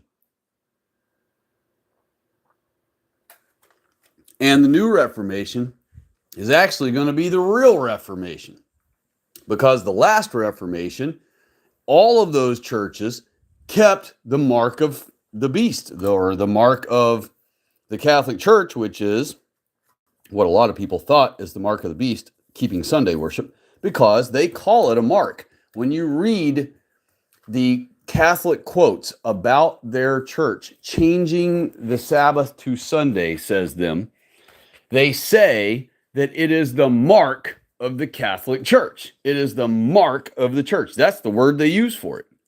And so the the Reformation, bless Martin Luther's heart, only went so far because all of those churches, the Lutherans, the Presbyterians, the there's another Jehovah's Witness or whoever the other faction was that split off back then, that was not the Millerites. Anyone who were not the Millerites, they all kept Sunday worship. So they haven't actually protested almost anything. The only thing they truly ended up protesting of the Catholic Church was the tithing to the Catholic Church. They wanted to tithe to their own church instead, obviously. And they did not agree with praying to the statues, bowing to statues. They didn't agree with the Pope existing and being the vicar of Jesus Christ. So they did protest some things. And all of those things were important, but they did not protest the most important, the primary thing, the number one problem that the Catholic Church had imposed on all of our people for over 1,200 years and killed 60 million of our people to do so. And that was keeping Sabbath. So, we have no excuse now. We literally are in the time, in the era where we know who's who. We know what all has been done to our people, what all has been done to our faith. We see it all in plain as day, in full color, in 3D. So it's time for our generation is the time. There hasn't been no generation before us that it was time because they didn't have the technology. So Generation X and every generation after us alive right now, millennials, Z, Alpha, this is our time. Okay, this is our time to rise. For the first time in 500 plus years, this is our time to rise and reestablish our faith, reestablish our people, which by default will restore our country because, and I never got to that example of the blonde lady that I knew from several years ago. And let me get to that right now. And that gets me back to the emotions thing that Deb of Christ had spoke of, which is our people right now are not full of joy. They feel, they go to church, they sing songs, they fellowship with people, they smile and whatever. And, oh yeah, Jews are chosen people. And then they leave. And they feel like, oh man, like that was good. That was a good service. That was a good sermon. That was good singing today. The band was great today, whatever. But that's all they got. That's all they're getting from they're not getting that, wow, I am one of God's special creations. I'm not just anybody. I'm a special creation of God's. And this whole world was created for me. Everything in it was created for my benefit. They don't leave their church with those sensations. They don't live their life through the week knowing those things. And so this blonde lady I met, several years back, she found out about me through another person I know who I'd explained the Bible to and everything. And so she was curious and she contacted me and we met and I chatted with her about it. And I gave her the full rundown as just straightforward bullet point as I could. And at the end of it all, she couldn't stop smiling the whole time. And then so at the end of it all, she was like, I'm so grateful that I came to meet with you. She's like, all my life I've been told that the Jews are God's chosen people and that I'm just like this adopted kid. And she's like, why am I not special is what I always wondered. Why do they have to be special and I'm not? But yet I've got to be in their faith. And she's like, I just never could make sense of it, that why. And she's like, not only that, I see how they behave and I see how they treat people in public. She's like, I've been around them in public before and they're the most horrible people. And she's like, I couldn't fathom how God could like them and appreciate them and care about them more than anyone else in the world. And that I just had to be this adopted sidecar kid that's welcome along, as a tag along. She's like, that's really what I felt like our faith was, is that we're all just a bunch of tag-alongs with the Jews. And she's like, thank you for clarifying for me she's like, I have to admit, I've never read the Bible. She's like, I've read bits here and there, and that's what I think most of our cucked Christians' problems are, is they've never actually just sat down and read through the Bible beginning to end. Maybe not in one sitting, of course, but just as they would read any book from beginning to end, stop wherever you stop for the night, put the bookmark, pick it up the next day right where you left off, or the next time you're going to read it, pick right up where you left off and read it completely from begin to end like you would read any other book. I think that's what a whole lot of our people's problem is that they have not ever done it that way. They feel like they're intimidated by the Bible or whatever, and so what they'll do is they'll say, "Okay, tonight's my night. I'm going to do a Bible study. I'm going to read the Bible tonight." And what do? They'll say, "Well, gosh, where do I start? Where should I start? Where do I begin?" Instead of going, "Oh yeah, page 1, duh." Instead, they'll be like, "Let me look up Bible lessons," and so they'll look up Bible lessons on Google, and they'll pick a lesson they want to learn, and it'll take them right to a book of the Bible somewhere in the middle of the Bible where that lesson is, where that story or parable or whatever is. And that's how they read the Bible. They don't actually just pick it up, start at page 1, and read all the way through the thing, And so I think that's a huge problem with most of and I think that explains why so many of our high IQ, super intelligent examples of our people are still easily duped into believing the oxymoron Judeo-Christianity concept, It's just because they honestly have never read our Holy Bible from beginning to end, like a regular book, like they would read any other book. Let's see what the next comment is. Pause for Pot said, "Oh, wow, that's crazy. What state or country do you live in?" I don't know what that's referring to, but I remember me talking about states and stuff earlier, and there was a rule in them that I mentioned in all the states. Gosh darn it, I don't remember what it was. But maybe it'll come to me in a minute. He also said, "I'm almost 35, and I lived in Northern and Southern California and made friends with all kinds of people over the years." Well, the thing is, like, all of us white people have made friends with, various, what we would say, all kinds of people, I've been friendly with plenty of blacks. A lot of blacks have been friendly with me. I've been friendly with all the other types of non-whites at various times, and they've all, with the exception of Jews, been friendly with me. I've even known 2 or 3 Jews who we were friendly with each other, and gasp, I even knew they were Jewish. But the only ones that were ever friendly with me that I was friendly with back, you would not even know they were Jewish. They had no connection to Jews they didn't it's weird. It's like there are an anomalous handful of Jews here and there that have absolutely nothing to do with Jews. Like he was Jewish by birth and everything, but his parents don't do anything Jewish. He don't do anything Jewish. He just acts like a regular person. He has a job, which is odd for a Jew. I mean, Jews typically wouldn't. He has a job. He works hard. He freaking, raised a couple kids. He's raising a couple kids. I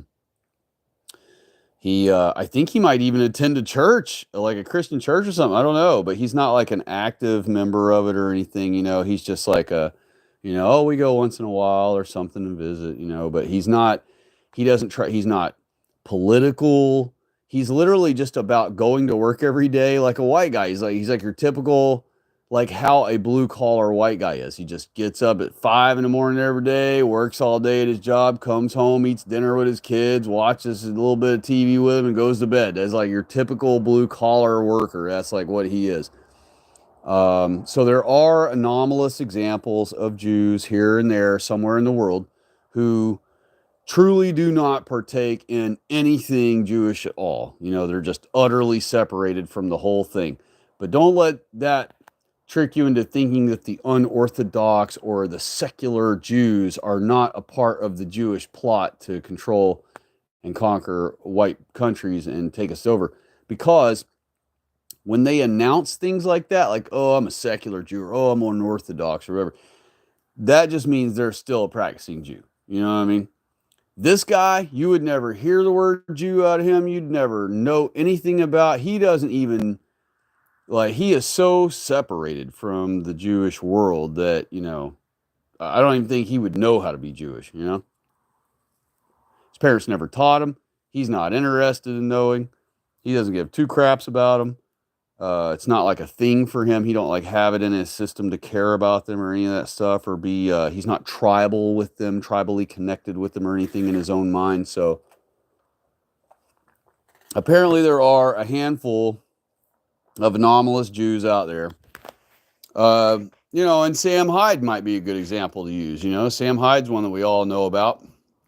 He's a Jew, but you know, if we had our say of kicking everybody out of the country today, I think most of us base white people would be like, you know what, Sam can stay. You know, he's done a lot for helping, you know, do what he can to help white people and stuff. Let him stay. You know, he hasn't subverted us. He isn't trying to ruin us. He isn't trying to, in fact, he's pro-white and he's always trying to be helping white people. So anybody who blesses Israel, God blesses, right? So Pot for Pot said, but I don't really wake up to everything. I didn't really wake up to everything until 2016. Well, hey, you know, 2016, that was pretty much when a lot of people finally reached their final part of, you know, where they're the final level, you know, of understanding like white identity and things. I'll bet 2016 was a really hot year for that. Criminally Autistic said, what the fuck's going on in here? Don't worry about it, buddy. If you have to ask, you wouldn't know. Pause for Pot said, it's a mystery. And then he said, it's gay. Well, it is happy. We're all happy around here. Pause for Pot said, nah, we don't fuck with that shit over here. Talking about the other kind of gay. Miss Loyal White Knight said, I grew up in a pro-white family, and my mom and her side of the family were part of the Knights Party, so I've been to a ton of rallies. I enjoyed, but it just doesn't move the needle per se. Yeah, I mean, I didn't even know they even exist anymore. I figured they may exist somewhere in the world, but in America somewhere, but I've never experienced one firsthand. I've never met a Klan member in my whole life, other than you, I guess. And what's funny is, you know, I grew up in the Midwest, right in the heart of the Midwest, where you would expect, if there were any KKK around anywhere, that they would have been right where I lived, and that they would have been all around me, you know, and that I would have been brought up in it right away as a kid. And I never even met a single one anywhere in the Midwest the whole time I grew up there. Not saying they weren't there, just never saw one, never met one, never had anybody mention it to me. I never had anyone tell me, hey, you ought to, you know, stop by one night or come to our potluck or nothing. Absolutely nothing. I've had, in fact, the Klan and all that was, to me, when I was growing up and I first learned about it and read about it and stuff, of course, it was being shown to me as a baddie thing, just like it's taught to everybody. I just considered that something that was, you know, long gone, like, you know, like the Germans of the 30s kind of thing. To me, I figured it didn't exist. I figured, well, not anymore. I didn't figure it existed anymore, you know, because I mean, as I was growing up, I just never saw it anywhere. So to me, it was just like watching National Geographic. It's like, okay, I guess that exists somewhere else, but I'm never going to see it, I guess. I considered it as distant to me as a giraffe in Africa. I literally just had no concept of that they were still around or any of those things. And even to this day, all the way to right now, I've never met one ever. And I've been around tons of pro-white people, and it is kind of funny that I've never ran across one anywhere in person. I mean, someone like me, when people hear me on my, rants and stuff, they would think, oh man, this guy definitely, friends with Klan members or a member of one or something. Nope, I've never even met one. You're the first person I've ever interacted with who's ever even known anything. Like, I've never heard of the Knights Party. With those names you had mentioned before in another stream, however long ago it was, multiple streams ago, I had never heard of those people, those men, that you mentioned, just because I literally have no knowledge at all about them. And not saying I shouldn't or should. I just have not ever ran across anybody. But now I have, I guess. So let's see here. Erase the bagels. Oh, and by the way, I want to give a special props thank you to Yumjoy Style for holding it down the other night in the comments section. I was pretty wound up that night. I was pretty aggravated that night about just everything going on in the news. I didn't mention it, but I had read some reports that day, earlier in the day, about some of our white people who had been killed by non-whites, and I was very agitated and angry at the time when I kicked that stream off that night. And so when I had those first few non-whites come in, or JDF, I'm sure it was just JDF employees. But when they came in that night and said their few things, talking smack or whatever, it didn't bother me a bit. I was going to even taunt them later on in the thing, for the rest of the thing, just to entertain myself. But next thing you know, after I ranted for a while, I looked down at the chat and there was like 800 something comments in the chat, and I'm sure a whole bunch of them, most of them were just the JDF bombing me with, smack talk. But there was Yumjoy Style for the whole 3.5 hours of the stream. Well, since he joined in, I don't remember how early he joined in on the stream, but all the way to the very end, he just by himself, and I think one or two other people, y'all were in there, maybe Deb of Christ, perhaps Miss Loyal White Knight, maybe somebody else too. But Yumjoy stayed in the whole time, like clapping back at every JDF, employee that was in there trying to comment bomb my channel. And I didn't even know any of that was happening until practically the end of the stream. I know part of the way through the stream, I said, I'll get to the comment section now. And I started scrolling backwards in it and realized there were so many there. I was like, oh, forget that. It'd take me till 5 years from now to address all the comments. So I just had to disregard even looking at the chat and focus on my rant because I was wanting to just get a bunch of things out. But, tonight it's more mellow. That's kind of why I do the annoying beginnings, like today I ran music, so not as annoying, I hope. But I try to basically just wear out their patience in the beginning. I know that they don't have a lot of patience. They're in a hurry to try to find other people to mess with and whatever. And if they don't get much action out of you in the beginning where they can start really messing with you, then they kind of just move on, it seems like. So like tonight, after I did that, look how peaceful the chat's been. There's been no 200 JDF employees here or whatever comment bombing all night, and we've been able to just do our thing. So that's kind of why I don't get started for quite a while in the streams, so that I can make those Yiddy Diddler employees go away. Erase the Bagels asked, how can tobacco be good? When I smoke, it's harder to breathe afterwards. Well, that could be from the fire safety compliance in the tobacco, in the prepackaged cigarettes. So if you switch to roll your owns, you won't have that trouble anymore, perhaps, most likely. But also, when you smoke, you're getting vapor. So the weight you feel in your lungs is actually the vapor. Kind of like if you were to hit a vape, you'll get a similar weighted lungs sensation, kind of a heavy lungs sensation there. But let's see. And then he said cowboy killers. Yes, that is one of the Jewish things, just like they came up with that, just like the scary R word and all the others. They had to demonize tobacco in order to make Whitey stop smoking, because at the time when they started demonizing cigarettes, about 70% of white people smoked. So they had to go on big demonizing campaigns to get Whitey off of it.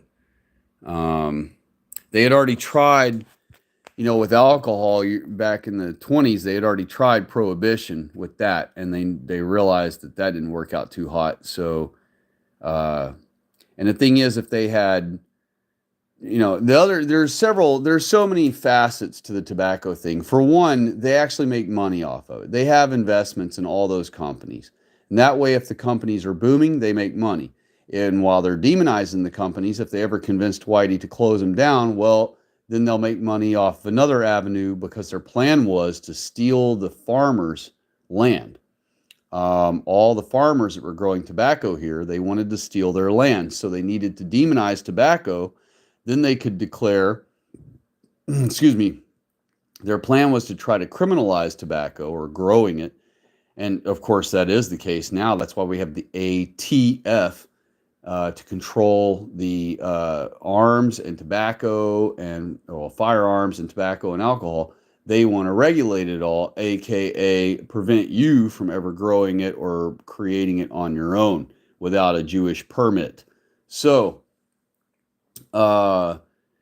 they needed to demonize tobacco so that they could criminalize it. And once they had it criminalized, then they would be able to hold all the farmers who were growing it as criminals and seize their land from them, since they were, quote, criminals.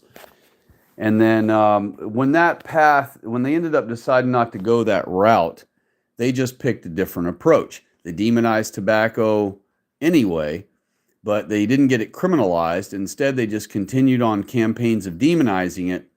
And then while they were demonizing it, they were trying to steal all the land, and they actually used the Dairy Farmers Association to help them out, and that was our own people they convinced to do that, to stab our other fellow farmer white people in the back who were growing tobacco. And the Jews promised that if they could seize that land from the tobacco farmers, that they would give it over to the dairy farmers. And so they rallied a whole bunch of the big dairy farmer groups together against the tobacco farmers.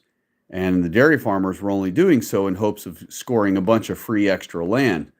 And meanwhile, the Jews had no intention on actually surrendering any of that seized land over to them, most likely. But that was the story they told them to convince them to help out in the campaign against the tobacco farmers back then. Pause for Pot said, "That's cool, Miss Loyal White Knight. It's basically the opposite here. I'm like the black sheep of the family here." And Deb of Christ said, "You're not alone in that, unfortunately." Miss Loyal White Knight said, "Yes, so I've actually been raised pro-white, but when I got out here, I really understood what they were talking about.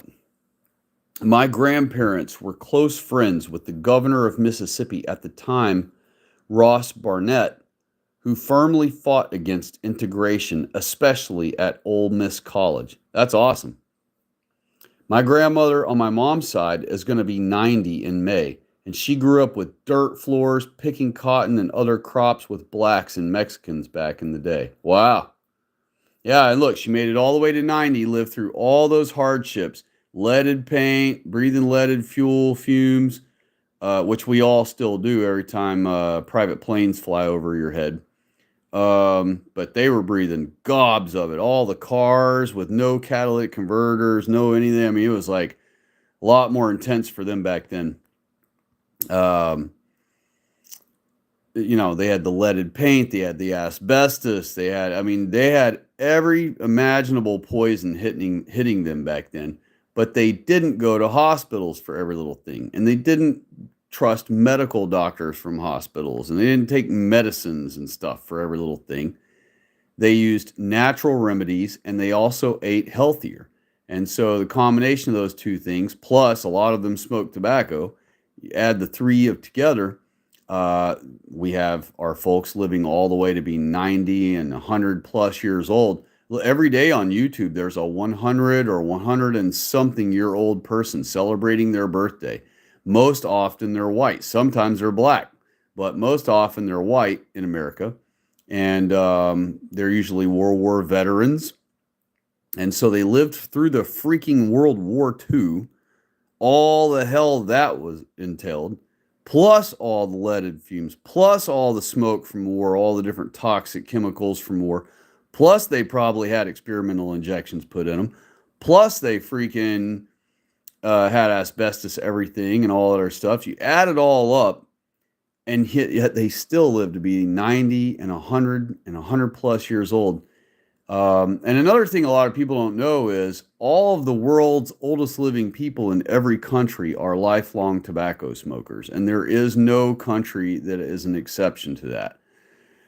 Any country that has smokers in it, their oldest living people who've ever lived in their country are were lifelong tobacco smokers.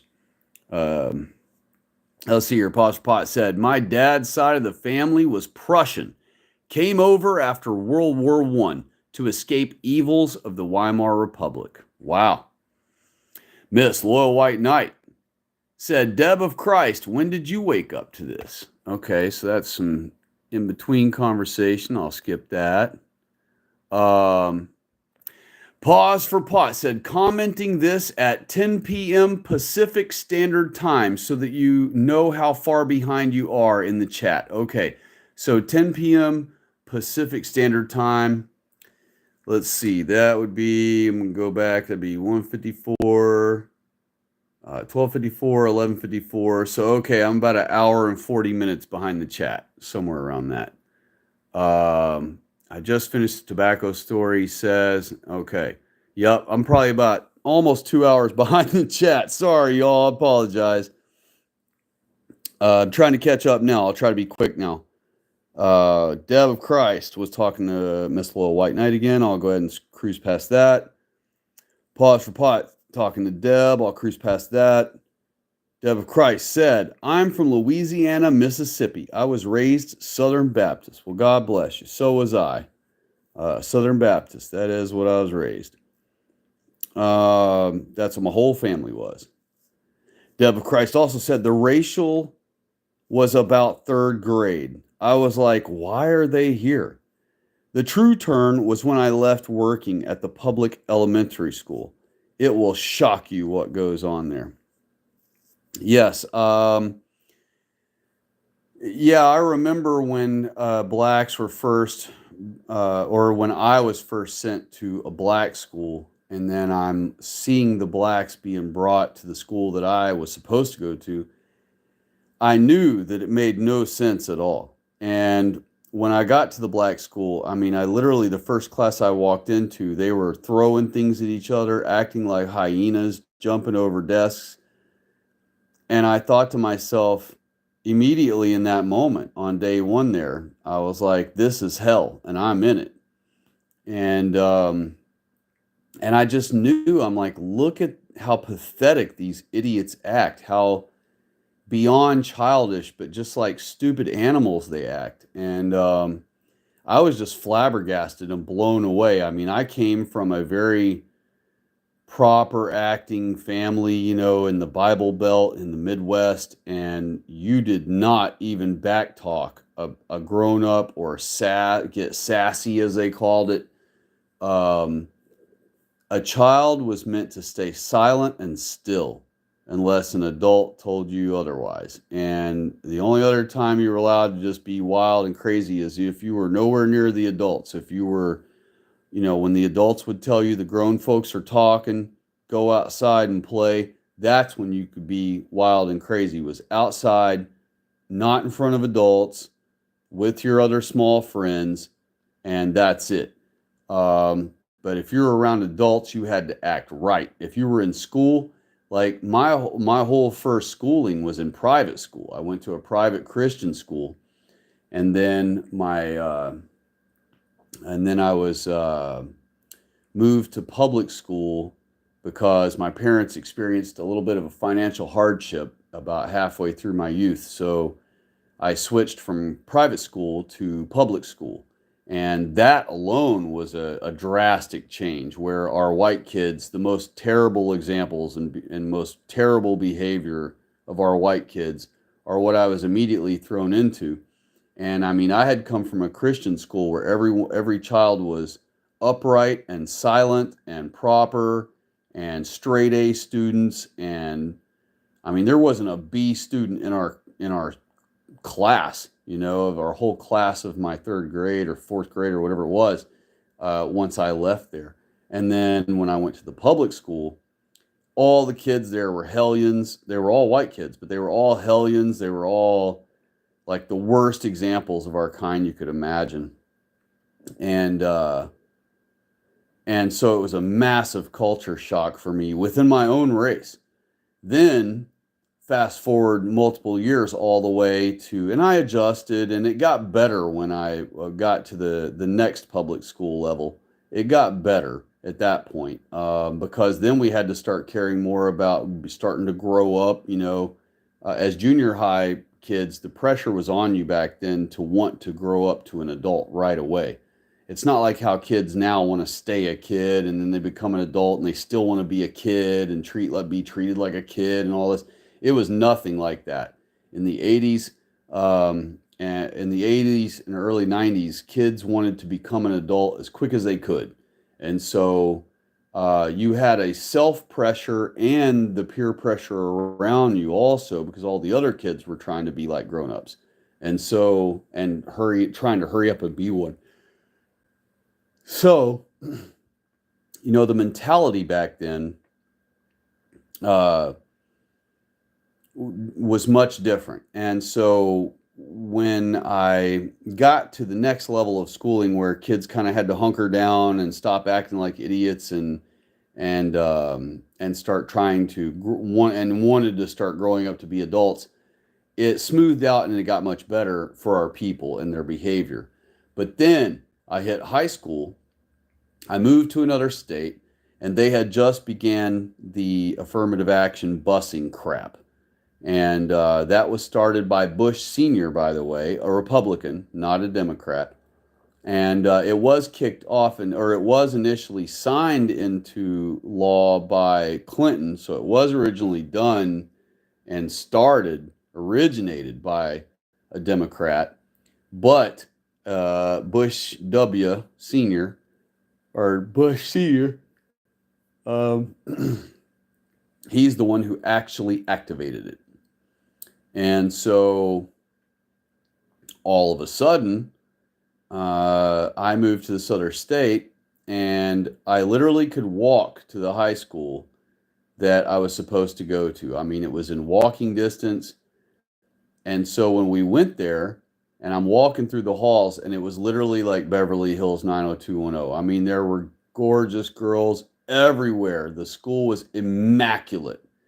Everyone had money. It was like being at a preparatory school, but it was a public school, but it looked like a prep school. It was so nice. And everyone was, it was in a really wealthy area. So everyone had money. So there wasn't any poor kids hardly. I don't even know if there was any poor kids. It was literally like Beverly Hills 90210. It was just like you would imagine, like that, only better. It was like Baywatch mixed with Beverly Hills 90210, all in my school there. And I was so excited. I'm like, wow, this place is like heaven. And then I sat out in the hallway while my parents went in to meet with the principal and get me enrolled and everything. And then they came storming out, maybe 20 minutes later. They came storming out of the door, very upset, and they said, "Come on, let's go." And I'm like, "What? What do you mean?" and they're like, "You can't go to school here." I'm like, "What?" And so they explained as we walked to the car, they're like, "Yeah, they're making you go 15 miles across town, to some black school." And I'm like, "What?" So I had never even been around blacks my whole life. I'd seen one black in real life my whole life until high school. And so for me, it was like, "What do you mean? I got to go to some alien school with a bunch of aliens now? What? That are nothing like me?" And so that was my big sudden moment of racial understanding. And it especially happened once I got there and stepped foot in the first class. And first thing they did was talk crap to me. Two of them messed with me in the first class. And I'll never forget the blonde haired, green eyed, cucked leftist white lady who was our teacher. She watched them messing with me and said nothing to them and did nothing to stop them. And so when the one guy kept pestering me, I finally told him, "You need to watch your mouth, dude. I'm not from here and you don't know me." And he got of course, that wound him up real hard then when I said that. "Ooh, white boy talking back to me." And he had his cousin sitting 2 rows back. And so the both of them, his cousin was taunting me from 3 rows back, and then the guy that was started it all was sitting next to me. And so as those two boons kept running their mouth, I finally said something back to the one closest to me. And what I was in was a class that had loose chairs. They were the typical plastic school chair that is the same as the plastic school desks, but doesn't have the desk. It's just the plastic chairs with the shiny chrome legs and the bright orange, plastic chair part. And the whole class was full of those with these long metal tables that ran probably 40 feet across the width of the room. And there were multiple rows of these long tables. And they had the tables because those tables were for the science, chemistry classes that also were held in that schoolroom at different periods. And so those tables had like a sink, and they're like hard metal tables, like big old long tables, whatever, that were like bolted in the floor and everything like that. So the chairs were all loose. So while this dude was taunting me, I noticed that there was an empty chair beside me. So after I gave him his warning to shut his mouth and not keep taunting me, and then that ramped him up to run his mouth even more, I took note that there was an empty chair next to me that I could grab and hook shot over my head and clobber him with it if I needed to. And so only a few more minutes went by, and he threw something at me. I don't remember what it was. But that triggered me to go ahead and do the thing. So I grabbed the chair next to me and hook shotted it right over my head. He wasn't expecting me to ever do anything like that, so I absolutely clobbered him right in the head with it, knocked him down straight out. And of course, his cousin came flying from 3 rows behind, flying in the air like a flying monkey, lands on the back of me. Well, thankfully, as he landed on the back of me, there were other white kids who had been bused to that school too. So there were white kids in the class with me, and there just so happened to be this white kid in the class who was sympathetic to them messing with me. I guess he had been messed with before by them perhaps, and he was just utterly sick of them anyway, because they were, always ruining the whole hour of class with their, mouths and activities and whatever, blacktivities. So it's almost like that guy was just itching for an excuse to finally jump in and help someone. It was almost like he wanted that to happen so he could get an excuse to get a lick in on him. And so as soon as this dude's cousin came flying monkey over the 3 rows to land on my back, that other guy, that white guy, jumped him and knocked him off of me. And then it turned into a brawl. And so we got broke up pretty quick, though. The principal, or vice principal, not the principal, but the vice principal used to roam the hallways of our school. and he was the dreaded one that everyone tried to avoid.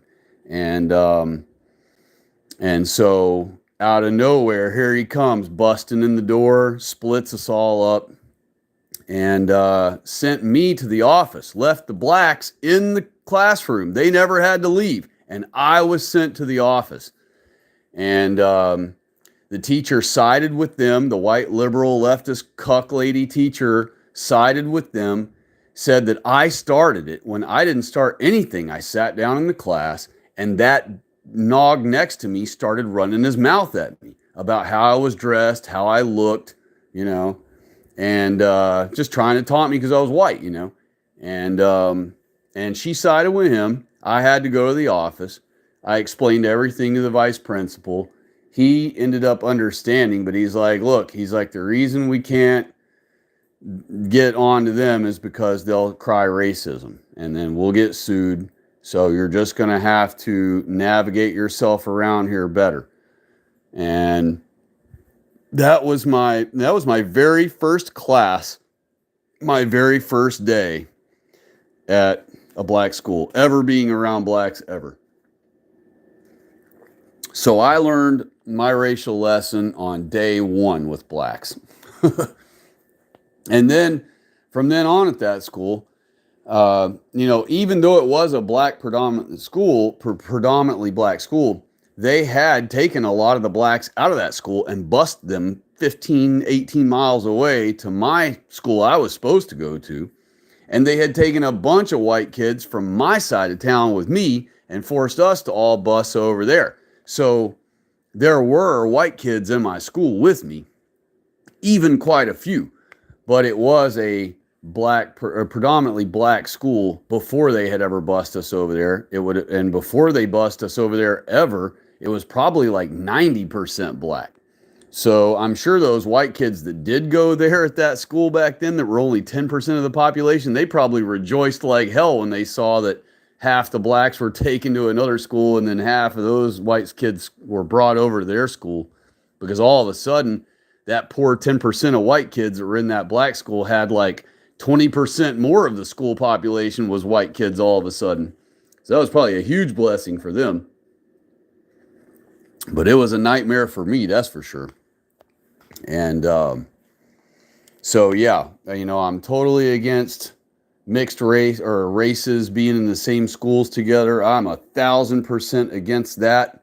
There is no telling how many millions of our white children have killed themselves, become homeless bums, just become losers in general, druggies, people that work meager little hourly jobs for their whole adult life from now on because they never got their proper education because they were forced to go to school with blacks. They spent their time either trying to win the approval of the blacks by being a stupid wigger, or an athlete where the blacks are in the same athlete they are. They're a football player, so they're trying to make all the blacks like them that are in football with them or whatever. Or they spent their time defending themselves from blacks, so they spent all their time under threat, you know, and all the while you cannot develop properly. You know, the fact that our white children can still manage to get straight A's and achieve in life and do a lot of good while they're in high school and everything for themselves and everything, while they're having to go to school with fucking psycho violent blacks and everything, that's a testament to how amazing white people are. That even under total threat, living in we're going to school in an alligator pit, and our kids still manage to get good grades, you know, and learn. Imagine if we omitted all the blacks and non-whites from our equation like it was back in the day. Just imagine how much further along our white children, who are now adults, would be, you know. I mean, I'm one of those people where I'm pretty strong-willed, so I didn't fall prey to all the madness that, you know, can happen to a softer mentalityed individual of a white person. There were soft white kids that were forced over to that school, and they lived through absolute hell. And I had to defend a couple of them a couple different times. You know, I had to stick up for one here, stick up for one there, when it would just happen to happen in front of me, you know. But it's not like I walked around trying to Superman everywhere or a black mess with a white person. It was just a couple of times it happened to be that I saw a weak vessel example of our people being picked on, and I intervened, you know, because, you know, I could tell that they weren't going to have the mentality to fend off these blacks, you know. So thankfully the Lord has blessed me to have a strong enough mentality where I was able to deal with it, you know, but a lot of white kids did not do well with it at all. And I'm sure I didn't do as well as I think I did. I probably would have got way better grades. I probably would have done better in school, generally speaking. Like I would have perhaps, like if I had went to the school I was supposed to go to, oh man, oh Lord, I would have been straight A's, or so I think anyway. I would have been happy as heck to go to school every day. I'd have been the first one there. There were so many beautiful girls, and our school was so clean and so nice. I say ours, it was never my school, but it was supposed to be. And it was so beautiful and nice and clean, and they had all the best facilities. They had all these extracurricular things like shop class, you know, and all this stuff, and all the things that are right up my alley. I was so pumped to go there once I stepped foot in that place and walked around. I'm like, this is the coolest school ever. I'll be glad to go here. And I went from that. Just an hour later, I got taken to the other school where I had to go to school, and I was like, oh my God. And there was never one day in that school I ever wanted to go. Not one day. Every single day I ever had to get on the bus to go to that school, I knew I was going to hell, you know? I'm like, oh boy, another day in hell. So let's see here. So yeah, that was how I came into understanding the racial aspect of things. Miss Loyal White Knight said, awesome. I was also raised Southern Baptist. Oh, right on, baby. That's awesome. Good stuff. Yeah, there's probably a lot of us will be Southern Baptists who end up being pro-white because we already had a good upbringing, and we already saw kind of why our ancestors had the cautiousness that they had about non-whites. And so, you know, it's a lot more likely that folks from the Midwest, Bible Belt, you know, Southern Baptist world are going to be more apt to have discovered this truth we understand, the truth that we understand by now, than, say, some city slicker cucks in New York and some, you know, whatever other types, Mormons, because they're so heavily involved in their church, you know, that they don't really get much outside influence. But yeah, I don't hate on the Mormon church, because I tell you what, the Mormon church is a white church. And nowadays, if you go to their website, it's kind of embarrassing, because like the first thing they show on their website is a freaking black. It's like, there's no such thing as black Mormons. Ugh. So pathetic. They are cucking it and having a black on their website. But it's like, there aren't black Mormons. If you ever see a black calls himself a Mormon, he's full of crap, and he's only there to try to grift to get white women. That's it. There ain't no such thing as a black Mormon. And Mormons knew this too. And Mormons actually teach themselves that they are a tribe of Israel, that they are the tribes of Israel. So don't be hating on Mormons, you know. Don't let Mitt Romney make you think that that's what a Mormon is. They are not. Mitt Romney is not a real Mormon. He's a Mormon in name. He might call himself one, just like blacks call themselves Christians, you know, but that don't mean nothing. There is Mitt Romney is not a real Mormon. A real Mormon, you would know if you saw real Mormons. They are freaking beautiful people, and they are immaculate, and they are very well behaved, and I mean, they're just like they're almost the best example of our people you could imagine. And if any of you who doubt that, that means you've never met a Mormon family, guaranteed. Because if you ever do, you'll be like, oh man, I know exactly what he's talking about. They are Mormons, I would say, are the highest spec people we have of our units we have of our people. I mean, I can't name one religion that holds a higher standard for our white people than the Mormon Church. I cannot name one. And so, Mormons, great white people. We don't have to concern ourselves with their deepest, highest up level stuff. The Mormons as a whole are wonderful, happy, faithful Christian people. It's unfortunate that they didn't protest Sunday worship either, but which is really surprising for them. As much as I know about the Mormon Church and as detailed as they are about the Holy Bible, they literally know, like I've said before in other streams, Mormon children know more about the Bible than any adult at a Baptist church or an Assembly of God or a Pentecost church or a Lutheran church or a Presbyterian church. A Mormon child will absolutely dwarf them in Bible knowledge. And they'll know the Book of Mormon, and they'll know math and science. They'll know, like, Mormon children develop so well. You would be flabbergasted if you ever met a Mormon child, especially a young Mormon.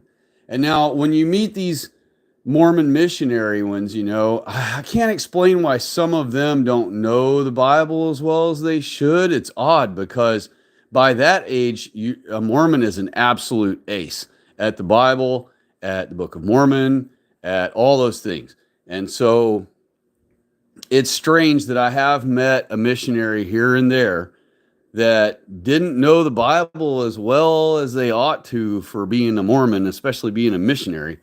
And just so you know, don't ever hate on those missionaries. To let you know, they spend their own money. They save up as teenagers and spend their own savings that they saved up, and they literally sacrifice all their own money.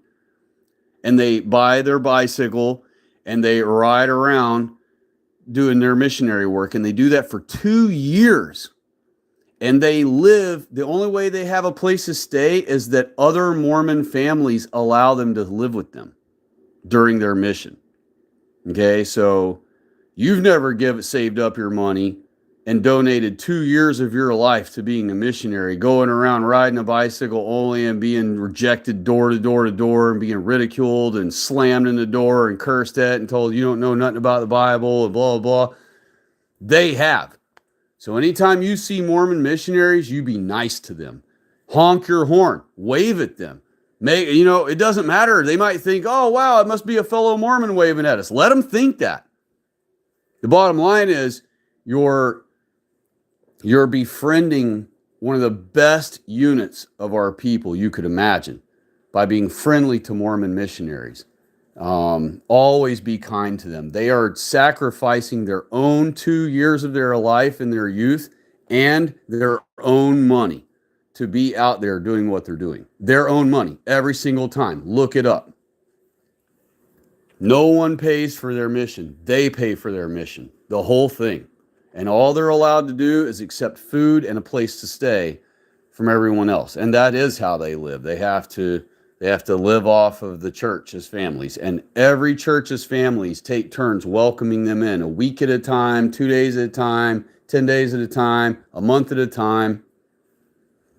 And so by the time their mission is done at a church, they've probably stayed with like 10 or 12 different families in that church, So always hold them in high regard. They are primo examples of our people, and you will be surrounded by Mormons in heaven. Promise you that. Let's see here. Pause for Pot said, my love of video games led me to learn 3D modeling in college, and that's how I learned to make and read blueprints. Man, that's good. That's a rarity, though. Not most kids do not play video games, and then, oh, wouldn't you know, I ended up being a programmer. That's a rarity. But I'm glad that you turned something that normally keeps our people sloth for way too many years of their adult lives. I'm glad you actually took it and created a career from it. I know that 99% of the video gamers, that will not be the end result.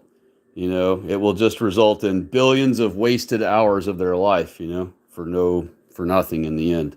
But for you, I'm glad that you took that and learned from it and utilized it. You know, I wish more of our youth would do that. And he also he continued on and said, "That's how I got into engineering and construction and stuff." That's really good. I read Prince along a lot of times too. Uh, I do a lot of projects that involve AutoCAD and prints, you know, and stuff. Miss Loyal White Knight said the racial stuff started for me when a black girl pulled my hair in second grade, and my mom came up to the school and took me out of there, but also cursed out the black girl and her mom. Good for your mom. God bless her for that. Deb of Christ said, or she was talking to Miss Loyal White Knight. I'll go ahead and skip that just because I'm trying to catch up here. Miss Loyal White Knight also said, I can only imagine how you felt working in that environment. I did it at a daycare, and I've dealt with horrible non-white kids and their parents. I could not deal with that. Okay, she's talking to Deb of Christ still about the schooling, working at school, I think. Pause for Pot said, same here. I was in second or third grade, and a black kid said I called him nigger, but I didn't even know what it was yet. I never even talked to him. And he was just trying to get out of the trouble he was in. Pause for Pot said, since I was in Southern California, we had more problems with Mexicans than blacks ganging up on us. Interesting. So they're not the old peaceful, oh, just here to pick your crops essay as they're portrayed to be. Just as we knew. Pause for Pot said, I can't imagine how crazy that stuff is in our schools nowadays. It's true. It's super bad now. I mean, it just makes me sick thinking about the fact that our white kids have to go to school with blacks. It just makes me want to vomit every time I think about it. Miss Loyal White Knight said, I had to constantly tell this little black girl in my daycare class to sit down. She gave me the finger and told me to shut the fuck up. So I called her mom, and her mom came there smelling like weed and cursed me out. Yep, exactly. That's all you get. And Deb agreed, said, yep, I left my job and pension because I was told the non-whites are beating the daylight out of the whites because of their environment. I got sick of the excuses and the constant abuse from parents. Yeah, they're the ones that create the terrible environment by attacking the white kids. And then Deborah Christ talked to Miss Little White Knight, and then we're going to move to the next one. Deborah Christ said, bodybuilding can be the opposite end of the spectrum as anorexia. It can become a mental disorder. Okay, so I see how far back I still am when we were talking about the bodybuilder stuff. Wow, that was a really long time ago. Miss Little White Knight said, Kamala herself doesn't even know what race she is. Man, I'm way back. Yes, I mean, she's she's an ultra mongrel. Pause for Pot said, my friend had a black Jesus picture with dreads. Oh, wow. Pause for Pot also said, he tried to tell me Jesus is black because of Egypt and stuff. Then I had to tell him he's thinking of Moses. Yeah, I mean, nobody, it's funny. There have been no blacks found in Egypt. We literally have uncovered multiple burial sites with untold amounts of bodies in them. One of the ones, the one I like to highlight the most, is the largest discovery of bodies we've ever found in Egypt. They estimate it to be over 1 million bodies buried in this one burial site right there in Egypt. And they specify, and you can read this in Haaretz, you can read this in the Times of Israel, you can read it in either one of their articles. You can type it on Google to find it. All you do is get on Google and put it in quotes. That way it'll bring it up, pretty quickly. Put over 1 million bodies or over 1 million mummies discovered in Egypt. When you put that in quotes, it will bring up the Haaretz and the Times of Israel articles. They both basically match each other. You know how the Jews are. They'll put out one thing, and then they'll copy and paste it to all of their, publications. So they both say the same exact thing.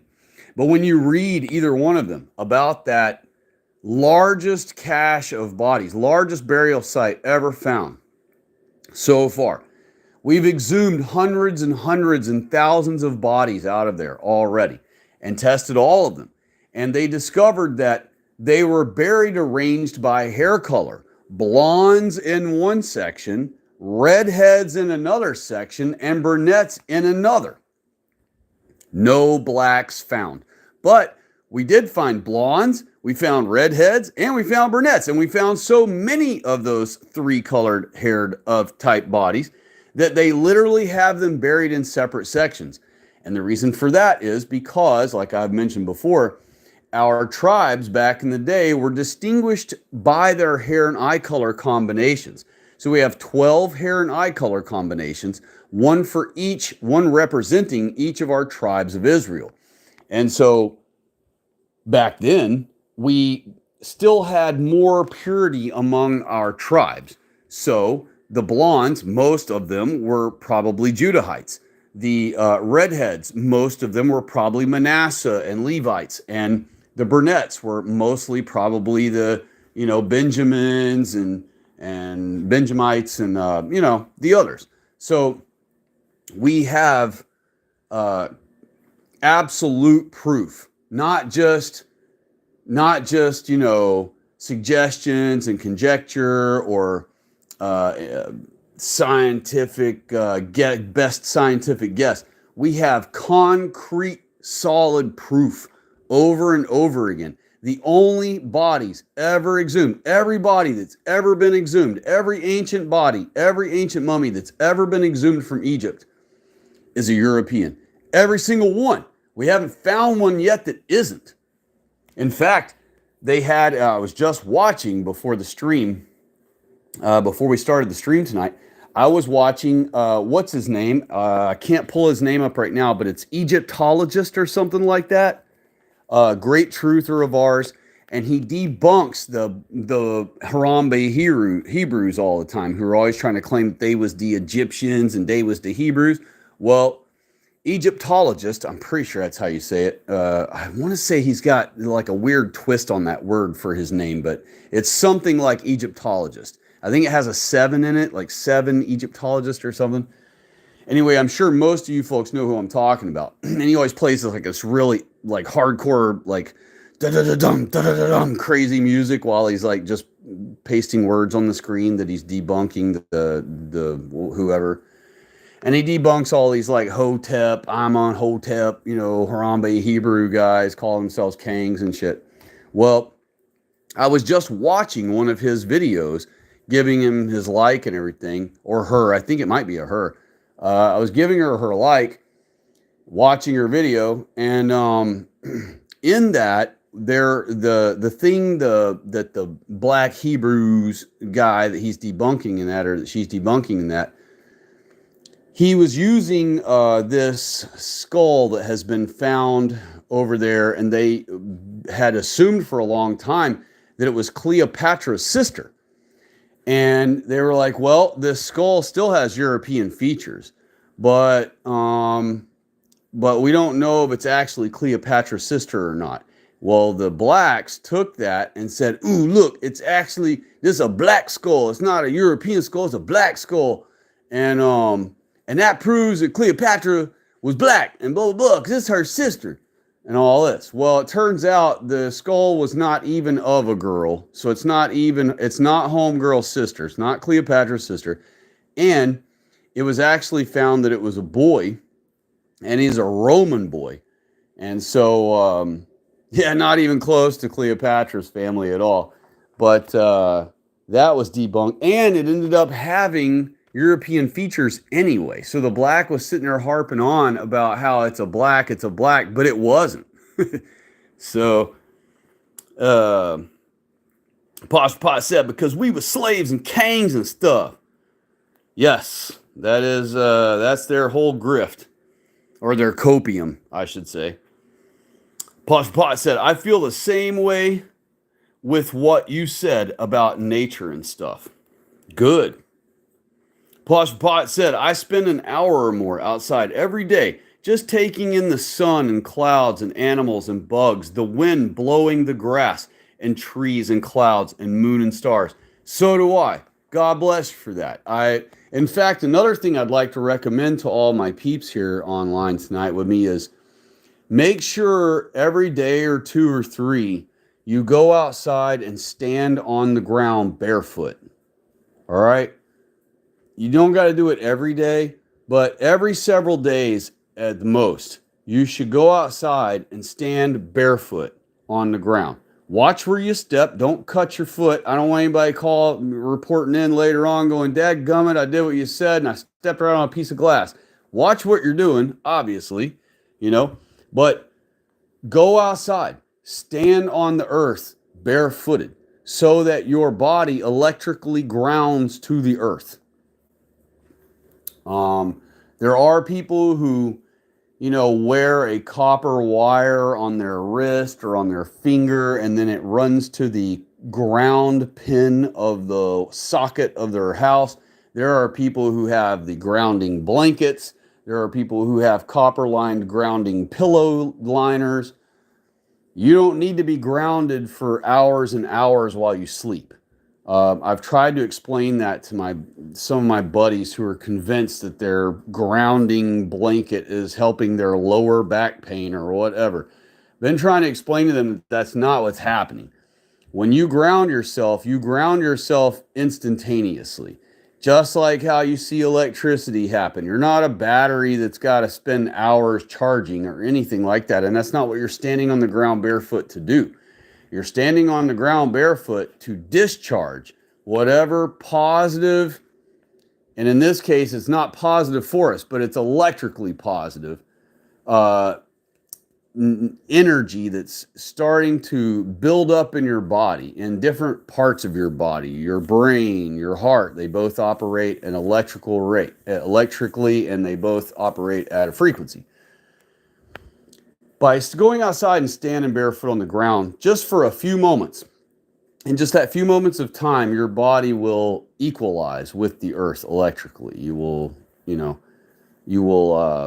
by grounding yourself, you will neutralize whatever built up static energy is building up in you that could perhaps be causing some sort of malfunction with your brain or heart or endocrine system or, who knows. So it could be just that it helps your cells develop better. We don't know the full mechanics of all of it. All we know is that it is beneficial. So I do recommend, every couple, 3 days, you should at least go outside and just stand on the earth for a few seconds, barefoot. It's all you need to do is just a few seconds. And in that few seconds time, it's no different than like when you've got static built up in your clothing and on you and everything, and then you touch something metal and pow, it shocks your finger. That's how fast you will neutralize and ground when you stand barefoot on the ground. It's the same effect. It doesn't take a long time. You don't have to be out there for hours or minutes. Just a few seconds barefoot, and you can, go on about your day. But I do recommend that for folks. And then, like what Pause for Pod is saying, though, is a different thing where he's saying to take in all God has made, to go outside and admire the nature, admire the critters, admire the plant life, admire like he said, just the wind blowing. The phenomenon of wind is something that God made. And it's a force to be reckoned with. I mean, it can literally blow your home down. It can blow your car off the road. It can carry someone off far into the sky if they're out parasailing or whatever, and get caught up in a big old wind. It's its own thing, just like the flowers, just like the trees, just like the critters. And so I totally agree. Even admiring God's wind and God's God's clouds, God's sky, looking at the dome with the stars and sun and moon in it. It's all so glorious, and he wants us to appreciate it. He made it for us to admire and be grateful for. What a wonderful scenery he's given us. And while we're supposed to hate this world, he doesn't mean all he made for us. He means the world of upright bipeds who hate us. And so let me go to the next thing here. Pause for Pot said, all God's perfect creations. Yes. And Pause for Pot also said, when I was a kid, before my grandmother passed, she told me to enjoy it and appreciate it because one day they would come with bulldozers and tear it all down and build an ugly city over it all. And don't we do that quite a bit? I'm actually to the point now where, if I was in charge of this country, there would be no new construction. All new construction would be halted. It would suck for all of our white people who are in construction, but half of them have been ran out by the Mexicans now anyway. So we're going to get rid of all that and get rid of the new construction. We will just have all those white guys go into doing repairs and maintenance instead. No need to build new stuff. We have buildings falling apart all around us. We have maintenance galore that needs to be done all over our country. And so they would have endless amounts of work, just like they feel like they need new construction constantly happening everywhere in order to have endless amounts of work. They already have endless amounts of work waiting on them to do maintenance, renovation, repairs. And so they'll have their whole lives to be able to keep, of work to do. And that would allow all of our, construction crews who are knowledgeable about construction and everything to then be shifted to the proper thing, maintaining and restructuring or restoring our infrastructure. You know what I mean? That's how our construction crews should be used. I would ban all new construction. We have way too many buildings in America now. We have empty building after empty building. We have empty apartment complexes. We have empty freaking office buildings everywhere. Brand new ones that have never even been moved into. We have warehouses bigger than 50 football fields put together that are just empty, sitting, And I mean, think of all the trees and all the critters we displaced just to put these worthless buildings in those places. And then all the apartment complexes they've built all over our country to fill up with billions of non-whites. We're going to level every one of those. We will ban apartment complexes from America. Whenever we restore our country, we're going to level every single apartment complex that exists in this country. There will not be one apartment complex left standing. Not one. We're going to level them all. And every apartment complex will become like 8 people's homes, with each home will have 2 or 3 acres like it's supposed to have, And so not only that, we don't need all that extra housing because it was all made for the 1 billion additional non-whites they want to bring and flood in our country. So when we get rid of all those freaking apartment complexes, we won't have the room for billions of non-whites anymore. They'll already be gone anyway, but there won't be any room for any of them to come back because we'll have gotten rid of all their places to stay. Let's see here. Pause for Pot. And that's because we're going to restore, we're going to replant trees, we're going to level all those areas, we're going to replant trees, we're going to grow grass where we had buildings. And you know that once somewhere becomes unmaintained, it only takes a brief amount of time before plant life grows up all around it and all over it and all through the foundation and everything. So we're just going to level all that shit and let nature grow right back. And we'll probably help it out by planting some trees and stuff, but it'll grow back rapidly within just one generation. All those places where we have apartment complexes now will all be teeming with forests and wildlife again, with one nice home every 2 acres planted, plopped somewhere in those areas. And there will never be communist freaking mass housing like that ever again allowed in our country. Pause for Pot said, makes me wish we would go back to living a self-sufficient lifestyle in harmony with nature like our ancestors did. I agree. I thought, hey, look, I'm caught up with the chat. Amazing. I only have 3 more to go and I'm totally caught up. Awesome. I agree 100%. We need to become salt of the earth people again. We need to go outside. We need to interact with our world that God made us. We need to interact with the critters, with the plant life. We need to till ground. We need to garden. All of you who don't have a garden, I suggest you start a garden this year when spring comes. Start you a garden.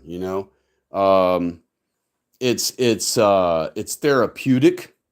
It connects you with the earth. It gives you something else to grow, something else to pay attention to, try to help. And don't get discouraged if certain plants don't grow. If you don't have a green thumb, I don't have much of a green thumb, but I did manage to maintain this same garden I have now for about 3 years.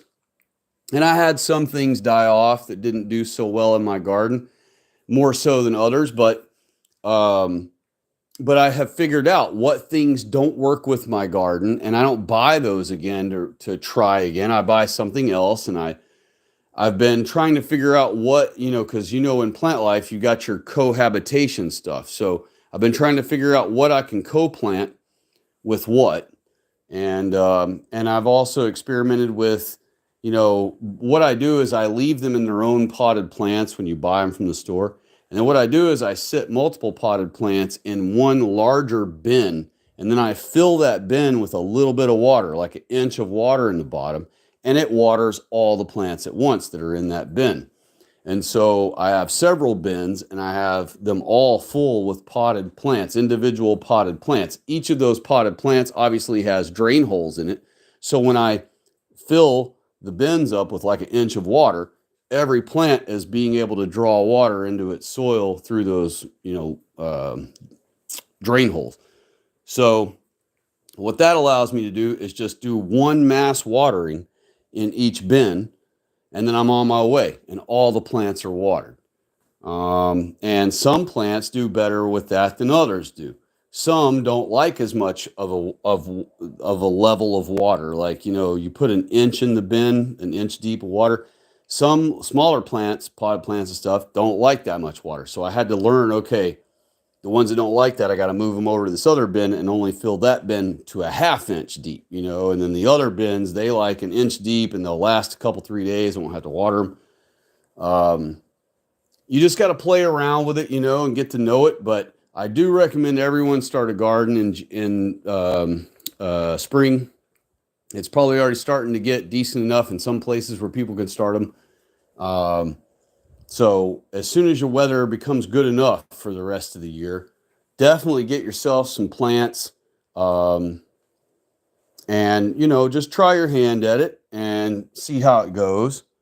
And I think you'll get a lot more enjoyment out of it than you think you will if you haven't ever done it before. I know I certainly enjoyed mine, and every day when I'm on the porch, it's right there in my face. I get to look at the garden every day, so it's nice. And it also attracts, honeybees and other things. Sometimes you'll attract critters you don't want to attract, like caterpillars, but on the whole, you'll attract, bees, honeybees, and you'll attract other flying critters, and, and they'll come and pollinate your flowers and things. And it's a fun little, it's truly, I understand why our elders, when they get to an age where they can't, be action packed out in the world anymore, they just settle for gardening, and it satisfies them. It gives them an activity to enjoy.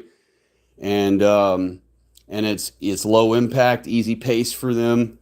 And so I see the allure of our elders who, as they get into older ages, they just kind of only garden and really not much else, because it's a very viable solution for our elders who, once you become elderly, you're very limited on what you can do.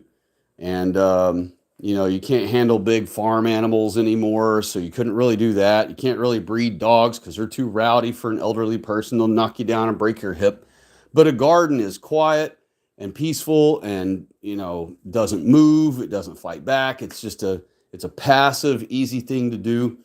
And so I see why our elders do that instead of other things as they grow older in age. And why not, especially in the situation we're in now, where Jews are always threatening us with taking our food away, taking toilet paper away, all this ridiculous crap they do, their little scares and stuff. They're always poisoning our food now. So what better time ever in the 6,000 years of our mortal trial as white people at all what better time than now in this timeline that we're living in for our white people to start rekindling ourselves with gardening and growing our own food. We've been living off of, Jay offered poison foods for our whole adult lives, really, since we were born, really. And, from birth all the way to adulthood and then all through our adult lives. So, if we start gardening now, by the time we turn elderly, we'll be ace masters at it. Our gardens will be as big as a house. We'll be able to eat and live off our garden, even if the millennials and Gen Z government ran governments at that time are a disaster, or work against us. Now, the idea is that we're going to win them over and win our country back and teach them not to be that way before all that happens. But in the meantime, we could at least be learning gardening so that we can feed ourselves if really tough times come again. Pause for Pot said the truth has been revealed. Pause for Pot also said, for those of us who dare to look and see it and go against the grain. Yes, it is, truthing is not for everybody. Some people do not have the mentality, they don't have thick enough skin to be ridiculed and shamed and shit talked. And, in order to be a truther, one of the first things you discover that you got to have is really thick skin. And you got to have a strong mentality. You can't, which I guess that is thick skin, but you got to explain thick skin to someone who may not understand. You got to have a strong mentality. You have to be able to absorb and you have to be able to accept that the people you're trying to save are going to think you're an idiot, and then you have to be able to absorb all the ridicule, all the freaking bad faith arguments. There's plenty of those. I get questions constantly from people that are in good faith, but I also get plenty of questions that come in bad faith, trying to be gotcha questions and stuff like that. So definitely, there is an issue with those things, but on the whole, most people are genuinely curious, like what, they genuinely want to know a question about something, or an answer about some question. And so this is, if ever there was a great time to be alive, this is one of them. I mean, granted, we're not in the peak of humanity anymore. That's already passed. And granted, but we could make a new peak. It's just the peak that's ever been has passed. And so our goal is to create a new peak, a new highest peak that has never been achieved yet. Full racial identity, full reformation back to the understanding that we are God's people. The whole thing, that would be the new highest peak ever if we can just accomplish that. And in the meantime, it's just, you have to be able to absorb that the people you're trying to save are going to be the very people who ridicule you, who reject your message in not just a friendly way, but a very spiteful or hateful way. And even if they don't do it in a hateful way, because perhaps they love you, perhaps it's a family member that loves you, but they strongly, vehemently detest your position, that you're trying to teach them. And, it's frustrating. It's a tough gig. It's not for everybody. And it's not for half steppers, That's the other thing, is we have a lot of half steppers that just, they think truthing's neat to some degree because they find out about they discover they have been lied to about. They get intrigued by that. And then next thing you know, they're in their own mind determined that they're going to be a truther or that they are one. But they run into these spots where they run into truths that don't jive with the rest of the lies that they are still comfortable in believing and living with. And so when they hit one of those uncomfortable truths, the racial one is always the biggest one. They really, really struggle with that, you know. And the second biggest one I would say is discovering that Jews are not Israelites. You know, that's their second biggest kick to their nuts mentally, you know. And they don't know how to process that because they tried to become a truther while not being mentally strong enough to do so. I don't discourage people who are mentally not strong enough to be a truther from being truthers. I encourage all of our people to do their best to become a truther and do their very best at being one. But some people are just, of our people, are just not going to be cut out for it.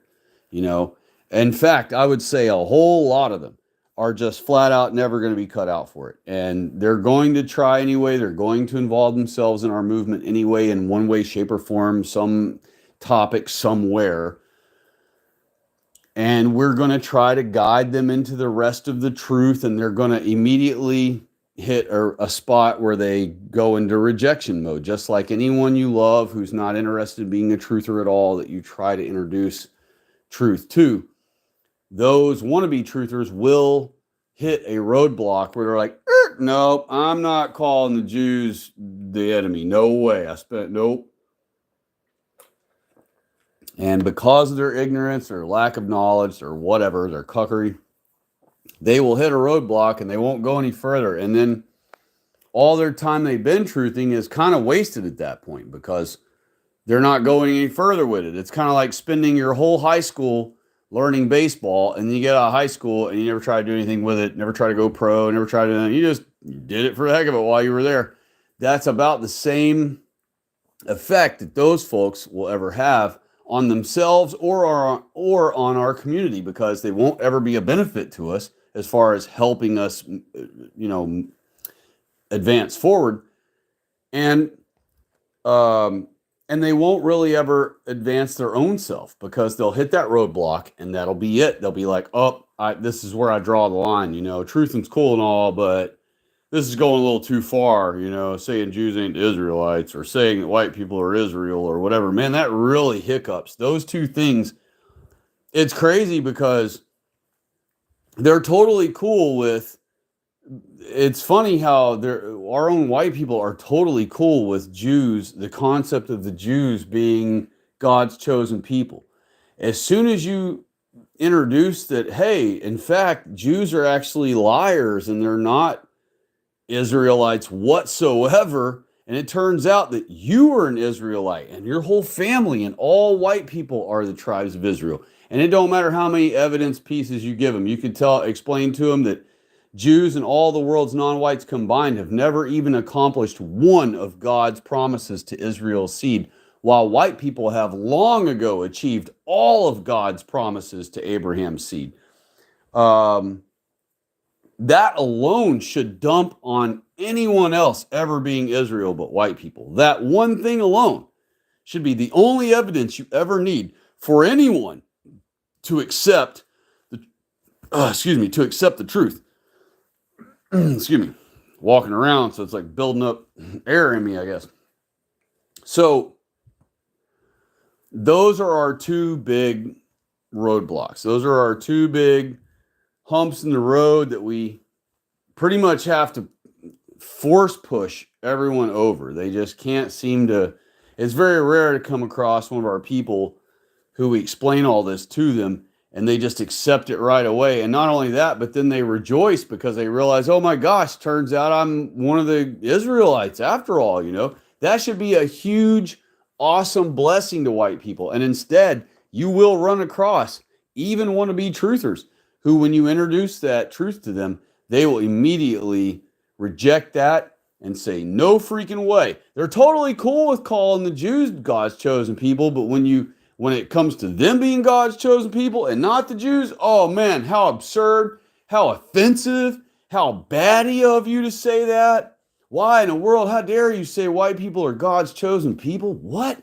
You know, and there out will come the scary R word and everything. But then all their life, while they've been being told in their face that Jews are God's chosen people, they never experienced that ever. And they never said, oh, how racist of them, or how awful of them, or how discriminatory of them, or whatever they want to accuse us of when you introduce that truth to them about us being God's people. They have none of that sensation when all their life they've grown up believing that the Jews are that, Never have any of those negative feelings about the Jews being in that position. So, let's see here. Ba-dum-bum-bum. Let me get back to where I was here. Okay, Erase the Bagels asked, if you were to guess, when do you think the flashpoint is going to happen? That's a good question. I've been asked that a bunch of times. And of course, every time I have to admit the same thing, that I have no idea, just like most of us don't. Of course, I would love to know, and I'd love to be able to give you guys a heads up and gals a heads up about when it's coming so that we could all be prepared and take action the same day at the same time the right way.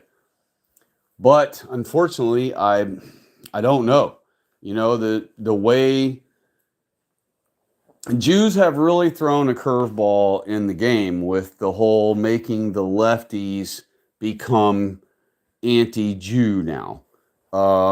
That really, that was, whoever came up with that was not only was it an ultra ballsy move, but it was ultra clever. It's almost such a good idea for them that I'm almost tempted to believe a white man came up with the idea for them. That they were paying white guys to, like Freemasons, whatever, sellouts, to spitball ideas with them, think tank with them about what to do. And I mean, that move was so slick that I'm really leaning on the idea that a white guy came up with that. But because they did that, that has set us back a long way, because now and they did that on purpose, so that anyone critical of the Jews is now, by the right, who's supposed to be on our side, are all going to call them leftist, quack nut, purple haired, dipshit liberals, right? But then if we want to be pro-Trump, well, they've got the card in our pocket of attacking us with the lefties still, but also when we try to get our own conservatives to see what's going on, we're still the baddies, because after all, we have to point out who the enemy is and who are all of the ones on the fake right worshiping and honoring all the time and obeying their every anti-white whim, the Jews. So you're either on the right and you got to honor the freaking Jews, or your own right-hand team will disown you, or you got to be, against the Jews, but now all of a sudden your whole right-hand side is going to think you're a lefty quack nut that watches CNN and you wear purple hair and your freaking girlfriend's banging a black right now, ho, ho, ho, or whatever their stupid things they come up with, you know what I mean, to try to shame you or ridicule you or make fun of you or whatever. And so it's all those things. It's the combination of all those things has got us in this weird, we're in this weird world right now, as far as like situation, like our circumstance is very odd because we're caught between, we're in a catch-22. We don't have a good side on either side to be with, Nobody wants to side with the rabid leftist anti-whiters, but they're the ones calling out the Jews genocide. What's funny is they're only allowed, or they're only trained to call out the Jews genocide on the Palestinians, but they don't call out the Jews for anything else anti-white that they do. They only call out the Jews for their anti-Palestinian campaign. What do we got here? Larry two times has chimed in. Hello. And he said, there were native black people in America, aka Lost Tribes of Israel. Incorrect. Blacks have nothing to do with any tribe of Israel. Blacks are beasts of the field in our Holy Bible. So you don't want anything to do with our Holy Bible if you're black. Promise you that. Even though y'all think you do, and you hope that you're going to steal it from Whitey like you did our bikes and all that other stuff. But nope. In fact, if you look all through, of course, blacks always say this because they have no idea about the Bible. Y'all don't know anything about the Bible. You don't know anything at all about our Holy Bible. That's why y'all repeat such absolute laughable nonsense. Congolians are from the Congo, and they have nothing to do with our Holy Bible. Nowhere in our Holy Bible does it even talk about blacks other than mentioning them as beasts of the field. The only other time they're mentioned is when they're called locusts because they devour and destroy and ruin. They don't build or create anything. And the only other thing they call them is aliens and strangers. That's pretty much the four things, descriptors that blacks are ever called. Jesus did not have nappy hairs. Nowhere in the Bible says that. Jesus' hair was white, meaning super bright, angel bright blonde. And they didn't have the word blonde back then. So they used the word white because their hair was so close to the color white, being bright angel blonde, that's what they called it, was white. Also, you can read in Revelation 1:14, and you blacks should know that one because after all, that's the one where y'all go, Jesus got hair like wool. But it doesn't say that. It says Jesus's head is white and his hair is white like wool. Not white and like wool, white like wool, because wool is white. And so his hair is not woolly, and it doesn't say his hair is woolly. It says his hair is white like wool. White like wool. And it also says in that same verse that his head is white. And you can't have a black dude with a white head and then having white hair. There's no such thing as that. Also, his eyes in that same verse, he has eyes the color of a flame of fire or fiery flame, depending on which version of our Bible you read. Both of those mean the exact same thing. A flame of fire and a fiery flame are the exact same thing. If you look up a fire, you ought to know, but you probably don't because you don't know anything about science. But there is no such thing as a brown colored flame. And all blacks have brown eyes except for mongrels. And those are just useless, doomed, anomalous things. But blacks have brown eyes. There's no such thing as a brown fire. There's no such thing as a brown fiery flame. And there's no such thing as a flaming fire of brown. There's literally no such thing as brown fire. Now, Jesus Christ told all of his followers that anyone who was lukewarm, he'd be spitting out of his mouth. So that means Christ isn't down with lukewarm things. Now, knowing Christ is not cool or okay with any lukewarm thing, when it describes the color of his eyes being the color of a fiery flame or the color of a flame of fire, Jesus Christ's color of his eyes would not be a lukewarm or an in-between hot temperature of fire. For Jesus Christ's color of his eyes, he's going to have the hottest color of flame available for his eyes. If you Google right now, what is the hottest color of fire, you will see your answer. I'll go ahead and give you a spoiler alert. It's blue. Blue fire is the hottest color of flame of fire, and white is the next hottest color. So brown is not even a color of any flame of fire. Which utterly, that one spot right there omits any non-white from ever being Jesus. Let's see here. And then, of course, here comes the black mantra. Oh, I married my cousin. Wow, we've never heard that one before, Negro. Never heard that freaking Congo story before. All right. That's a real original one there, man. You totally got me off guard with that one. Who would have thought, y'all, that a black would ever accuse a whitey of banging their, what do you say here? Let me stop so I can read it. Married my cousin. Wow, man, that's original, bro. Nobody's ever thought of that until you did just now. I don't know if you just stepped off the boat from the Congo and come up with that just now or not. It's so original. Amazing. You know, we have some standard ones we tell about y'all, you know. So if you want to trade some back or forth, we could.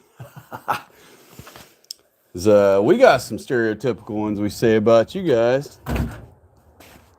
Only ours are true. You know, Father's Day is coming up soon. There, Larry 2 times. Matter of fact, hey Larry, what's your actual real name and your own kind's click noises? What's your real name? Like click. Is that your real name? Because your real name isn't Larry. That's your Jewish assigned name, you know. Larry is a white man name, so Larry is definitely not your name. Your name is. That's your name.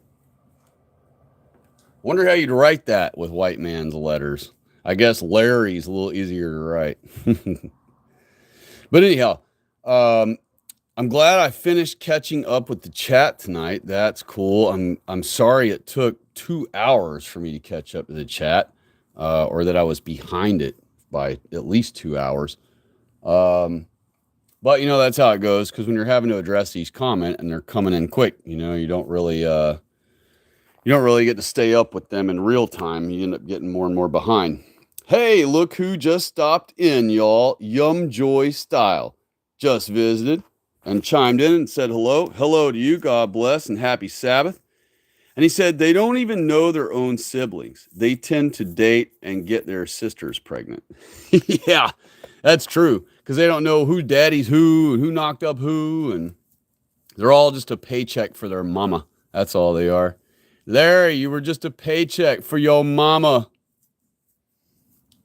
So, Yum Joy, in case you are just now joining in, I gave you props earlier on the stream, specifically to you, for throwing down and holding it down the other night against the whole JDF posse that showed up to talk crap on the stream. I appreciate your effort, and I appreciate Deb of Christ, and I appreciate Miss Loyal White Knights, and I appreciate anybody else that I'm forgetting to name.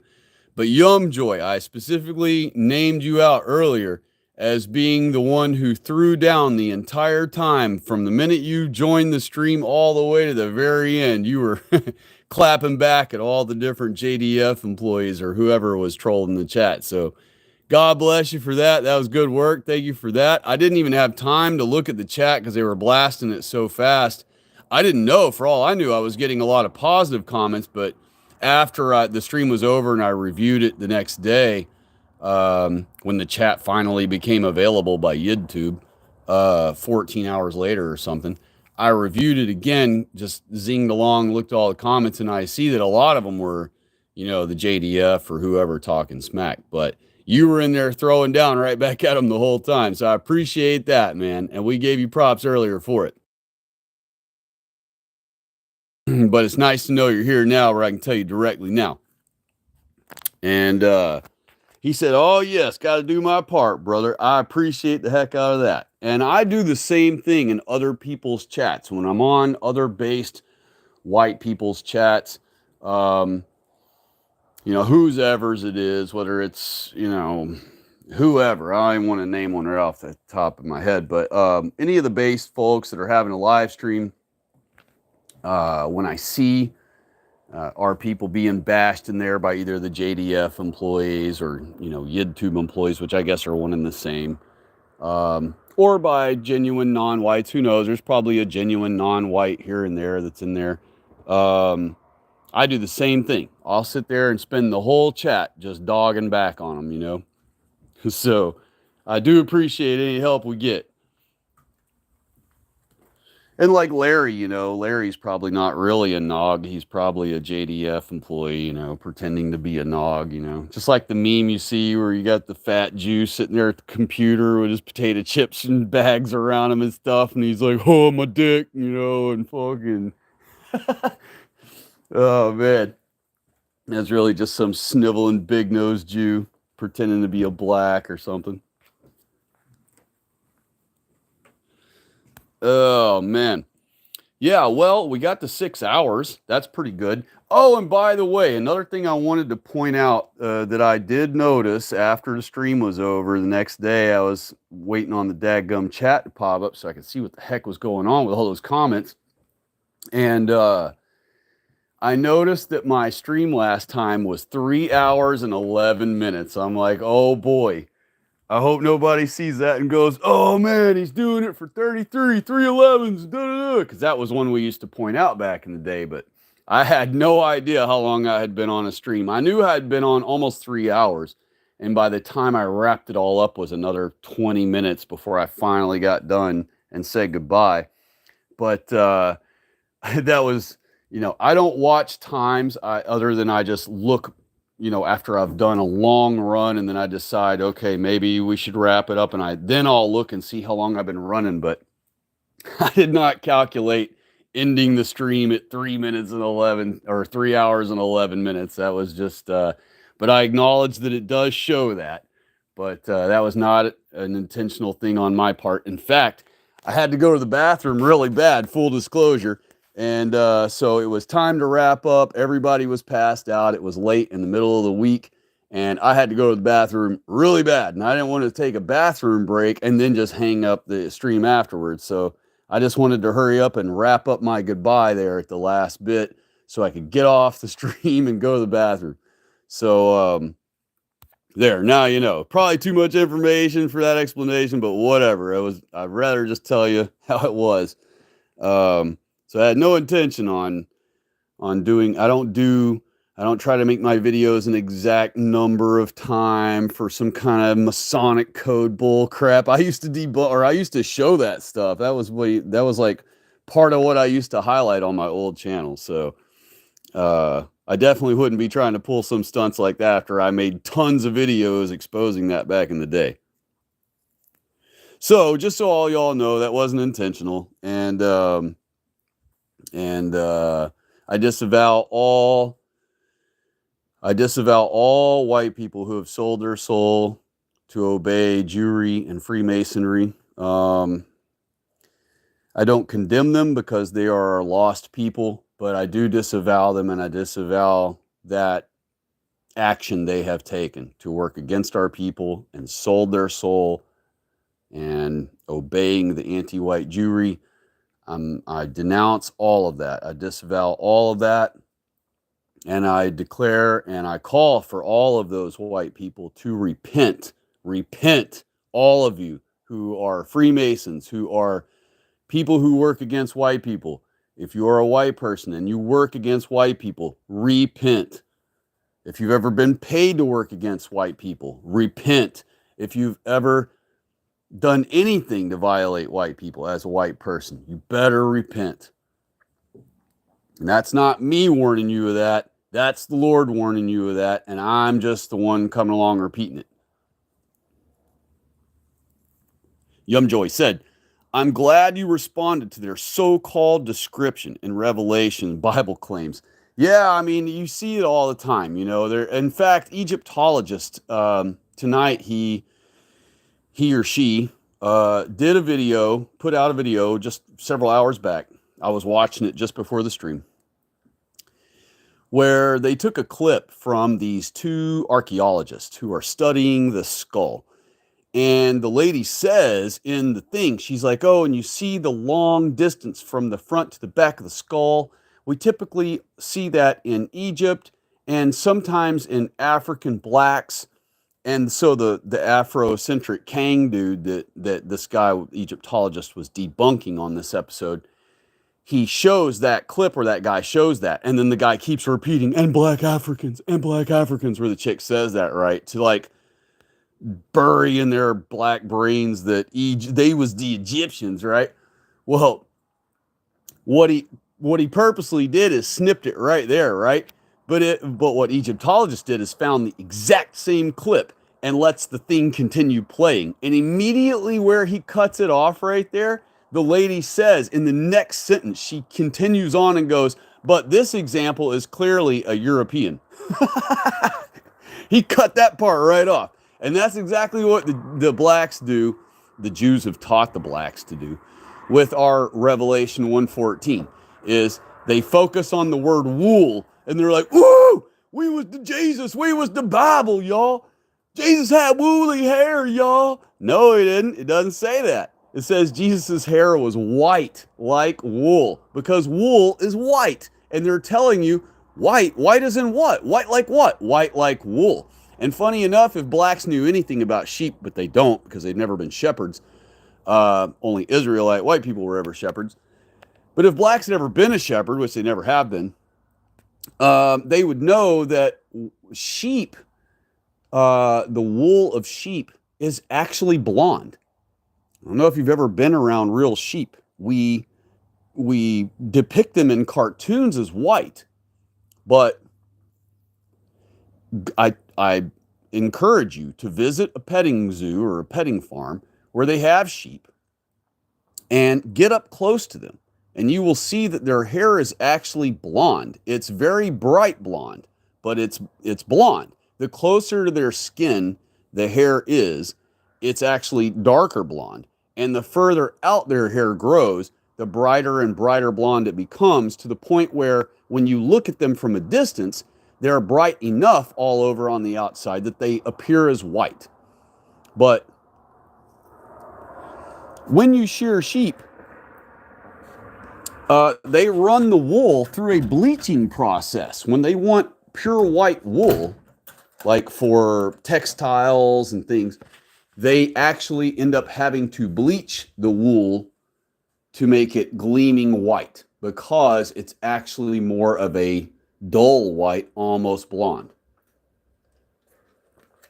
And y'all can check that out for yourself anytime, in person, in real life, with a sheep, if you can find one around you, nearby your home, at a petting farm or whatever, to go check out in person, up close. You will see with your own eyes, they are not gleaming white most of the time. Now, there is a breed, there are maybe two breeds, where their hair is more white, more gleaming white than the other types of sheep. But on the whole, when you are up close to a sheep, their hair, because naturally sheep aren't clean all the time, so in their natural state, when they're roaming around and they're a little dirty and whatever, their hair is actually blonde. The closer the hair is to the skin, you'll notice it's darker and darker blonde, and the further out the hair is grown from the skin, the more and more white it becomes. But yeah, the blacks, they see the wool part and they're like, "Oh man!" And the only other one they cling to is the Jesus having feet like burned brass or burning brass. But what they don't realize, because again, blacks don't know anything about fire or burning or brass, metallurgy, or any of that. All they have to do is put in brass burning on Google Images, and they'll see gleaming white. Whenever you're burning brass, it glows bright white like a freaking light bulb. So I challenge or encourage any of you to Google image brass being burned in a fire. It's very, very bright white. Gleaming bright white, like bleach white. Let's see here. Yumjoy Style also said they are trying to claim they were the original Native Americans. Yeah, so now they're stealing another group's history, like a bike or purse. Umar calls them pretendians. That is what they are. They're yeah, that might be the Egyptologist person, because he calls them pretendians too, or she, whoever. So maybe that's who you're speaking about. I don't know who Umar is, but maybe that is who you're talking about. But yes, they are absolutely pretendians. And the thing is, this is all copium for them. They know they're full of crap. None of these freaking blacks that, walk around and say, we was Kangs, or we was Egyptians, we was Hebrews. When they go out on the sidewalks and scream at white people and scream Bible verses and dress up in their imaginary Hebrew garb, excuse me, they're only doing so in order to have an excuse to scream at white people and talk shit to white people in public. That's all they're doing it for. It's no different than when the blacks get together what's that black militia group when they went out in the street and they all had their guns on them and they're stopping every car driving through the hood. All they're doing is harassing white people. Every black that drove by, they just let them drive by. But God forbid a white person turns down the wrong road and tries to cruise through one of the neighborhood streets of the hood where they're standing. Well, they stop that car, threaten them, make them feel scared, make them feel like they're going to shoot them, and that's all that's for. It's the same thing with the black Hebrew, Harambe Hebrews, I call them. The Harambe Hebrews just want an excuse to go out in public and talk shit to white people without the cops coming and arresting them for being just walking around attacking people. So if they just stand still in one spot and they set up a few little poster boards of collages of their stuff on it, and start screaming Bible verses at white people as though the Bible's verses are attacks on white people from the Bible, then they have the excuse to do so, and the cops can't say, look, you're walking around attacking people and assaulting people, and harassing people. And notice, just so you remember, if us white people were to go stand on a sidewalk somewhere and set up poster boards and start reading the Bible and all this stuff, the cops do show up for us, and the cops would arrest us or at least make us cease and desist. And why is that? Because we didn't go get a Jewish permit. We didn't go get a permit from the Jews. Guess who gets to do that all they want? And never, ever are the cops bothered about them needing a permit from the Jews. The blacks, they're able to do that all they want, and the Jews don't give them any trouble at all about not having one of their Jewish permits to do so. I can't imagine why. What could be the answer? Oh, that's right, because all their nonsense is Jew-sponsored. So they want the blacks out in the street talking shit to the white people, assaulting verbally the white people, demanding that white people kiss their boots, telling white people we're going to be their slaves someday. Every synagogue roars with glee when they see those dudes out there making a fool of themselves. And it's dual purpose. It makes them have a great laugh, a great belly laugh at the blacks. But it also allows them to let their bioweapons of mass destruction do their thing, against us in the public. But yeah, you'll never see a Harambe Hebrew group that got a Jewish permit to be where they are to do their demonstration. And you won't see any cops. If you go find a cop and be like, hey, these guys are over here doing their protest without a permit, cops will be like, nothing we can do, buddy. They're blacks,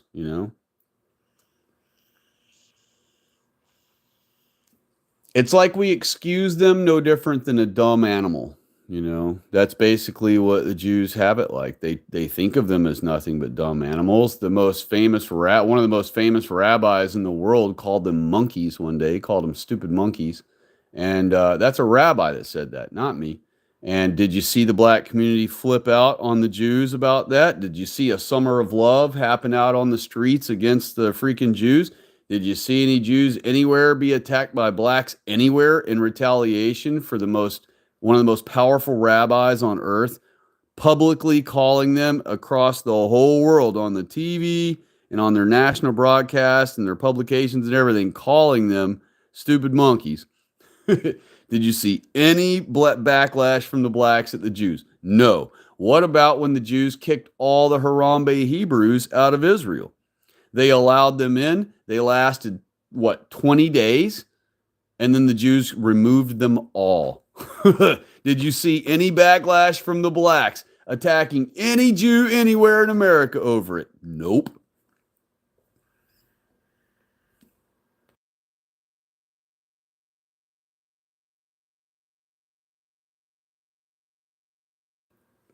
Let's see here. Yumjoy said, yeah, if you Google sheep's wool, you'll see it's blonde or whitish. That's right.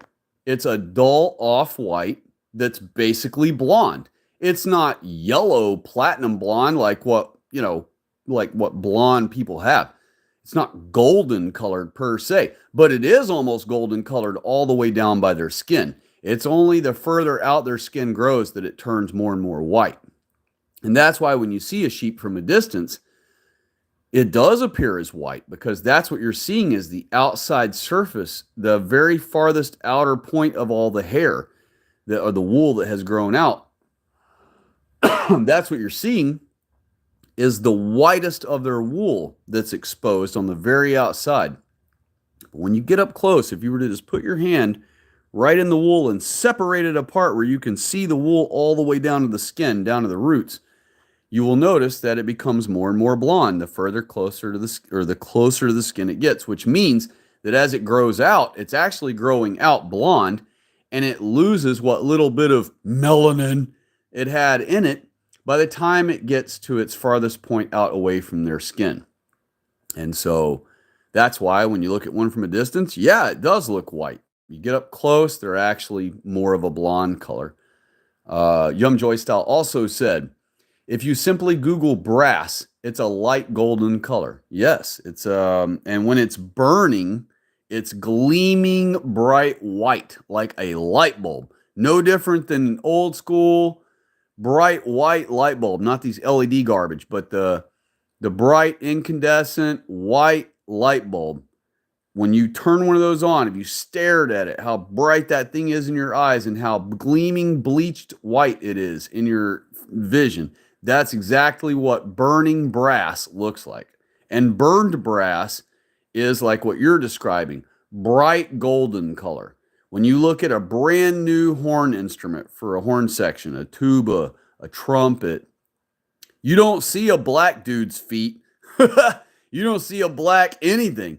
You see bright golden brass. And that is what white people's feet look like when we work outside and we have our feet exposed to the sun. Our feet look golden, just like our hair, or if we're blonde, or just like the rest of our body will look if we work outside. And that's mentioned multiple times in the Bible about us working outside, about us having a ruddy countenance because we were outsiders, outdoors people, I should say. So yes, it's I mean, the thing is, again, blacks, they know dang it well they're full of crap, and so that's why they use those couple of BS examples for themselves, and that's all they have. They don't have anything else. They've never been shepherds. They've never wore robes. Our Bible mentions swords. They never made swords. Our Bible mentions horsemen. They were never horsemen. Our Bible mentions, I have a whole video about that. As a matter of fact, what the examples I'm giving right now about things that have nothing to do with them. Books. Books are mentioned in our Holy Bible several times. They never had books. Still don't to this day. Except for in Whitey world, some Jew will publish a book for a random black, and then she can call herself an author. But there are no books from history from blacks. There's no written language from blacks. There still isn't. Blacks still don't have a written language to this day, while they claim that they wrote the Bible. They also claim to themselves as copium that King James was black. And they think because our Bible, called the King James Version Bible, they think since it's called that King James is who wrote it. And that's really true. You can see that on the black Pinterest pages they have and stuff. It'll say King James was black. King James wrote the Bible. And I've shown that in my video called at the very, very end, the last 10 seconds of my video titled Noble Joggers Profiled. At the very end of Noble Joggers, the last few seconds of it, I show on that Pinterest page, that pro-black Pinterest page, that King James was black and wrote the Bible, That's how ignorant they are of the white man's religion and our Holy Bible. They think that King James wrote the King James Version Bible. What else? I mean, they have a lot of other funny things, that we could use as examples. But I have a whole video titled Bleg Hebrews, right? What is the name of it? It's something with Bleg Hebrews. But if you get on my channel and you look for one that says Bleg Hebrews, I'm pretty sure that was what was it called? Um, I don't know. It's something, and I spelled Hebrews kind of funny. I spelled it like, he dash bruise. I spelled it in some kind of nog way. And if you scroll way back down the list of my videos, it's quite a ways back in my videos. It's probably video number 18 or something. So it's quite a ways back of the 80. And it's hard to believe I have 80 videos. I sit there and look at the list. I'm like, there's no way this is 80 videos, but somehow it says I have 80 videos. Maybe it doesn't. Maybe it says a different number. Maybe I'm overshooting that in my memory. But I was shocked. I looked at it one day and I'm like, what? I have that many videos? And I was scrolling through. I'm like, there's no way I have that many. But actually, some of them are private. I locked some of them down private. 3 of the videos are me cataloging my old channel while it still existed, just before they deleted it. And they actually purged my old channel while I was recording. And so on part 3 of those 3 videos that I have on this channel, they were the very first 3 videos I posted. The last one, the third video of me, and I'm on page like 13 of my videos at that point.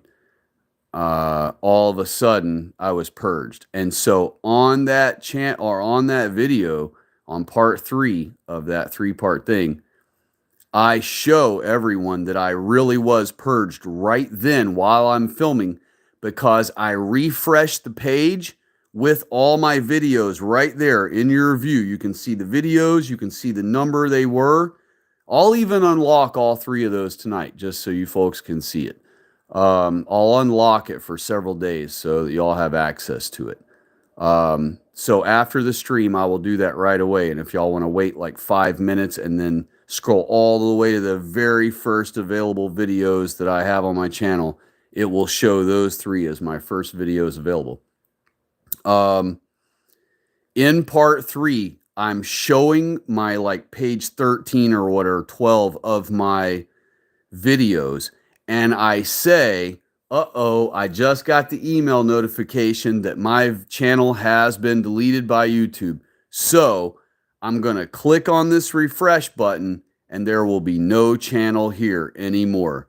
Ready? And I click it and my channel is gone. And it says no page to be found or whatever, like 404s me basically, after I refreshed. So definitive proof that I was purged. I still have the email from March 3rd, 2018. And I could post that on a screenshot one day. So I will unlock that for anyone who's interested in seeing what my old channel had on it. The titles, you'll see the titles of all my videos. I had 345 videos still at that time, after multiple videos had been deleted by them and after I had to pull some videos down because they were threatening to delete the channel if I didn't take them down. So, but I still had 345 videos on that channel. It was my flat earth channel. So almost the entirety of the channel, other than the hoaxes, I had hoaxes on there too. Handy Sook, Boston hoax, Orlando Gay Club hoax, Seth, what's his face hoax with his parents on there pretending they were crying, but they couldn't shed a tear. And that's another thing is on one of my other streams, I was trying to tell y'all about a campaign we had back then during the hoaxes. And I never ended up on reviewing it later. I noticed that I never ended up telling you what that campaign was. The campaign was no tears. That was our big thing all through the hoaxes, exposing Handy Sook and the Boston Marathon hoax and the Orlando Gay Club hoax and the, all the other mass shooting hoaxes at the schools. Those were all drills. The one down in Florida, wherever that one was, where the sheriffs got shamed for not going in the school and being heroes or whatever. They stood outside and hid or whatever. But it was because they were told to, because it was a drill. There was nobody inside being killed or any of that. And So we covered, I cover all that. So you'll see videos of that in the stack in different random pages.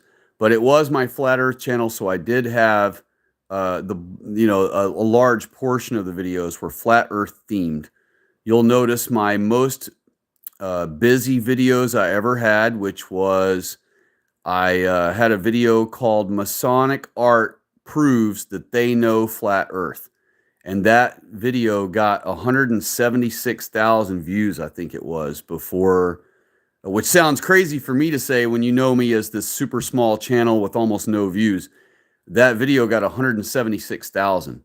And you'll see that when you are looking at the parts 1, 2, and 3, if you happen to notice that video as I scroll along. I think I even stop at that one and mention it because it was my biggest video I ever had.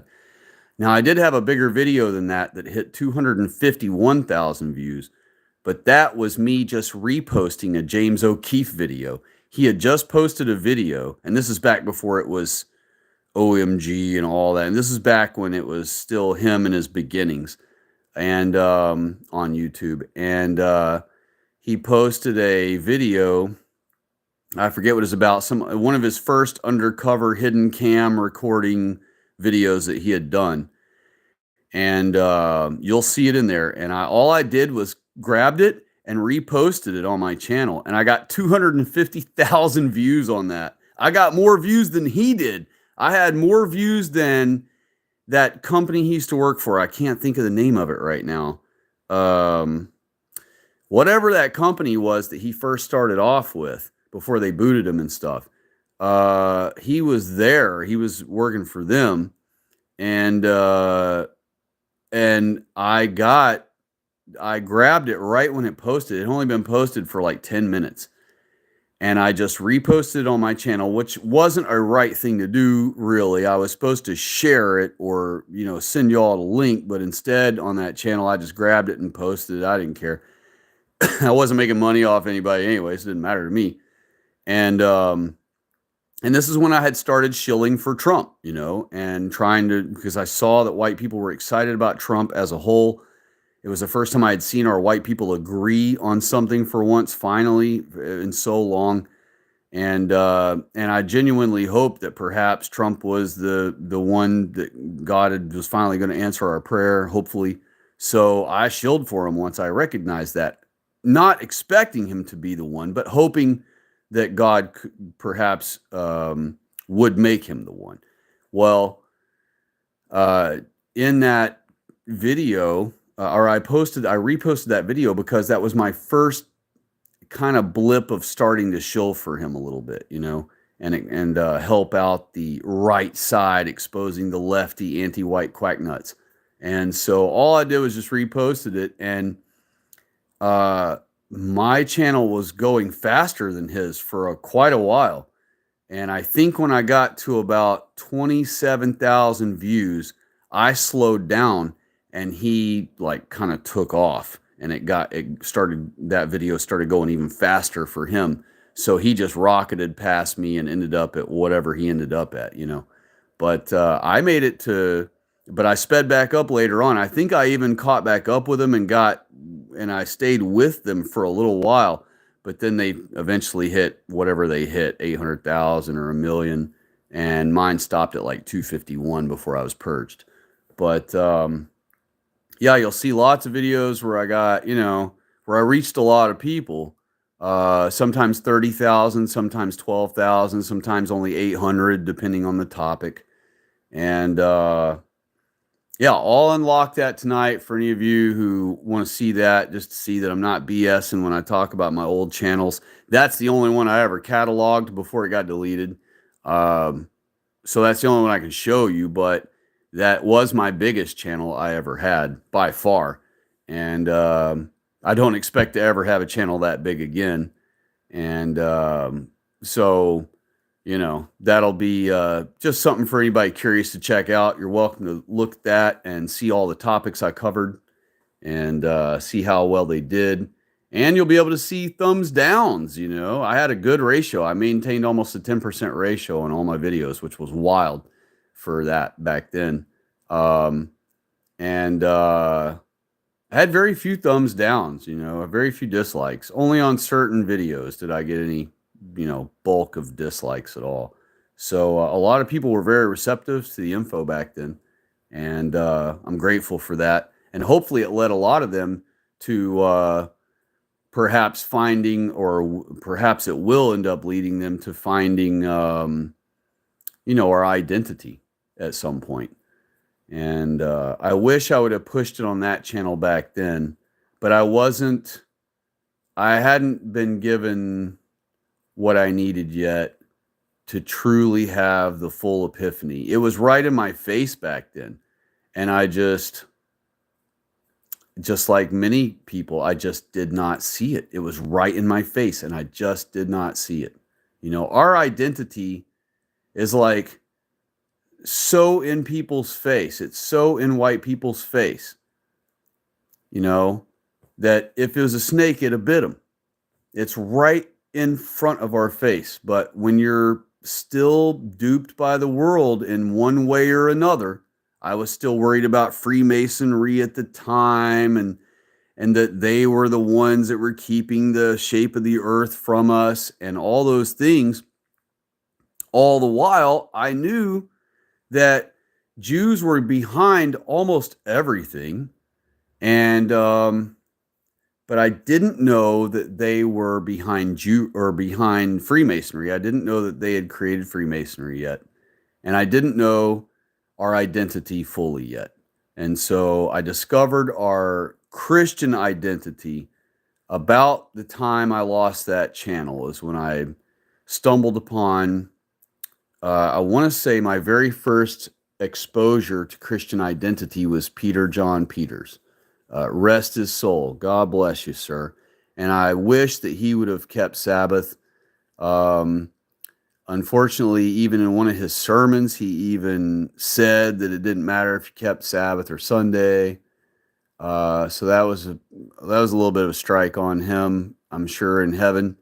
But he championed our identity, our race, being the Christianity faith, and that our faith is our race, and that America is our new Jerusalem, and it is our original home, which he didn't know that. But, for those who are first hearing this for the first time, it's our original home too. The Garden of Eden was in America. White man was placed in America by God on Creation Week. So we are the indigenous, if you will, native people to this land. And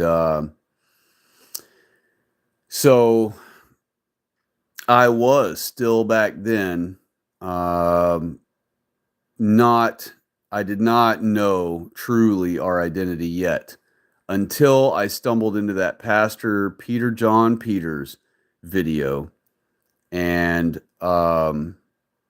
everything he said absolutely fit everything perfect with our Holy Bible and with what all I had been observing happening in the world. And it only took that one person to tell me that Jews are not Israelites for me to realize, oh yeah, they're not. Duh. They're like the worst creatures on earth. How could they ever be God's chosen people? And then the same sermon, he pointed out how they have never achieved, and no non-whites, and all of them combined, Jews and all the world's non-whites combined, have never achieved even one of Abraham's or of God's promises to Abraham's seed. And that white people had already achieved all of God's promises to Abraham's seed. And it was all just so obvious. Once he mentioned that Jews are not Israelites, I mean, it all just started with blame, boom, boom. It's kind of like if you were, and I've mentioned this before, and I'm sure other people have used the same analogy many millions of times, is you're looking at a jigsaw puzzle and you've got like 6 pieces left. You've got practically the whole picture. You're looking at it, you see the waterfall, you see the trees, you see the grass, you see the water, but there's 5 or 6 pieces of your jigsaw puzzle sitting here, and none of them make sense to you. You got this gaping hole in the middle, and you're like, well, where do I start? I try this one in the middle of the hole. It doesn't fit any of the sides of the hole, so it got to live in the middle. But then any of these others I try, they don't fit anywhere on the sides of the whole eater. What's the deal? And you start feeling like you've got these 5 or 6 pieces that just don't connect to anything. They're just dead end roads. They're truthing evidence pieces, but they don't all mesh together. And for some reason, they just don't. And you can't explain why, and you don't see how they ever could. But then someone comes along and goes, oh, hey, you drop this piece on the floor, and they pick it up, and that's the piece that connects the one side and then allows you to connect this one, and then that one can connect to that one, and all of a sudden you realize, oh yeah, and they all fall into that perfect spot where they go. They fill the hole absolutely perfectly, and you're looking at an absolutely immaculate, completely perfect, totally completed picture. And that is what our identity does. And understanding the who's who of the Bible. You know, I read the Bible beginning to end multiple times. And even though I said that that's got to be the reason earlier tonight, I mentioned that that's perhaps the reason that a lot of our high IQ, intelligent people do not actually know what the Bible says and who's who of the Bible is and all that, because they've never read it from beginning to end. Well, I did read it beginning to end, and I still did not get it all put together in my head until someone who knew more than me about our Holy Bible, an elder, farther advanced along in truthing than myself at the time, came along and just said it plain as day. And that's why it's important for you folks to be saying Jews are not Israelites in the comment section of other people's videos, conservative videos, especially, particularly, and specifically. That's where you should be leaving that comment, because that's where our conservatives are, listening into their video, reading their comments. There's no point in putting that on leftist channels. There's no point in putting that, excuse me, get a little bit air out here. There's no point in putting it on pro-black channels. Okay, they're just going to ignore it and continue on with their copium. The leftist channels are just going to call you a stupid, evil, bigot, Nazi. And so the ones we're trying to reach are cucked white people on the right. And so they are all at the conservative channels. So if you just could, if you would please, pretty please, with sugar on top, for the sake of our people and for our own sake. You know, every day that our people wait to rise up is another day that you and I got to put up with this anti-white garbage for a whole other day every time. And every day that we don't convince our white people to rise up is another day that hundreds of our white people and children and women and elderly have been brutalized or attacked or raped or killed, or all the above, actually, by the others. So time is of the essence. Now is the time. Yesterday was the time.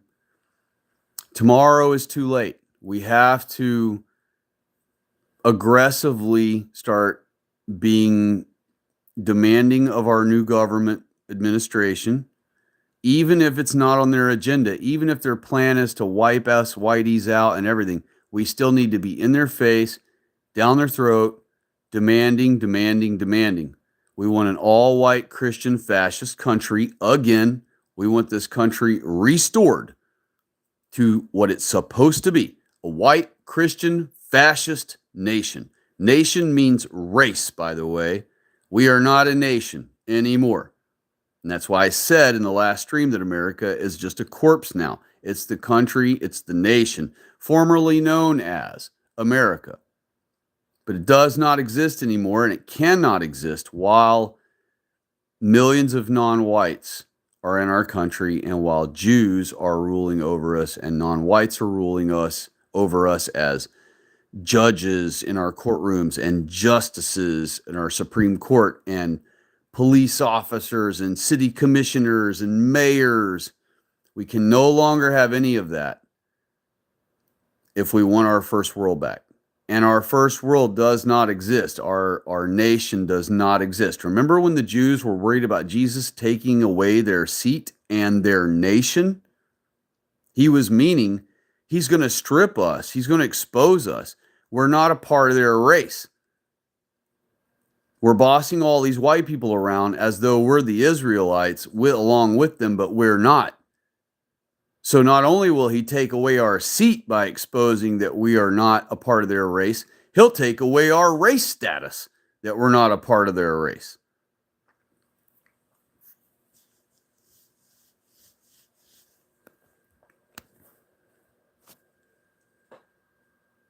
And so this is the same scenario here, where, you know, we have to reestablish our race, and we have to do so in order to have our nation back, which means our race. This is not our nation unless it's our race. Blacks are not our race. Well, there are millions of them here. Jews are not our race, but they're bossing us around every day and night, in full control of our government. They tell us what our gold's worth. They keep our gold.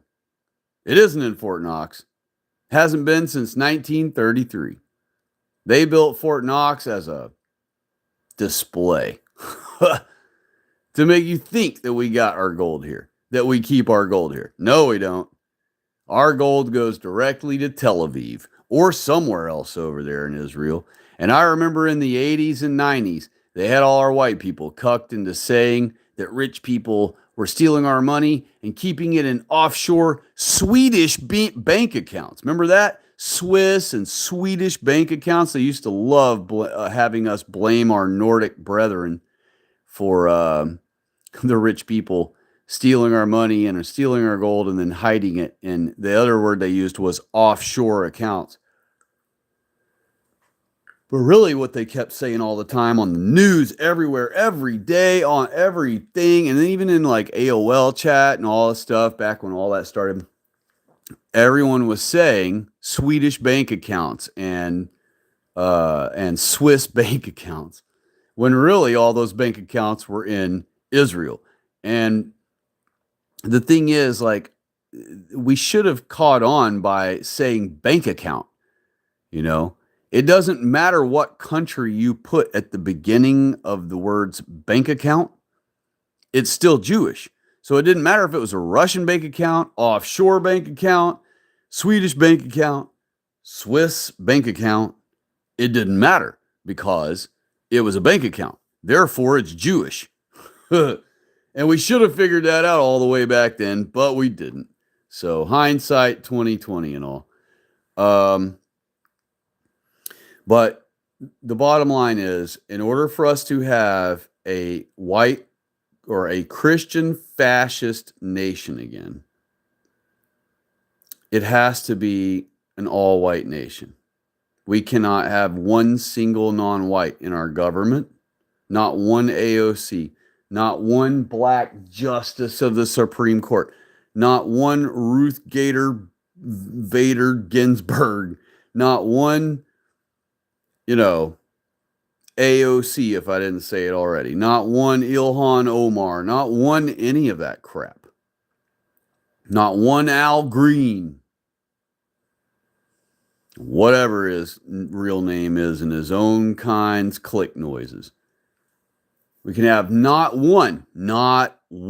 God said have no stranger. That means zero. No strangers means 0.0. God didn't say put no strangers above you, except for one here and there, like maybe an Obama here. No, it doesn't say any of that. It doesn't say except for an Al Green type. Those are harmless. No. It says put no stranger above you.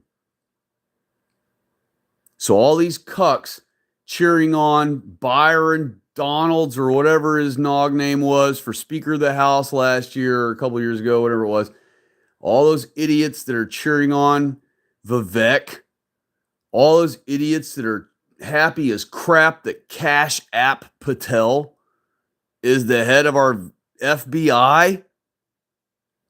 We have a freaking street shitter. The same ones that just 2 hours before they started cheering on Cash App, that's literally his name, by the way, is Cash App. You can't make that shit up. So literally hours before they started cheering for Cash App as the FBI director, when it was announced that Trump picked him for that, they were literally dogging on H-1B visa Indians, street shitters, the same thing as Homeboy, the same as Cash App. They were totally shitting on them, demanding that, the Trump administration retract that whole position, or that, no longer entertain that idea. 2 hours after they're demanding that, Vivek and all that whole H1B1 thing gets dumped on, and demanded that it get done away with. Then Trump announces, "Oh, I'm going to use Cash App, street shitter, one of these H1B types, for director of the entire FBI." And what do they do? Because Trump selected him, woo! They freaking roared and cheered. Like they hadn't just 2 hours before been pissed off about the millions of Indians being flooded into our country. It's like, what is wrong with y'all? They just cannot, for whatever reason, put two and two together. Veritas is here. Hello. And he said, Veritas. Well, hello to you. And God bless you. And happy Sabbath. But yeah, I mean, it was a very weird time back then, where they were using those kind of stupid things like a Swedish bank account and Swiss bank account. And we should have just caught on that all bank accounts are Jewish. Therefore, it didn't matter what they were adding in the beginning of that descriptor. It was just a Jewish bank account. And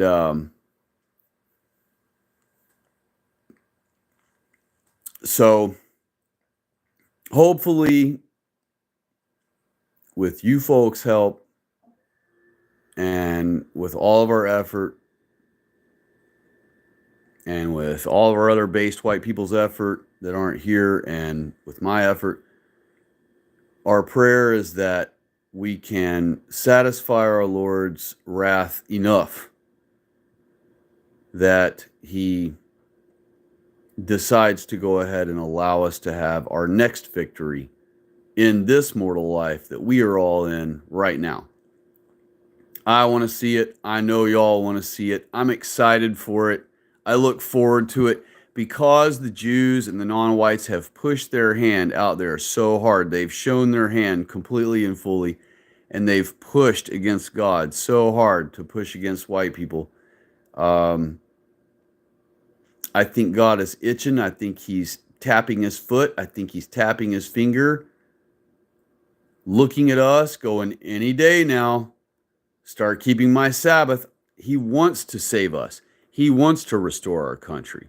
He takes pleasure in saving our children. He takes pleasure in protecting our women with his Holy Ghost.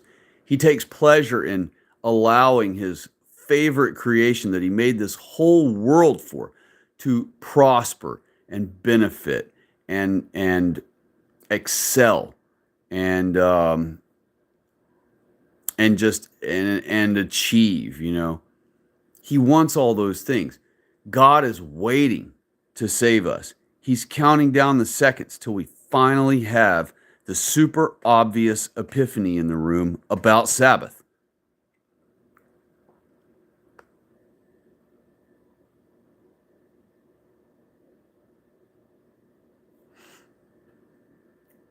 I can only hope that in my lifetime, we can convince enough of our people to see it that way and help us out. And Hans Steinbauer is here. Steinhauer. Is it an H? Yeah, Steinhauer. Oh, okay. He's saying Jews are the true master race. Well, you must be a Jew, so you obviously stole a German name to have. What is your real name and your nose? What is it, like Coinblatt Nosowitz? Is that your actual name? Anyway, tell all your hummus lovers there at the JDF that we said hello. And yeah, enjoy your stay in hell. It's going to be a long one. Feel free to read the book of Obadiah. anytime you start forgetting who you are in the Bible, and what God plans on doing to all of you, uh, anytime you need a refresher, just hop in there on the book of Obadiah. It's only one side of one whole page long. Super easy read.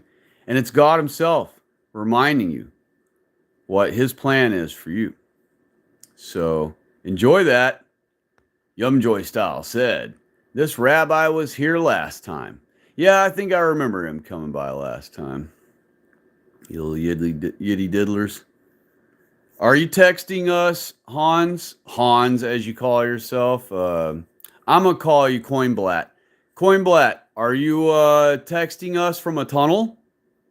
You texting us from one of your Moyle tunnels? I'm just curious.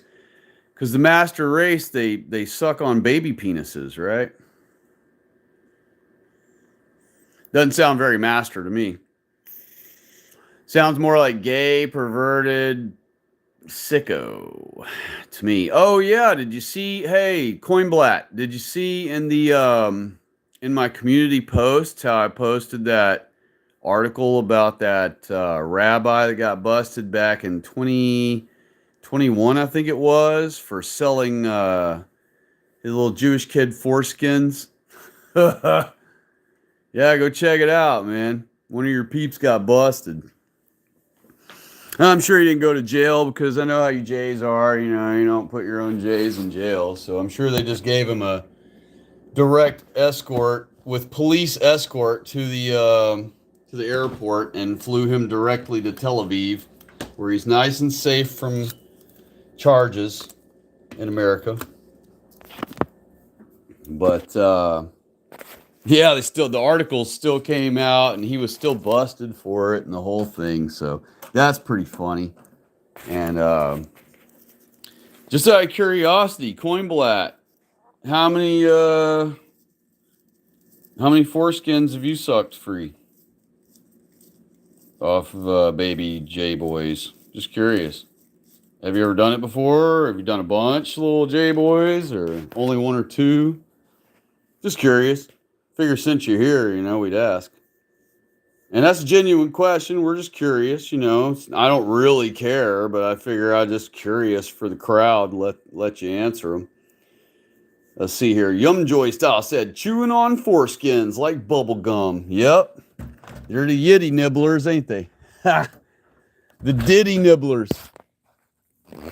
Oh, man. Yeah, old Coinblatt. I remember you being here last time using a German person's name. That's pretty funny.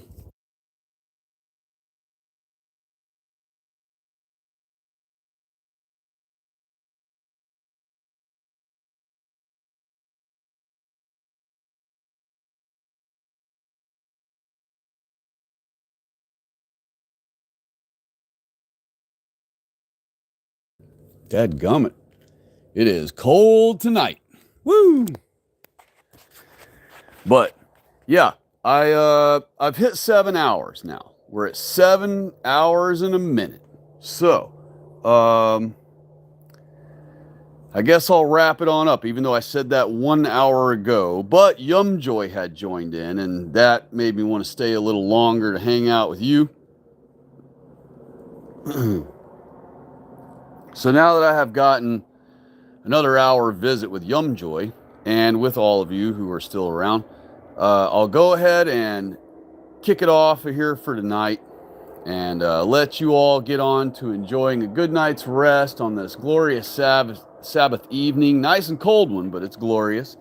And hopefully tomorrow all of you will have a lovely and wonderful and restful and grateful and enjoyable Sabbath day.